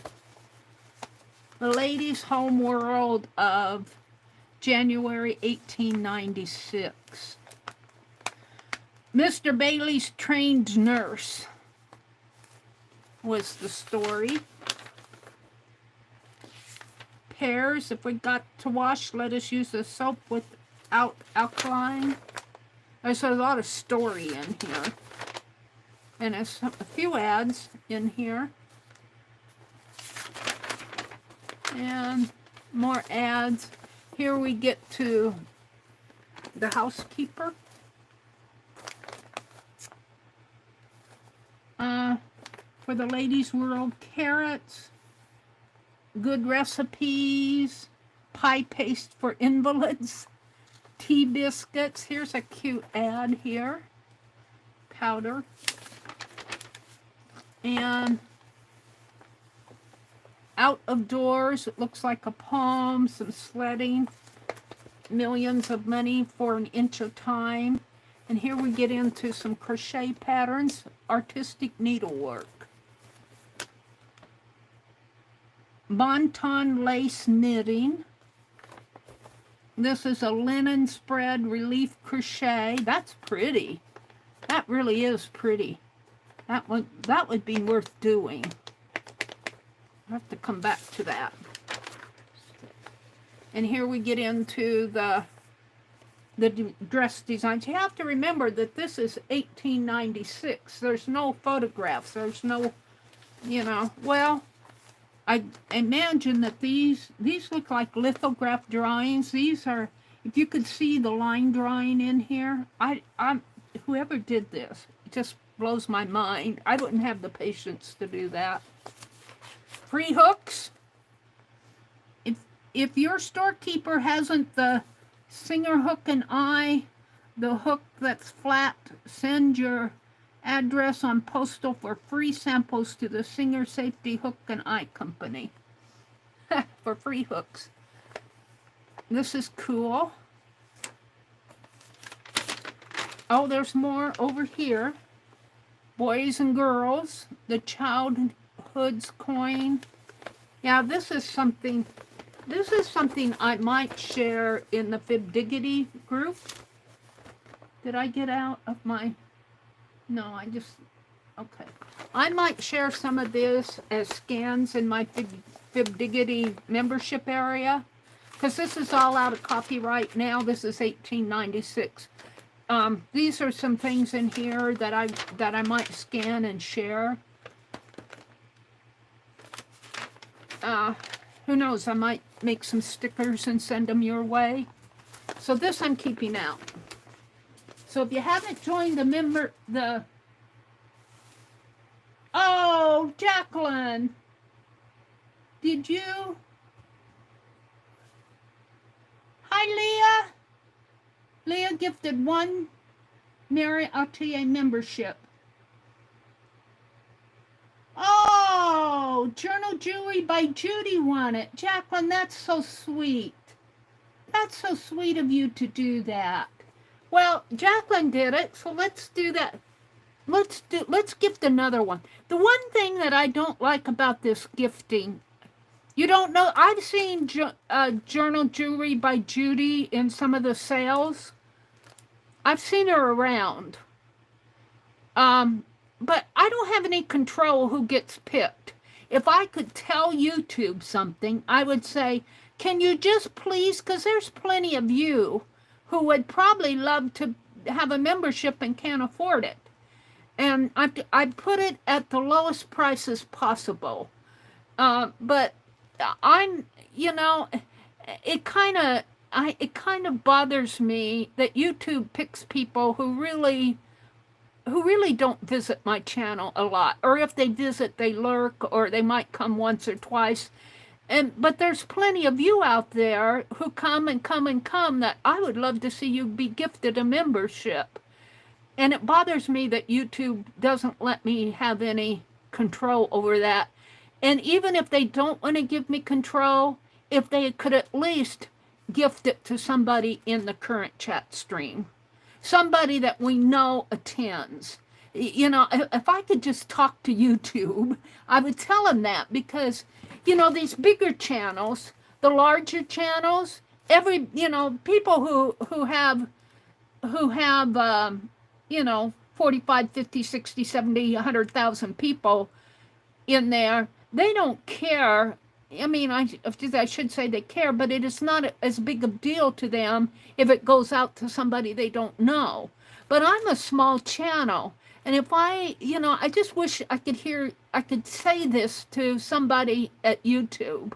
I would just love, if you can't give me control of whoever gets a membership, at least if you could give it to somebody in the chat stream.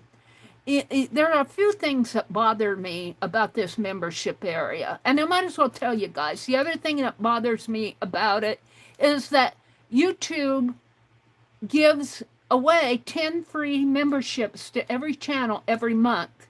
But if you stream on mobile, you can't get to it. You know, I cannot set that up on mobile. I have to be on my desktop. And my desktop, I'm having trouble with my laptop, the sound cards. Something's wrong with the sound card.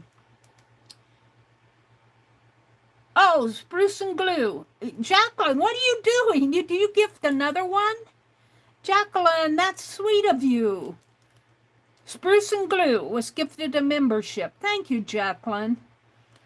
I just wish I could tell somebody who would actually listen to a voice out there who's really experiencing this. Debbie said she misses living further down south and in a small town. I think the South is getting more bad weather than we are, Debbie. Up here north, it seems like I'm in the middle of the country, of the USA. Our state, Nebraska, is in the middle. It seems like the weather is either going south of us or north of us. This is your third? Who is the other one? Did I miss another one, Debbie? Who is the other one? Macaulay and Company Sewing. Becky needs to see that. I don't know which one that was in here. I'll have to look at that. One of those cards, Allie K. Who got the other one, Jacqueline? I saw the one to let's see, this one went to, oh, Mrs. Gigi. Now, Mrs. Gigi, I'm okay with that. Mrs. Gigi, I know. Mrs. Gigi, yeah. she's kind of a part of our group. That one I can, but, you know, some of these people, yeah.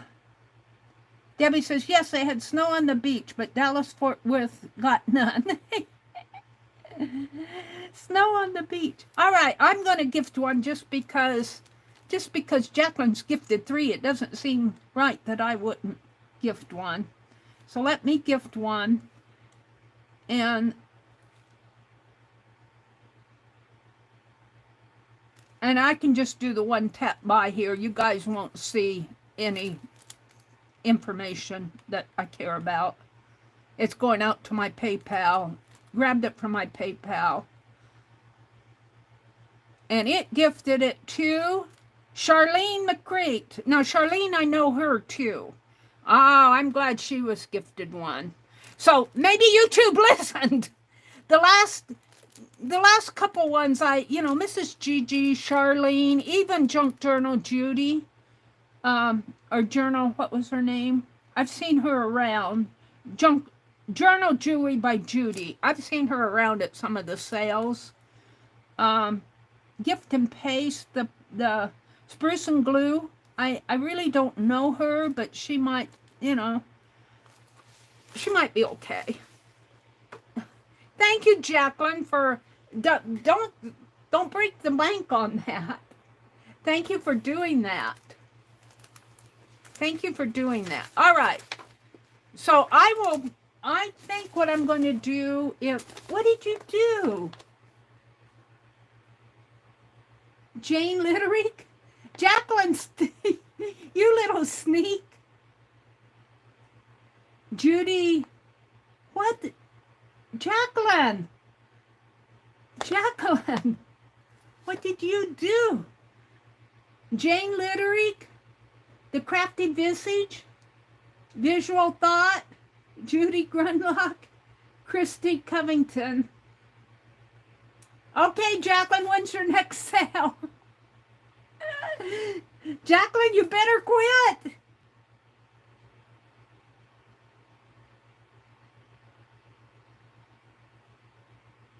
Oh, thank you so much. Thank you so much.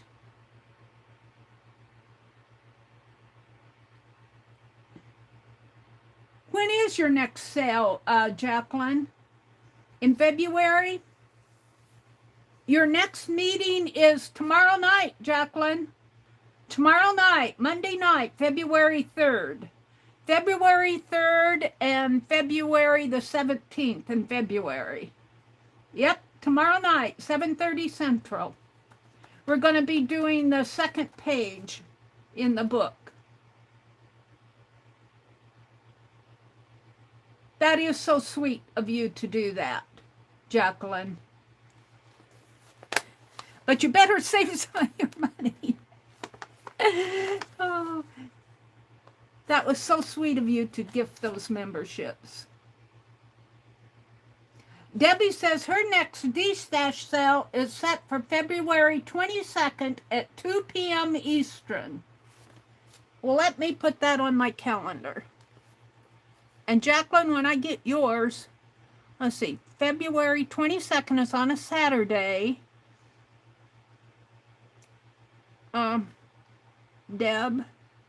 Debbie Epps,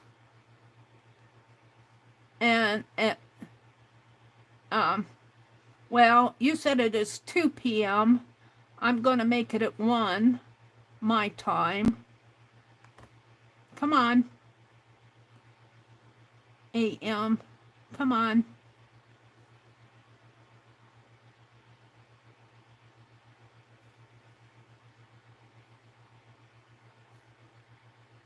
One.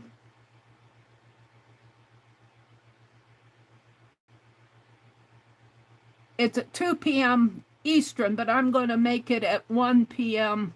Central. And of course, it'll go longer than an hour, but save. And when is your next sale, Jacqueline?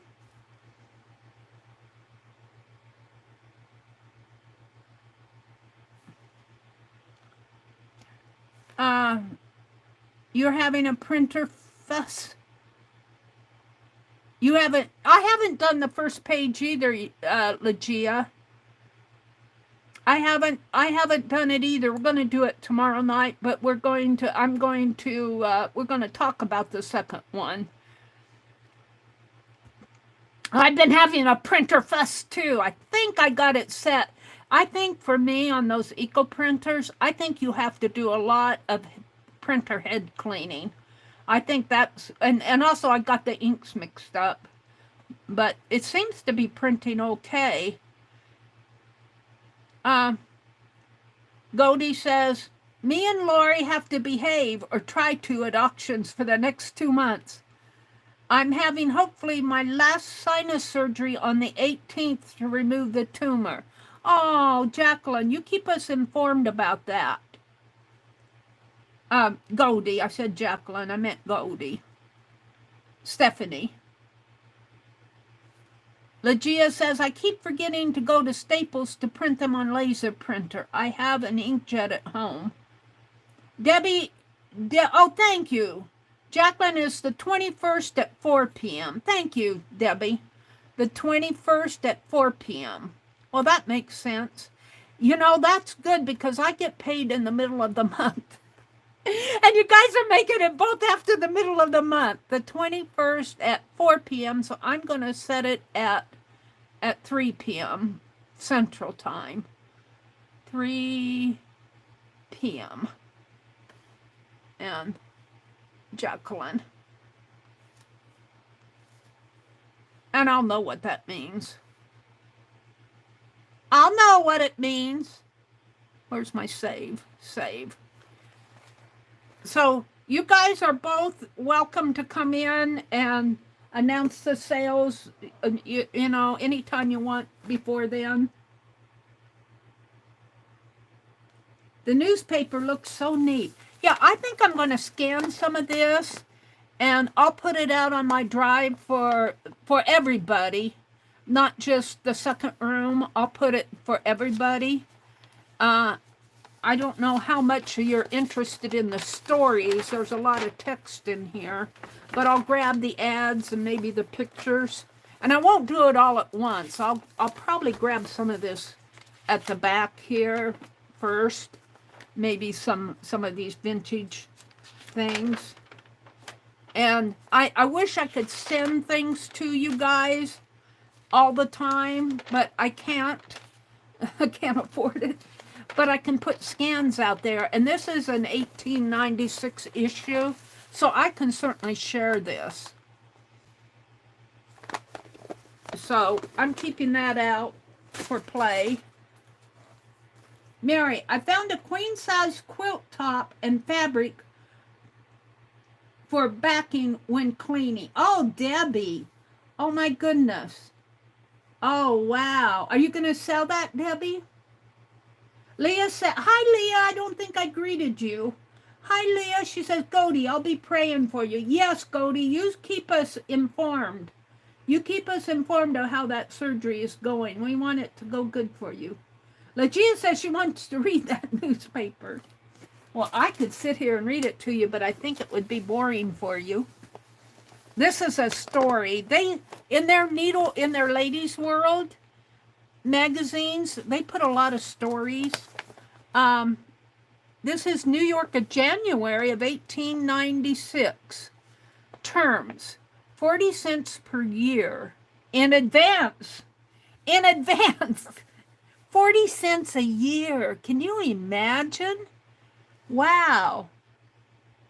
What is that? 4 cents a month or 3.5 cents a month about? This is volume 17, number 1. Whole number 193. Copyright 1896 by S.H. Monroe and Company. All rights reserved. Very cool magazine. Who are you, Madam Young Woman? Do you know where you are? It looks like there's a lady here, but I think that's a lady, not a man. I don't know. That might be a man in there, in the bed. But the cover almost makes it look like he's got a dress on. But I think there's a man in the, and then he says, who are you? Miss, madam, young woman, woman, do you know where you are? Yes, I'm in your bedroom. It looks like it looks like I'm let's see, For the Ladies' World by Clarence Herbert New, author of Frank Elliott. Is he dangerous, doctor? Is he dangerously ill, doctor? No, I don't think he'll come out of it all. I think he'll come out of it all right with proper care. So that is a man. She says, is he dangerously ill? And here is Mr. Bailey's trained nurse. This must be Mr. Bailey. She almost took his breath away when he turned to greet her. Oh, she must be pretty. And there's no pictures on here. So we'll have fun with that. I've got to do something for February for the group. Okay, here's a plate here, and it looks like a cliff area. It's a book plate for your journaling fun. Let's put some of this back together here. Now these are things I probably would use in a junk journal. This is very cool. Savon Maya something something something. It's very pretty. It's almost a glossy paper.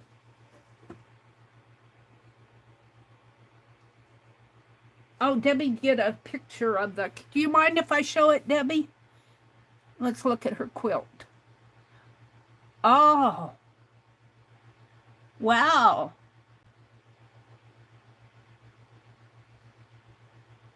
That's the pattern. Is the quilt top a quilt? Picture of the quilt pattern. Let's see. Debbie, do you have any of those pigment waxes? Do you have any more of those pigment waxes? Goldie wants to know, Debbie. Do you have any more of those Finnabar waxes? Goldie's interested. I think I might have got the last 7, Goldie. I hate to tell you. Mary, I found a quilt-size quilt top and fabric for backing when cleaning. And here's the pattern here that she found. Wow. Let's look at that in detail. Whoops. Oh, that's pretty. Is your fabric that color, Debbie? And is that the center of it there? Or is that just... Wow, that's pretty, Debbie. Atkinson Designs. Yellow Brick Road Quilt Pattern. Makes 5 sizes by Atkinson Designs. Very cool, Debbie. Let's see. Debbie said, nope, I sold all I had. Aw. Did you get one of them, Goldie? I'm glad you got one. What color did you get? Let's look up, let's see, I'm curious to know. Let's jump back into the, whoops, not him. Let's get out of this. Let's jump back into Amazon. And I don't know if she sells on Amazon or not. Finnabar. How do you spell that? Finnabar. A-B-A-R. Wax paste. Is that what it's called? Wax paste. I got Cinnabar. Finnabar. Let's see what it brings up. Well, we get beeswax polish. We get Prima Marketing wax paste. But see, that's pretty expensive stuff. That's $9 for how much of it is in there? $9 for a paste. Art Rust 3 pieces, 50 milliliters, Finnabar. This is Finnabar. You get 3 of them for $19. So Debbie really sold those at a bargain. But these would probably be more. This is Prima Marketing who's selling it, but these are Finnabar art. The paste, the wax paste set, rust paste set. I don't know if are they wax. Let's see. I don't buy this stuff too much. Ranger Tex paste. I wonder, is this the wax paste? Sponge compatible material is acrylic. It's a gel form. A rust effect, texture builder, steampunk friendly, made in Hungary.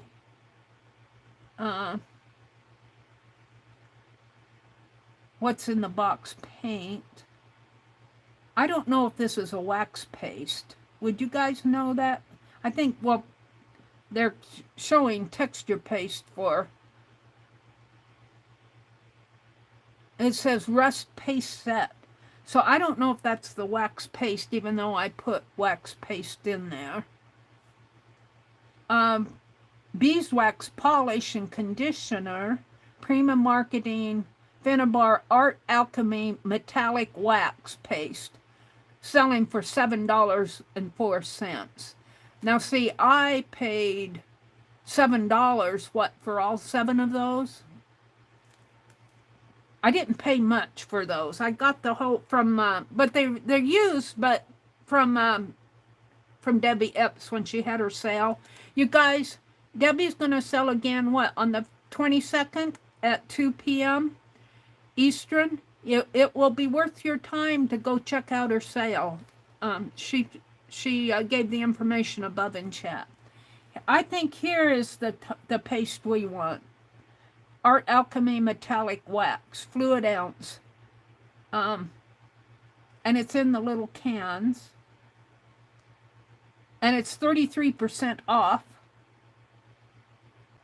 It doesn't look like, oh yeah, they have frequently sold together. Buy all 3 for $23. But they don't show the other colors here. Sometimes, oh yeah, maybe they did. Well, I get to double tap on it, I think. This looks like a blue color here. They're showing it there. Let's see what that other one was. Is that all the same? It doesn't show different colors here. But it says get all 3, so why would you, let's see, I think there's probably gold, blue, and it looks like a rust.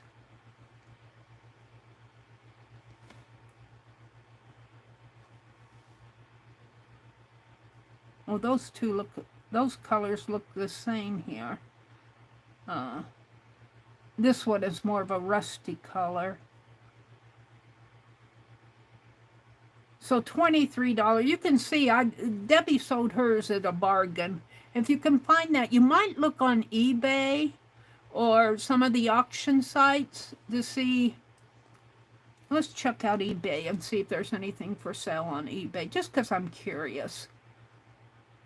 Let's just go to eBay.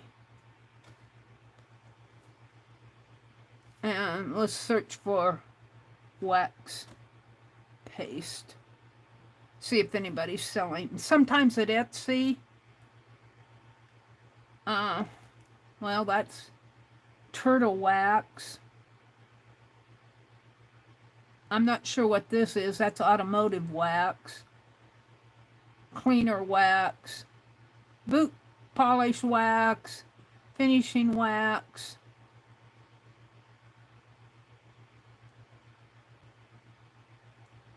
Let's see if I can narrow it down. Let's put Finnabar in here.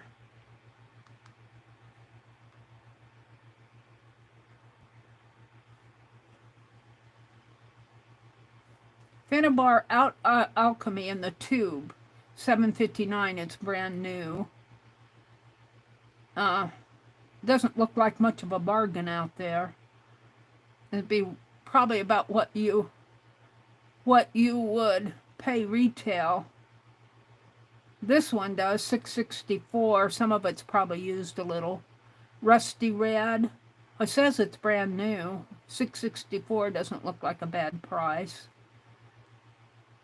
But they're still pretty expensive. Now we're back to the turtle wax.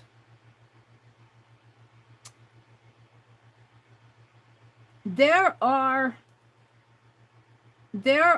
on here, if you look, let's see, recipe. I am trying to, crafting on a budget has a tutorial out there how to make wax paste. But I followed it, but I must have goofed up on it. But hers, she did hers really well.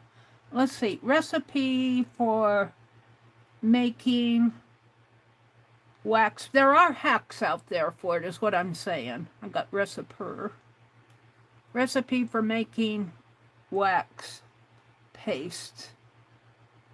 And I'm going to put well, let's see what it brings up.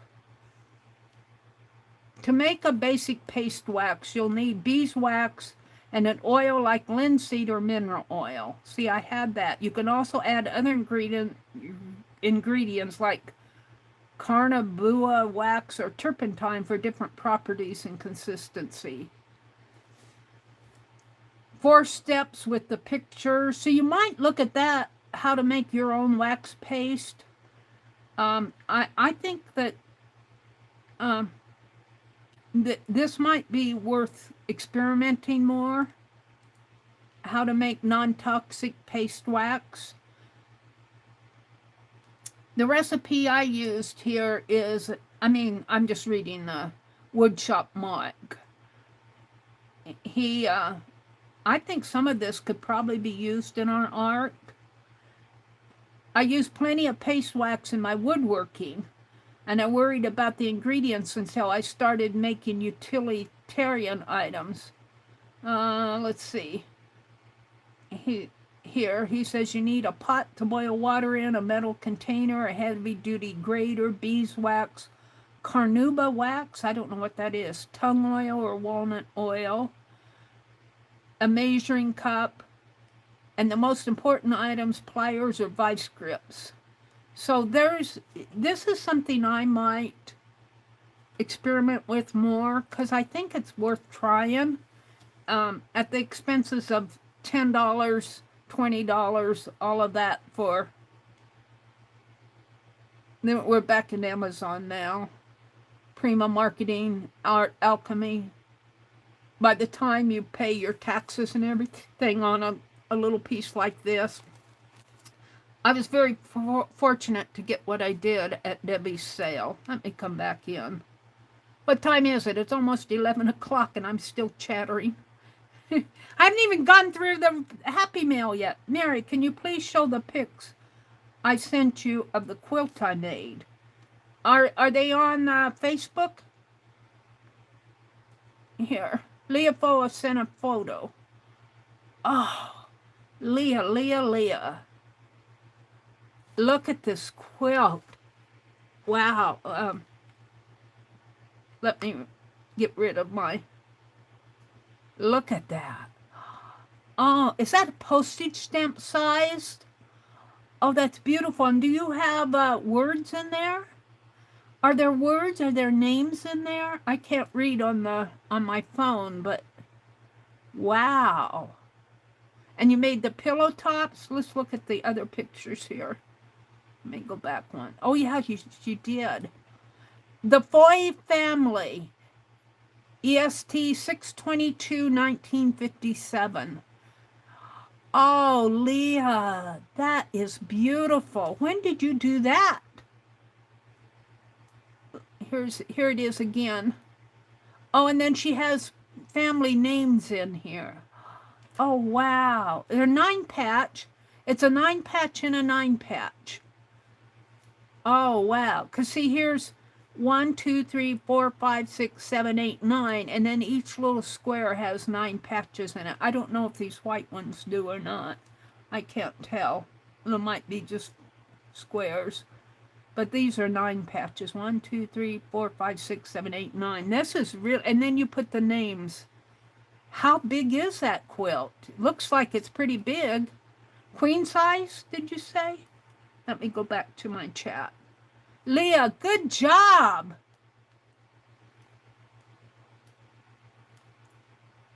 Mary, let's see. I tried hard to get opaque color, Debbie said. Let's see what she's saying. Wax is $8.99 each regularly. Yeah, one of them's on sale in there. She switched to tubes. Why did she switch to tubes? I think tubes would be harder to use. Are they harder to use, Debbie? Just for me, you would have to squeeze a little out onto your, like you do paint, and then dip your hand in it. I would rather put my hand inside of a container. I suppose tubes would be, keep it moist longer than if you took a lid off of a wax paste. Maybe that's why she switched. I don't really like the idea. I'm going to try some of those homegrown recipes. Debbie says, some I never used. Well, I'm enjoying them, Debbie, I have to say. Debbie says, I'm going to have art this time, too. Debbie's going to sell some of her art. Debbie had some great deals. Mary, can you please show the pics I showed you? I tried but hard to get opaque color, Debbie said. There's a crafty on. Thank you, Allie K. Yeah, this is, and I'm not going to play the video. Hopefully it won't play. This is the DIY. Let me turn the sound down. DIY metallic wax rub. She goes through quite a bit of the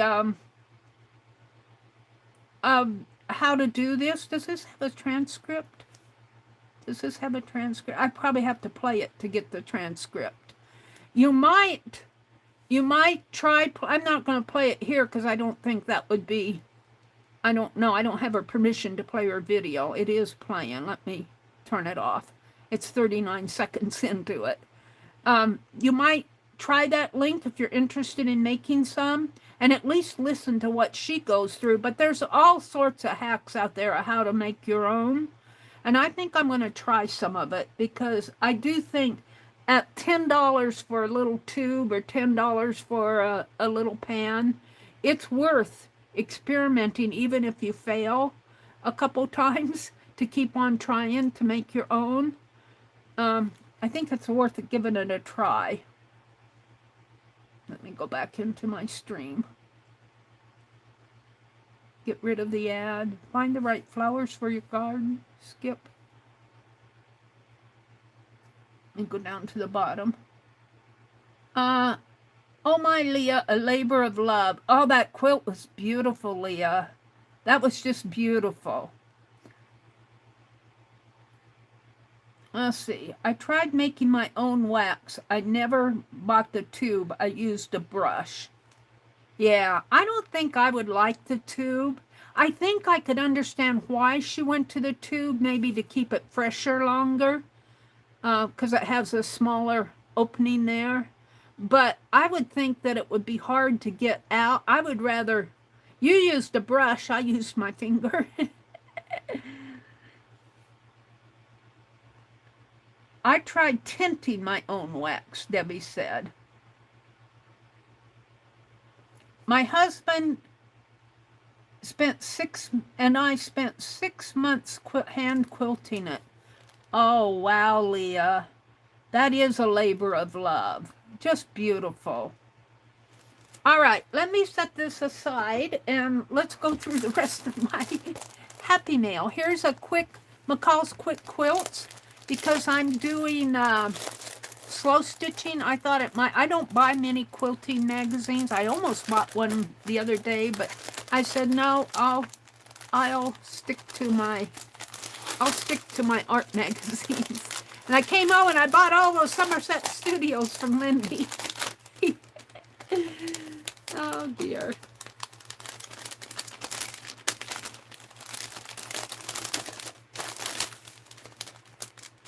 let's see what this has. Quick Quilts, McCall's Quick Quilts. So it has patterns in here.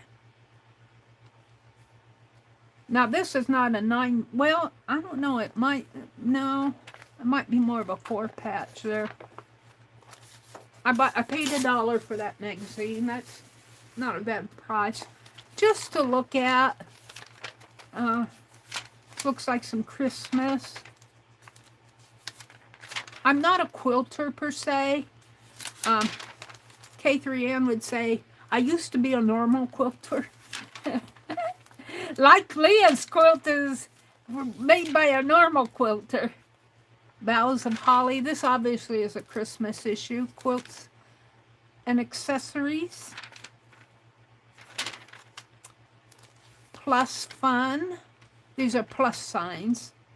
I could probably do something like that, but believe me, I'd mess it up. I do like the idea of the little patterns being in here. I like that one. I would never start anything like this because I want to stitch on my mother's quilt. I want to finish now that I have the flannel backing. And let me tell you guys, that flannel backing is a queen-sized flannel sheet. And I want to stitch on it, but I don't think I can stitch on it without cutting it apart into maybe 3-foot squares. I'm going to have to measure the quilt, my mother's quilt. And I just don't think I can work on in my lap is what I'll be slow stitching on the back. I don't think I can work on that big piece without cutting it into more manageable pieces. And then I'll piece it all back together again. There's some interesting quilt pieces in here. Sails. Oh, that's pretty. Quilters. All right, let's keep going. What's in here? Looks like some receipts. Railroad's receipts. Railroad stuff. Railroad stuff. Let me open it up. She wraps it up good. Can't find the opening. Where's the opening, Deb?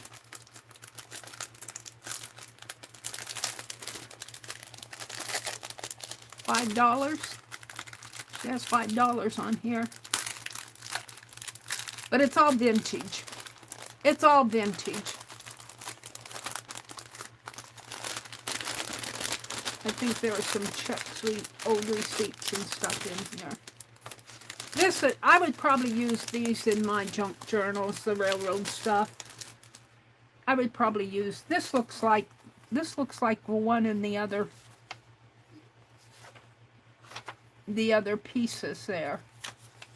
I think they're copies.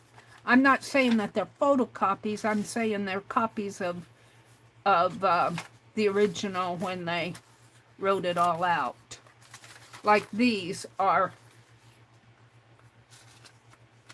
canceled checks. Looks like they've gone through the little pokey machine there. These I would use in my junk journals. Rushville State Bank. What's this?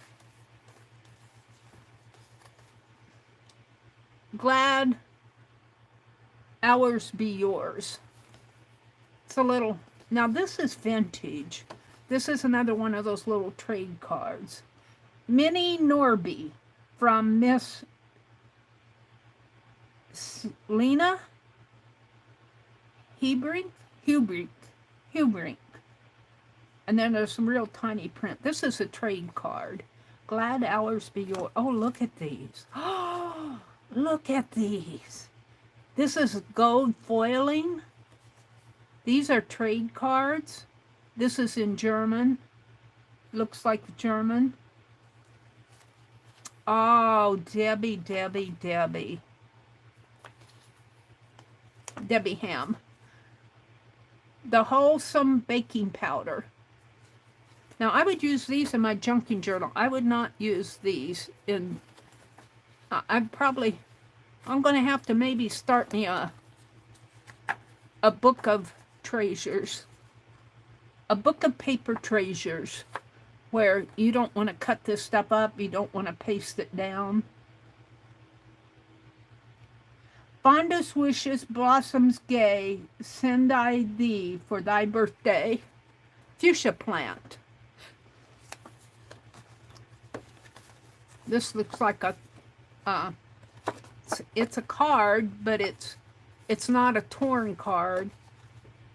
It's not a postcard. It's not a trade card, but it's a card, and it's not torn or anything. Looks like it's got a name up there. Edith somebody. Very pretty. Here's an ink blotter. So these are paper ephemera that you probably would not want to hold. What you have. Life insurance. These, I think, are ink blotters. This is a registry return receipt. Receipt for the postmaster registered article, original number of which appears on the reverse side of this card. It's a registered receipt. New York. To E.S. somebody. Murder will out, or was she to blame? A story from real life told in 3 chapters. An invoice from the Long Libby and Hanson Company. This is the type of ephemera that you would probably not want to mess up. You can make photocopies of it, but I would probably put this in a special journal to keep it. Invoice. 1 ounce Windsors, $2.25. 10 paper needles, 50 cents. 05, 50 cents. 1/2 OZ hose, $2, $1. So it was $2 for 1/2 ounce. So she only paid $1. 1 ounce HR barrettes, 75 cents. 1 ounce pack of hairpins for 75 cents. 2 ounce star twist, 45 cents, paying 90. 1 ounce sheets, 1 1/2 ounce suits, $6, she paid $12. Oh, that's $8, she paid $12. 1 ounce sheets, 1 bunting. I don't see a price on the 1 ounce sheet. Oh, $9. 1 bunting, 60 yards. Wow. Oh, 6.5, $3.90. Postage and insurance is 40 cents. Sold to, what was her date? July 22nd of 29. So this was dated 1929. Your invoice from Long Libby and Hanson. These are things I will probably put in a binder with the plastic sheets and keep this stuff to photocopy. Maybe even some of this other. Because these are not things you want to glue down. These are keepers, like those other things that I had. Let's put this away. This other stuff I could probably use in the junk journal. Let me put these over here. And then I got some photographs. See, $2. You can't hardly go to an antique mall and buy photographs for $2 anymore. You'll be paying more for this. I think that Debbie was very generous in her sale. And she has other sales. I don't know where she gets all her stuff. I can't find the beginning of this. Hold on. Debbie? Did you seal this? This is sealed. Oh, it's over here.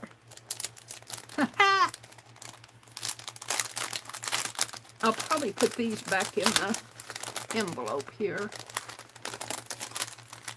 I love these old photographs. This is something, too, that I can put in a... I'll have to get me some more binders. And look, he's at a desk. He's sitting at his roll-top desk here. This must be his secretary over here. There's a typewriter. A man secretary or a man assistant. Look, is that a vault back in there? Looks like another interesting room. The old clock. Look at the chandelier up there. Look at the blind on the window. And there's another part of the house. This must be in an office building. Because there's another, if you look through the window, there's another room off over that way. This looks like sort of a desk, but it isn't a desk like this. It's kind of like it's sticking out at the end. That looks like an old typewriter. I'm not sure what that is. Interesting. This one's a choir boy. Nothing on the back. I'll throw that away. This one I paid $3 for. It's an interesting photo. These I will probably put with my things to go in the... Well, this one for sure. This one can probably... There's a lot. You see a lot of these around. Look, there's more here. Paper ephemera. I thought I just bought a couple. Good thing I quit when I did. This is the end of it, though. Once I get them sorted. What time is it? 11 o'clock. I was going to quit at 10. But we got to talking and exploring wax pastes and quilts and all of that. More ephemera. I can tell you I will probably get me a journal, a notebook and pages and put all this stuff in. I should probably put this one over here too. Oh, wait. There. So I haven't gone through this. This is a little playing card. It's a cute little card. This is a Christmas greetings and all good wishes for happiness. And I don't know who signed that. It looks like UPDE. And it looks like it might have been a postcard. I don't know. Here's the first day of issue. 1973. AP. I can't read that. G something something. I could probably look that up. This is a old photo of roses in a vase. Here's a war ration card. They used all their rations. There's nothing left. Oh no, there's more rations in here. Look at that. Ration stamps. They didn't use them all. October 30th, 1943. Something, 16 points, $1.08. Instructions. This book is valuable. Do not lose it. Each stamp authorizes you to purchase ration goods in the quantities at the times designated by the Office of the Price Administration. Without the stamps, you will be unable to purchase those goods. If you don't need it, don't buy it. Uh-oh! That wouldn't work for us, would it? If you don't need it, don't buy it. I thought there were 2 pages of these. There are. Oh, there's 1, 2, 4 pages left. 4 pages left. This is pretty full. They used, looks like they used 2 pages. No, it looks like they've only used one. If you don't need it, don't buy it. That wouldn't work for me. Ration stamp number 2, 3, 4, 5. I don't see where it says what they apply to, though. They're just numbered ration stamps. Detailed instructions concerning the use of this books and stamps will be issued. Watch for those instructions so that you will know how to use your book and stamps. I didn't get the instructions. Here's a little card of a man. What is he doing? There's a dog. What's he doing? Did he fall in the water? A sad mishap. Yep, it looks like he fell in the lake. Not sure what's going on here. Popcorn bag. I use that in the junk journaling.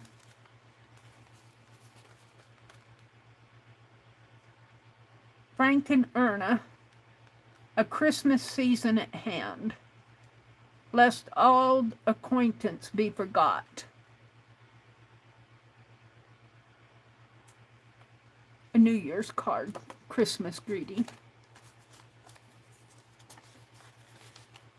Yep, I think I'm going to have to get me a 3-ring binder with page protectors and put this stuff in.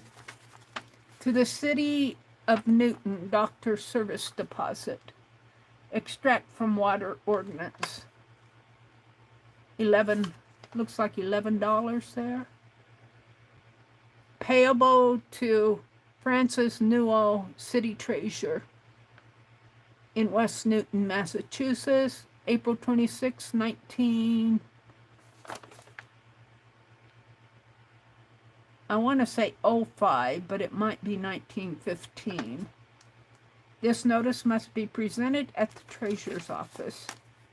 Well, here's that picture. And Spring Tooth Harrows, Kalamazoo, Michigan. Dear Sirs, your something of October 26th is receiving with something, something, something. I can't read it. Some scribbles out.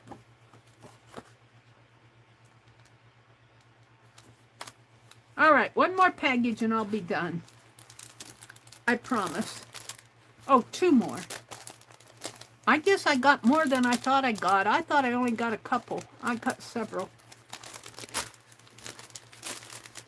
She was selling at good prices. You could not buy, if you tried to go to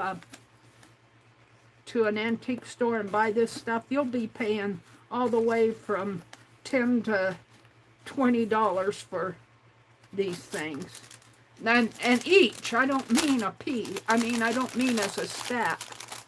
It's expensive, this old ephemera is.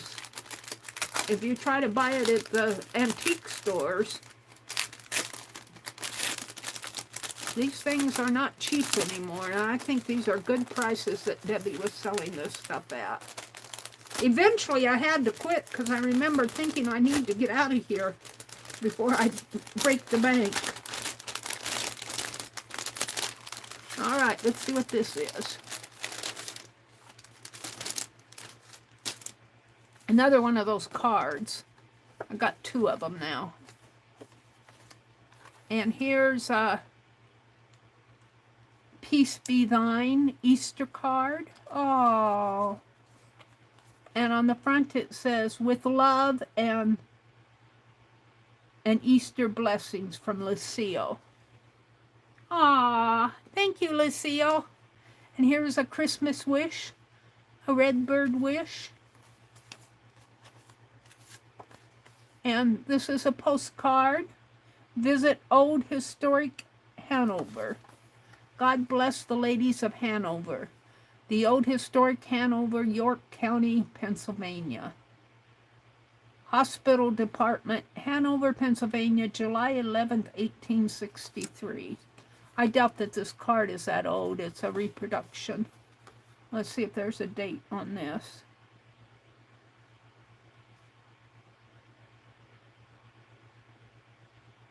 I don't see a date on that. Well, here it's 9/5/44, 1944. This is a vintage piece. See, this is stuff you would not want to glue down. I'm going to definitely have to get a book to put this stuff in. I love this picture. Isn't that the cool? Now, this would be something I could draw. Isn't that cool? I'm going to keep her out. Where am I going to put her? Right there. Here's another photograph. This is a little bit more later. Frida or Priscilla. One or the other. And here's some more check receipts. And this is the last package. Thank you so much, Deb. This has been so fun. I don't know how I'm going to get out of the room here. I'm surrounded by sewing stuff behind me.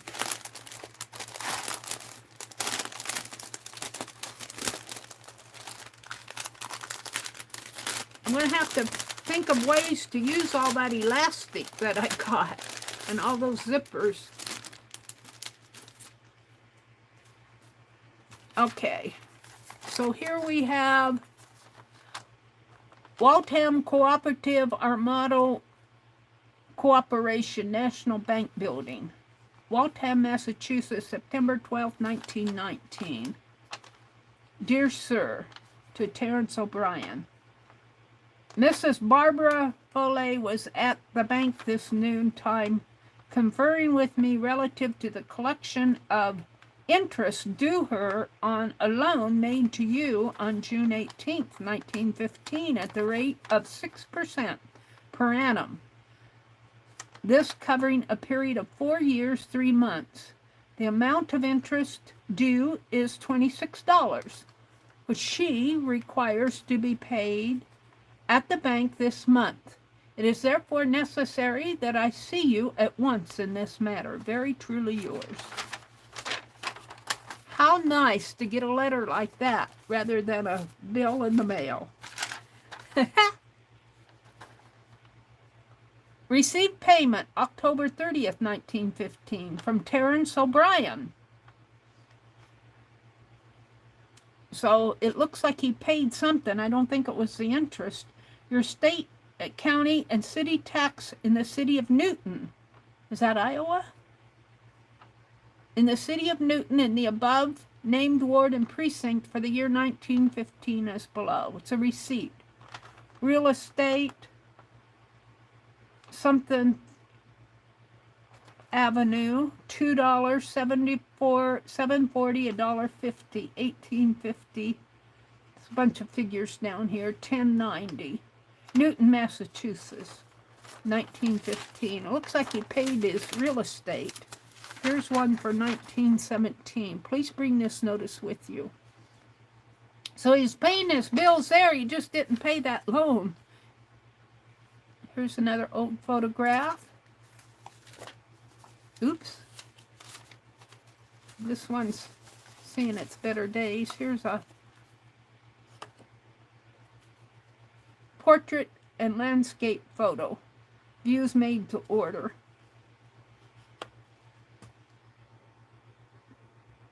The lady. Looks like it was cut out of a piece at one time. Albany Evening Journal, founded in 1830. Founded by Thurlow Weed in 1830. That doesn't mean this was 1830. Daily, $9 a year. Semi-weekly is $2 a year. Weekly is $1 a year. $1 a year. Agriculture weeklies. I'm looking for a date. Club rates for 1893. So this might be 1893. It's got a tie on it there. Oh, it is. It's an almanac for 1893. This would be something, too, that I would probably scan and share with the gals in my group, in my membership area. I'm going to put that with the other one. I could share a lot of this if you don't mind scans. Class of 1929, Wabash High School 60th anniversary. Committee members, Saturday, October 7th, 1989. Class of 1929. Looks like they're having a reunion, 60th anniversary. Committee members, Sunday, October 8th at the Wabash Days Inn. The brunch was at 10:30 a.m. The luncheon at 1. The evening was free. Registration at 12 noon. Invocation, a welcome, reports. The past, class recognition, snowball salute. The present and the future. And here's in memoriam. These must be the people who passed away. Benediction response, tune of Edelweiss. All right. So all of these are really treasures that I'm going to put, I think I'm going to get some page binders. And I've got some half-page binders for my tatting. But I want some full-page ones. I'm going to put all of these back in one of these, because they'll fit in one. And these I probably can use for journals.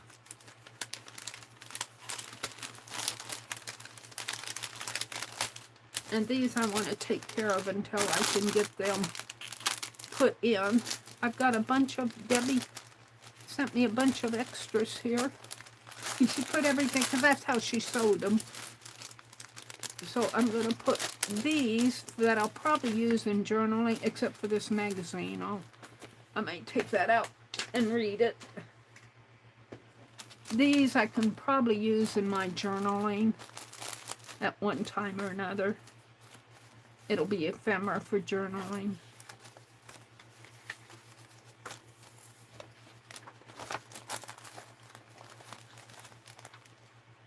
That could probably go in the other one.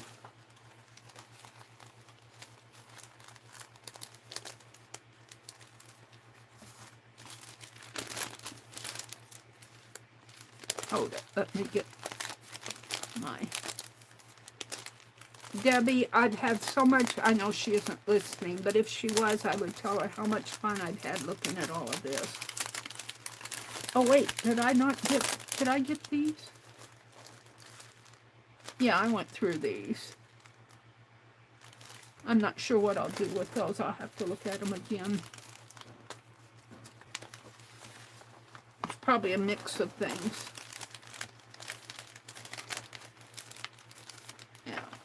I have trouble here. Let's put the little things in first.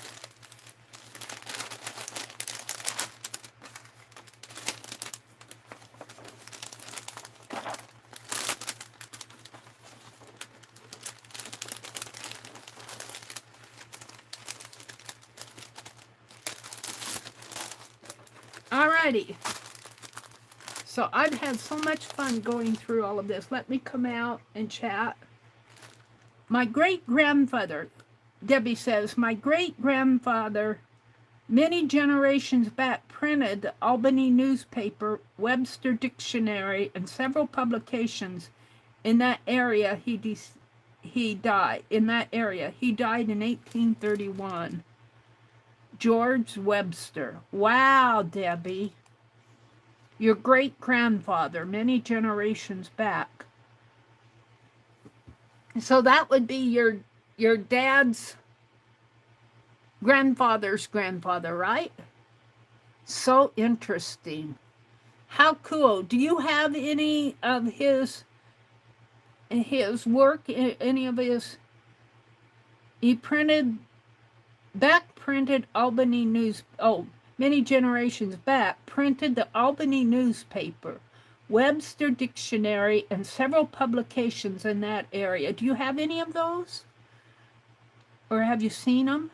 My mom's about 6th generation. Oh, on your mom's side, about 6 generations. Wow. Wow, how cool is that, Debbie? And it's even cool to know about it. You know, I can only, on my mom and dad's side, well, my mom's side, I can go back.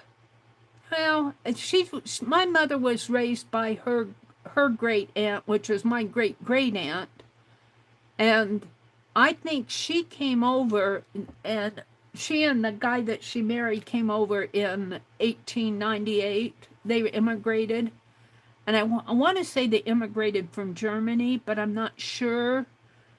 Yeah. And my mother was raised in a really large family, but I can't trace on either side of my family too far back.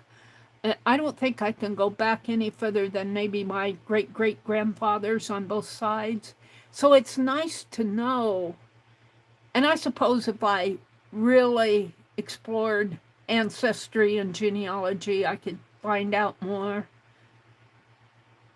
You have an old Webster dictionary. That's cool. Not that old, but old was creating a journal to hold info. Wow. Wow, that's cool. Allie Kay, I think, had to go to bed. Her wireless headphones ran out of juice. I guess that means it's time for bed. Well, I think she's headed off, and she probably can't hear me say goodnight. Someone didn't use their food stamps. Uh-oh. Either that or they were saving them and, you know, like, I'm going to save these. I'm going to save them for we might need them. You know how it goes. And oops, they didn't need them anymore. Jen says, what was in the tots? What was in the tots small if writing that I forgot to write it big enough to read? I'm not sure what Jen means. Whatever of that type of stuff I have is that incident put in books that I got from sales a long time ago. I have in totes. Oh, totes. In the other room. But which totes is in there is the question, because I wrote what was in the totes. Small writing, but I forgot to write it big enough to read. Oh, Jen. Sounds to me like you got to go exploring in some totes and write larger. What did Jacqueline say? She got her society-wide dip collector out, but nothing to put in it. Well, let me, Jen, Jacqueline, if you're listening, it's kind of late, but if you're listening, Jacqueline, you know, if I were you, and if I did a lot of eco-dyeing, I would put in some examples of my eco-dyeing and write down what I did to get that effect. I mean, you probably know, but this way you're documenting it. Like let's just say your avocado dyed papers. Just write down an avocado. This is how I achieved these papers, you know, and write down what you did to do your avocado dyeing. One thing I think K3N did in one of her journals, I think she documented which leaves. Now I'm talking out of memory here. I could be wrong, but she documented which leaves that she did her eco printing, which ones printed the best. Or maybe she was just talking about it, but I think that's what she did. I'd have to go look. But if I was Jacqueline, if I did all that eco dyeing, I would be saving off examples and how I arrived at them. And, you know, maybe some future things that you want to do wouldn't be another idea. Some future projects that you want to work on, you get an idea of something like, as an example, I think you've already done it, but didn't in one of Jacqueline's sales. I think it was Colleen, CKR, was that Colleen, who asked for eco-dyed folders and eco-dyed mini folders, you know? So things that you think of that you could dye, or yeah, everybody's idea journal, and Dee Dee's kind of touched on that. In fact, she'll be on tomorrow. You have to set up your categories according to things you enjoy. Like, I enjoy mind mapping a lot. Like, I could take something like this, or take something like that guy sitting at the desk, and mind map a story about those two men. And what are they talking about? What year is it? And I said, look at this window. They're in some sort of a big building, because there you could look through the window and see another part of the building over there. What office? Are they in an office building? Are they in the city hall? Are they in a school? I don't think they're in a school building. It looked like they were in a bank building. Or maybe they were in real estate. Maybe they were insurance agents. Who were they? What was their occupation? Was this guy a secretary and that guy the boss? You know? And see, I love doing that. I love the mind mapping. I love stories. I would have a category for stories. In fact, I didn't even get to my mind mapping. I want to make tabs for my journal. Another thing I would have that you probably may or may not have would be a chapter on slow stitching. What projects am I working on? That might be a good one for Jacqueline. What projects are you working on? What types of journals are you making? What types of things do you think would make good sale items? Just make a list of questions. What things sell well? What things didn't sell well? You know, I would even, Jacqueline comes up with all these really cute terms for, she came up with a term for when she sewed those scrap papers together. And I'm going to have to ask her what it was. Is she still here? Oh, she's still here. You are listening. Do you have to work tomorrow? What is this? Is tomorrow's Monday? Jacqueline, do you have to work tomorrow? You got to plan out your computer for the year too. Yeah, you could even put a little calendar in there. I'm going to put a calendar in my journal. And it doesn't mean, I'm going to leave them blank. It doesn't mean that I have to fill out what I did every day. But I might have, January's gone. But I could list some things I bought in January. But, you know, go back and look at my YouTube videos. What video did I do on what day? And kind of fill in the blanks. Some things that happened in January. For February, I could say, okay, on February 2nd, I sketched Sean Connery and Elvis Presley, 1st and 2nd of February. I could make a list of that. A list of famous people. Like, you guys gave me a whole bunch of ideas. I'm going to go through and pick out some of those people to sketch in February. A shit booklet. What does that stand for? SHIT booklet. What does that stand for? It stands for something that is not smelly.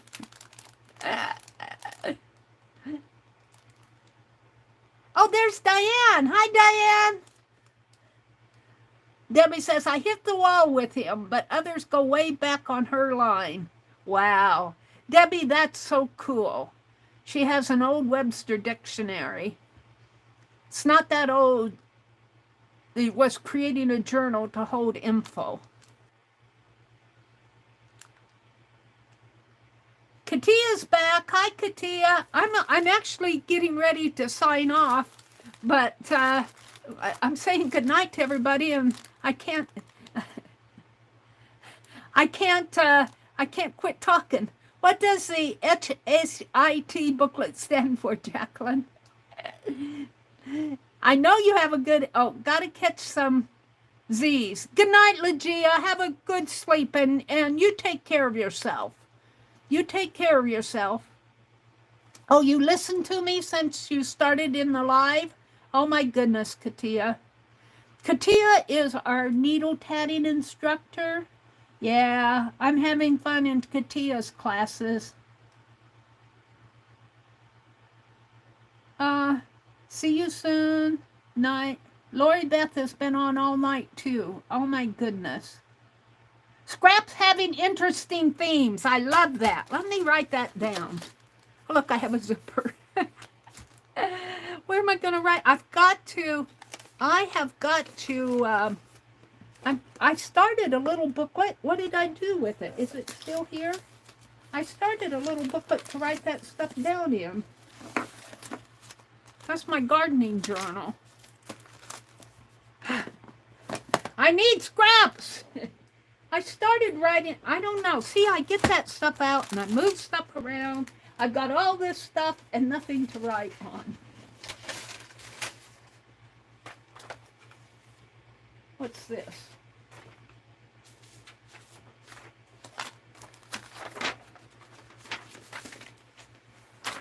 Scraps having interesting themes. I love that you're doing that. Let me reach for a pen. This looks like a paper I was writing on. Looks like a part of a book that I tore. Valentine percent 27 days. I don't know what that is all about. We'll put the periods there. Scraps having interesting themes. I love that you're doing that. So that's the type of stuff you should put in your Society of Idea Collector. When you get brainstorms like this, scraps having interesting themes. And I'm going to put this in my, when I find it, I have another book of little sayings like this somewhere. Probably on this cart over here somewhere. All right. Where's my phone? What did I do with my phone? I put it over here?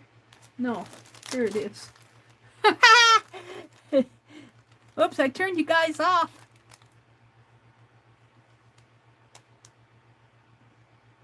You have a million of those silly ideas. Well, write them down. Write them down. Number 1, 2, 3, from 1 to 1,000,000, and start writing them in.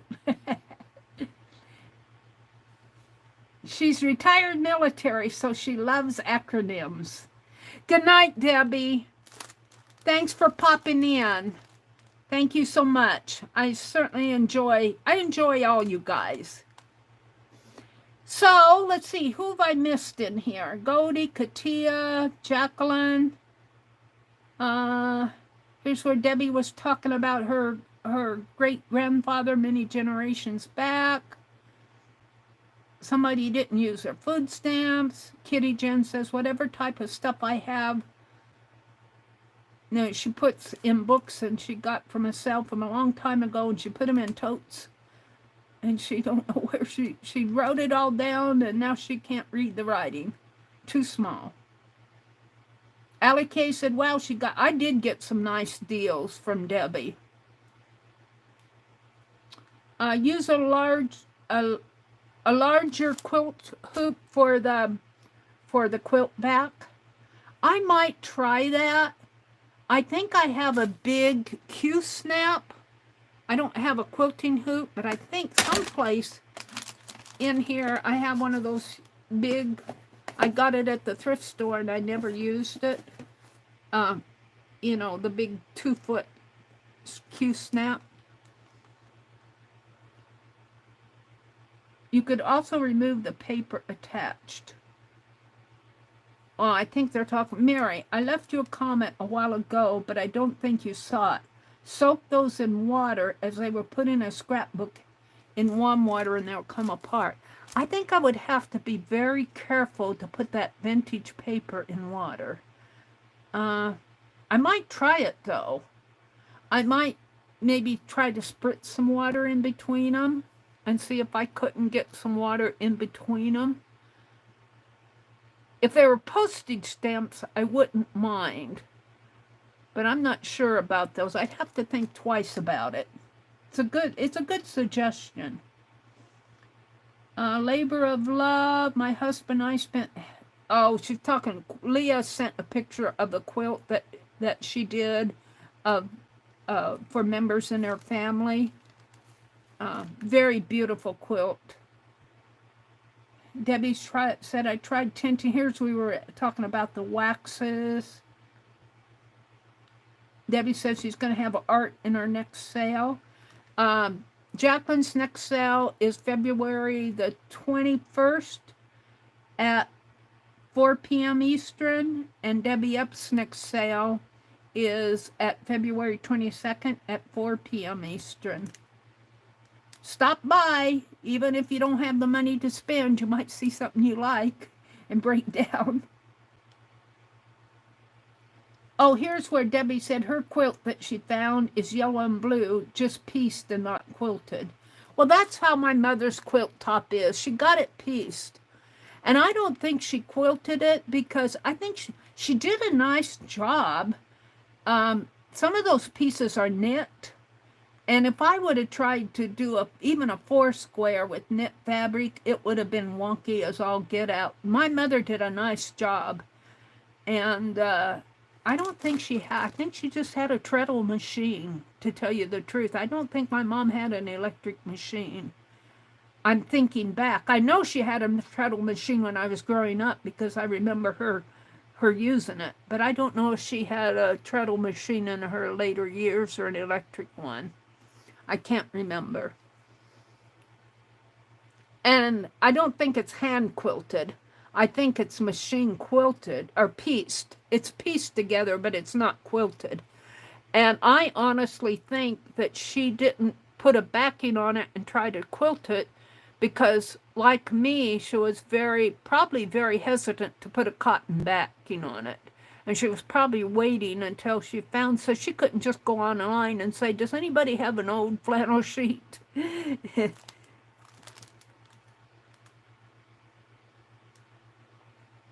Let's see. We were talking about waxes, prayers for Godie. Godie is going to have surgery. Let's see if I can find it.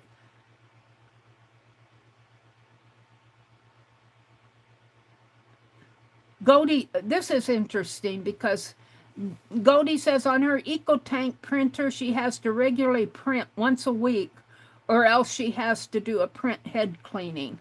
I think that I would agree with you. I think that that's the problem I'm having. But I was trying to find out what Godie's going to have surgery. And I can't, she's going to have surgery when? I lost it. It doesn't go up any further. So keep Godie in your prayers. I'm going to say goodnight, you guys. It is 11:30 here. Let me go down to the bottom and see. Anyone here have a CPAP machine that they use? Question mark. On the 18th. What kind of a surgery is it, Goldie? So we can keep you in our prayers on the 18th of February. And does anybody have a CPAP machine that they use? Question mark.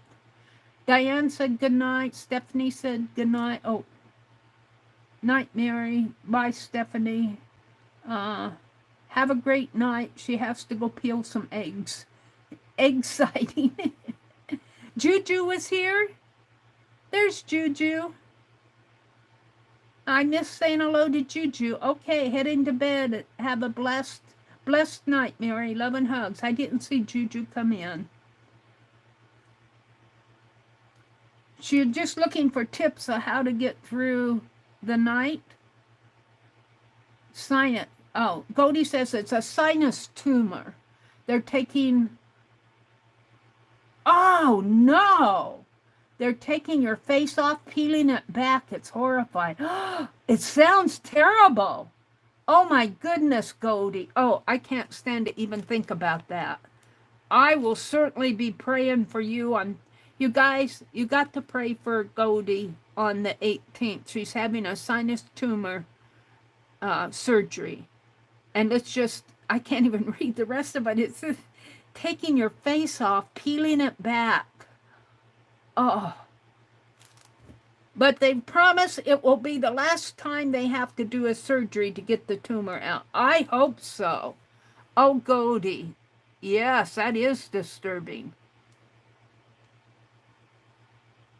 And Jacqueline says they'll get it. I'm sure of it. Well, you will certainly be in our prayers, Goldie. That just, but you know, honestly, what a miracle that we have. We have doctors who can do things that they wouldn't dream of doing 100 years ago. Or, well, they might dream of it, but they wouldn't accomplish it. You know, we can be very thankful for the blessings that we have, the skills of our doctors. And I mean, it's not perfect out there, and there's certainly a lot of advances that probably still need to be made. But who would think about doing that type of surgery 100 years ago?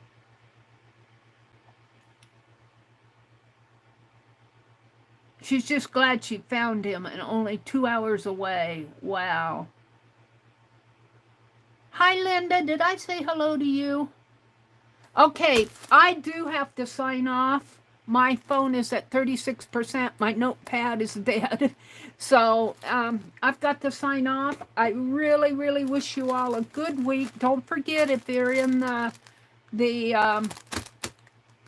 Fibdiggity Creators Group, we're meeting tomorrow at 7:30. Don't worry if you don't have anything done. Just come anyway and watch or listen and chat. I'll try not to stay on ultra late tomorrow night. I want to keep them at a reasonable hour because it's Monday. So thank you guys. Have a great week. Bye.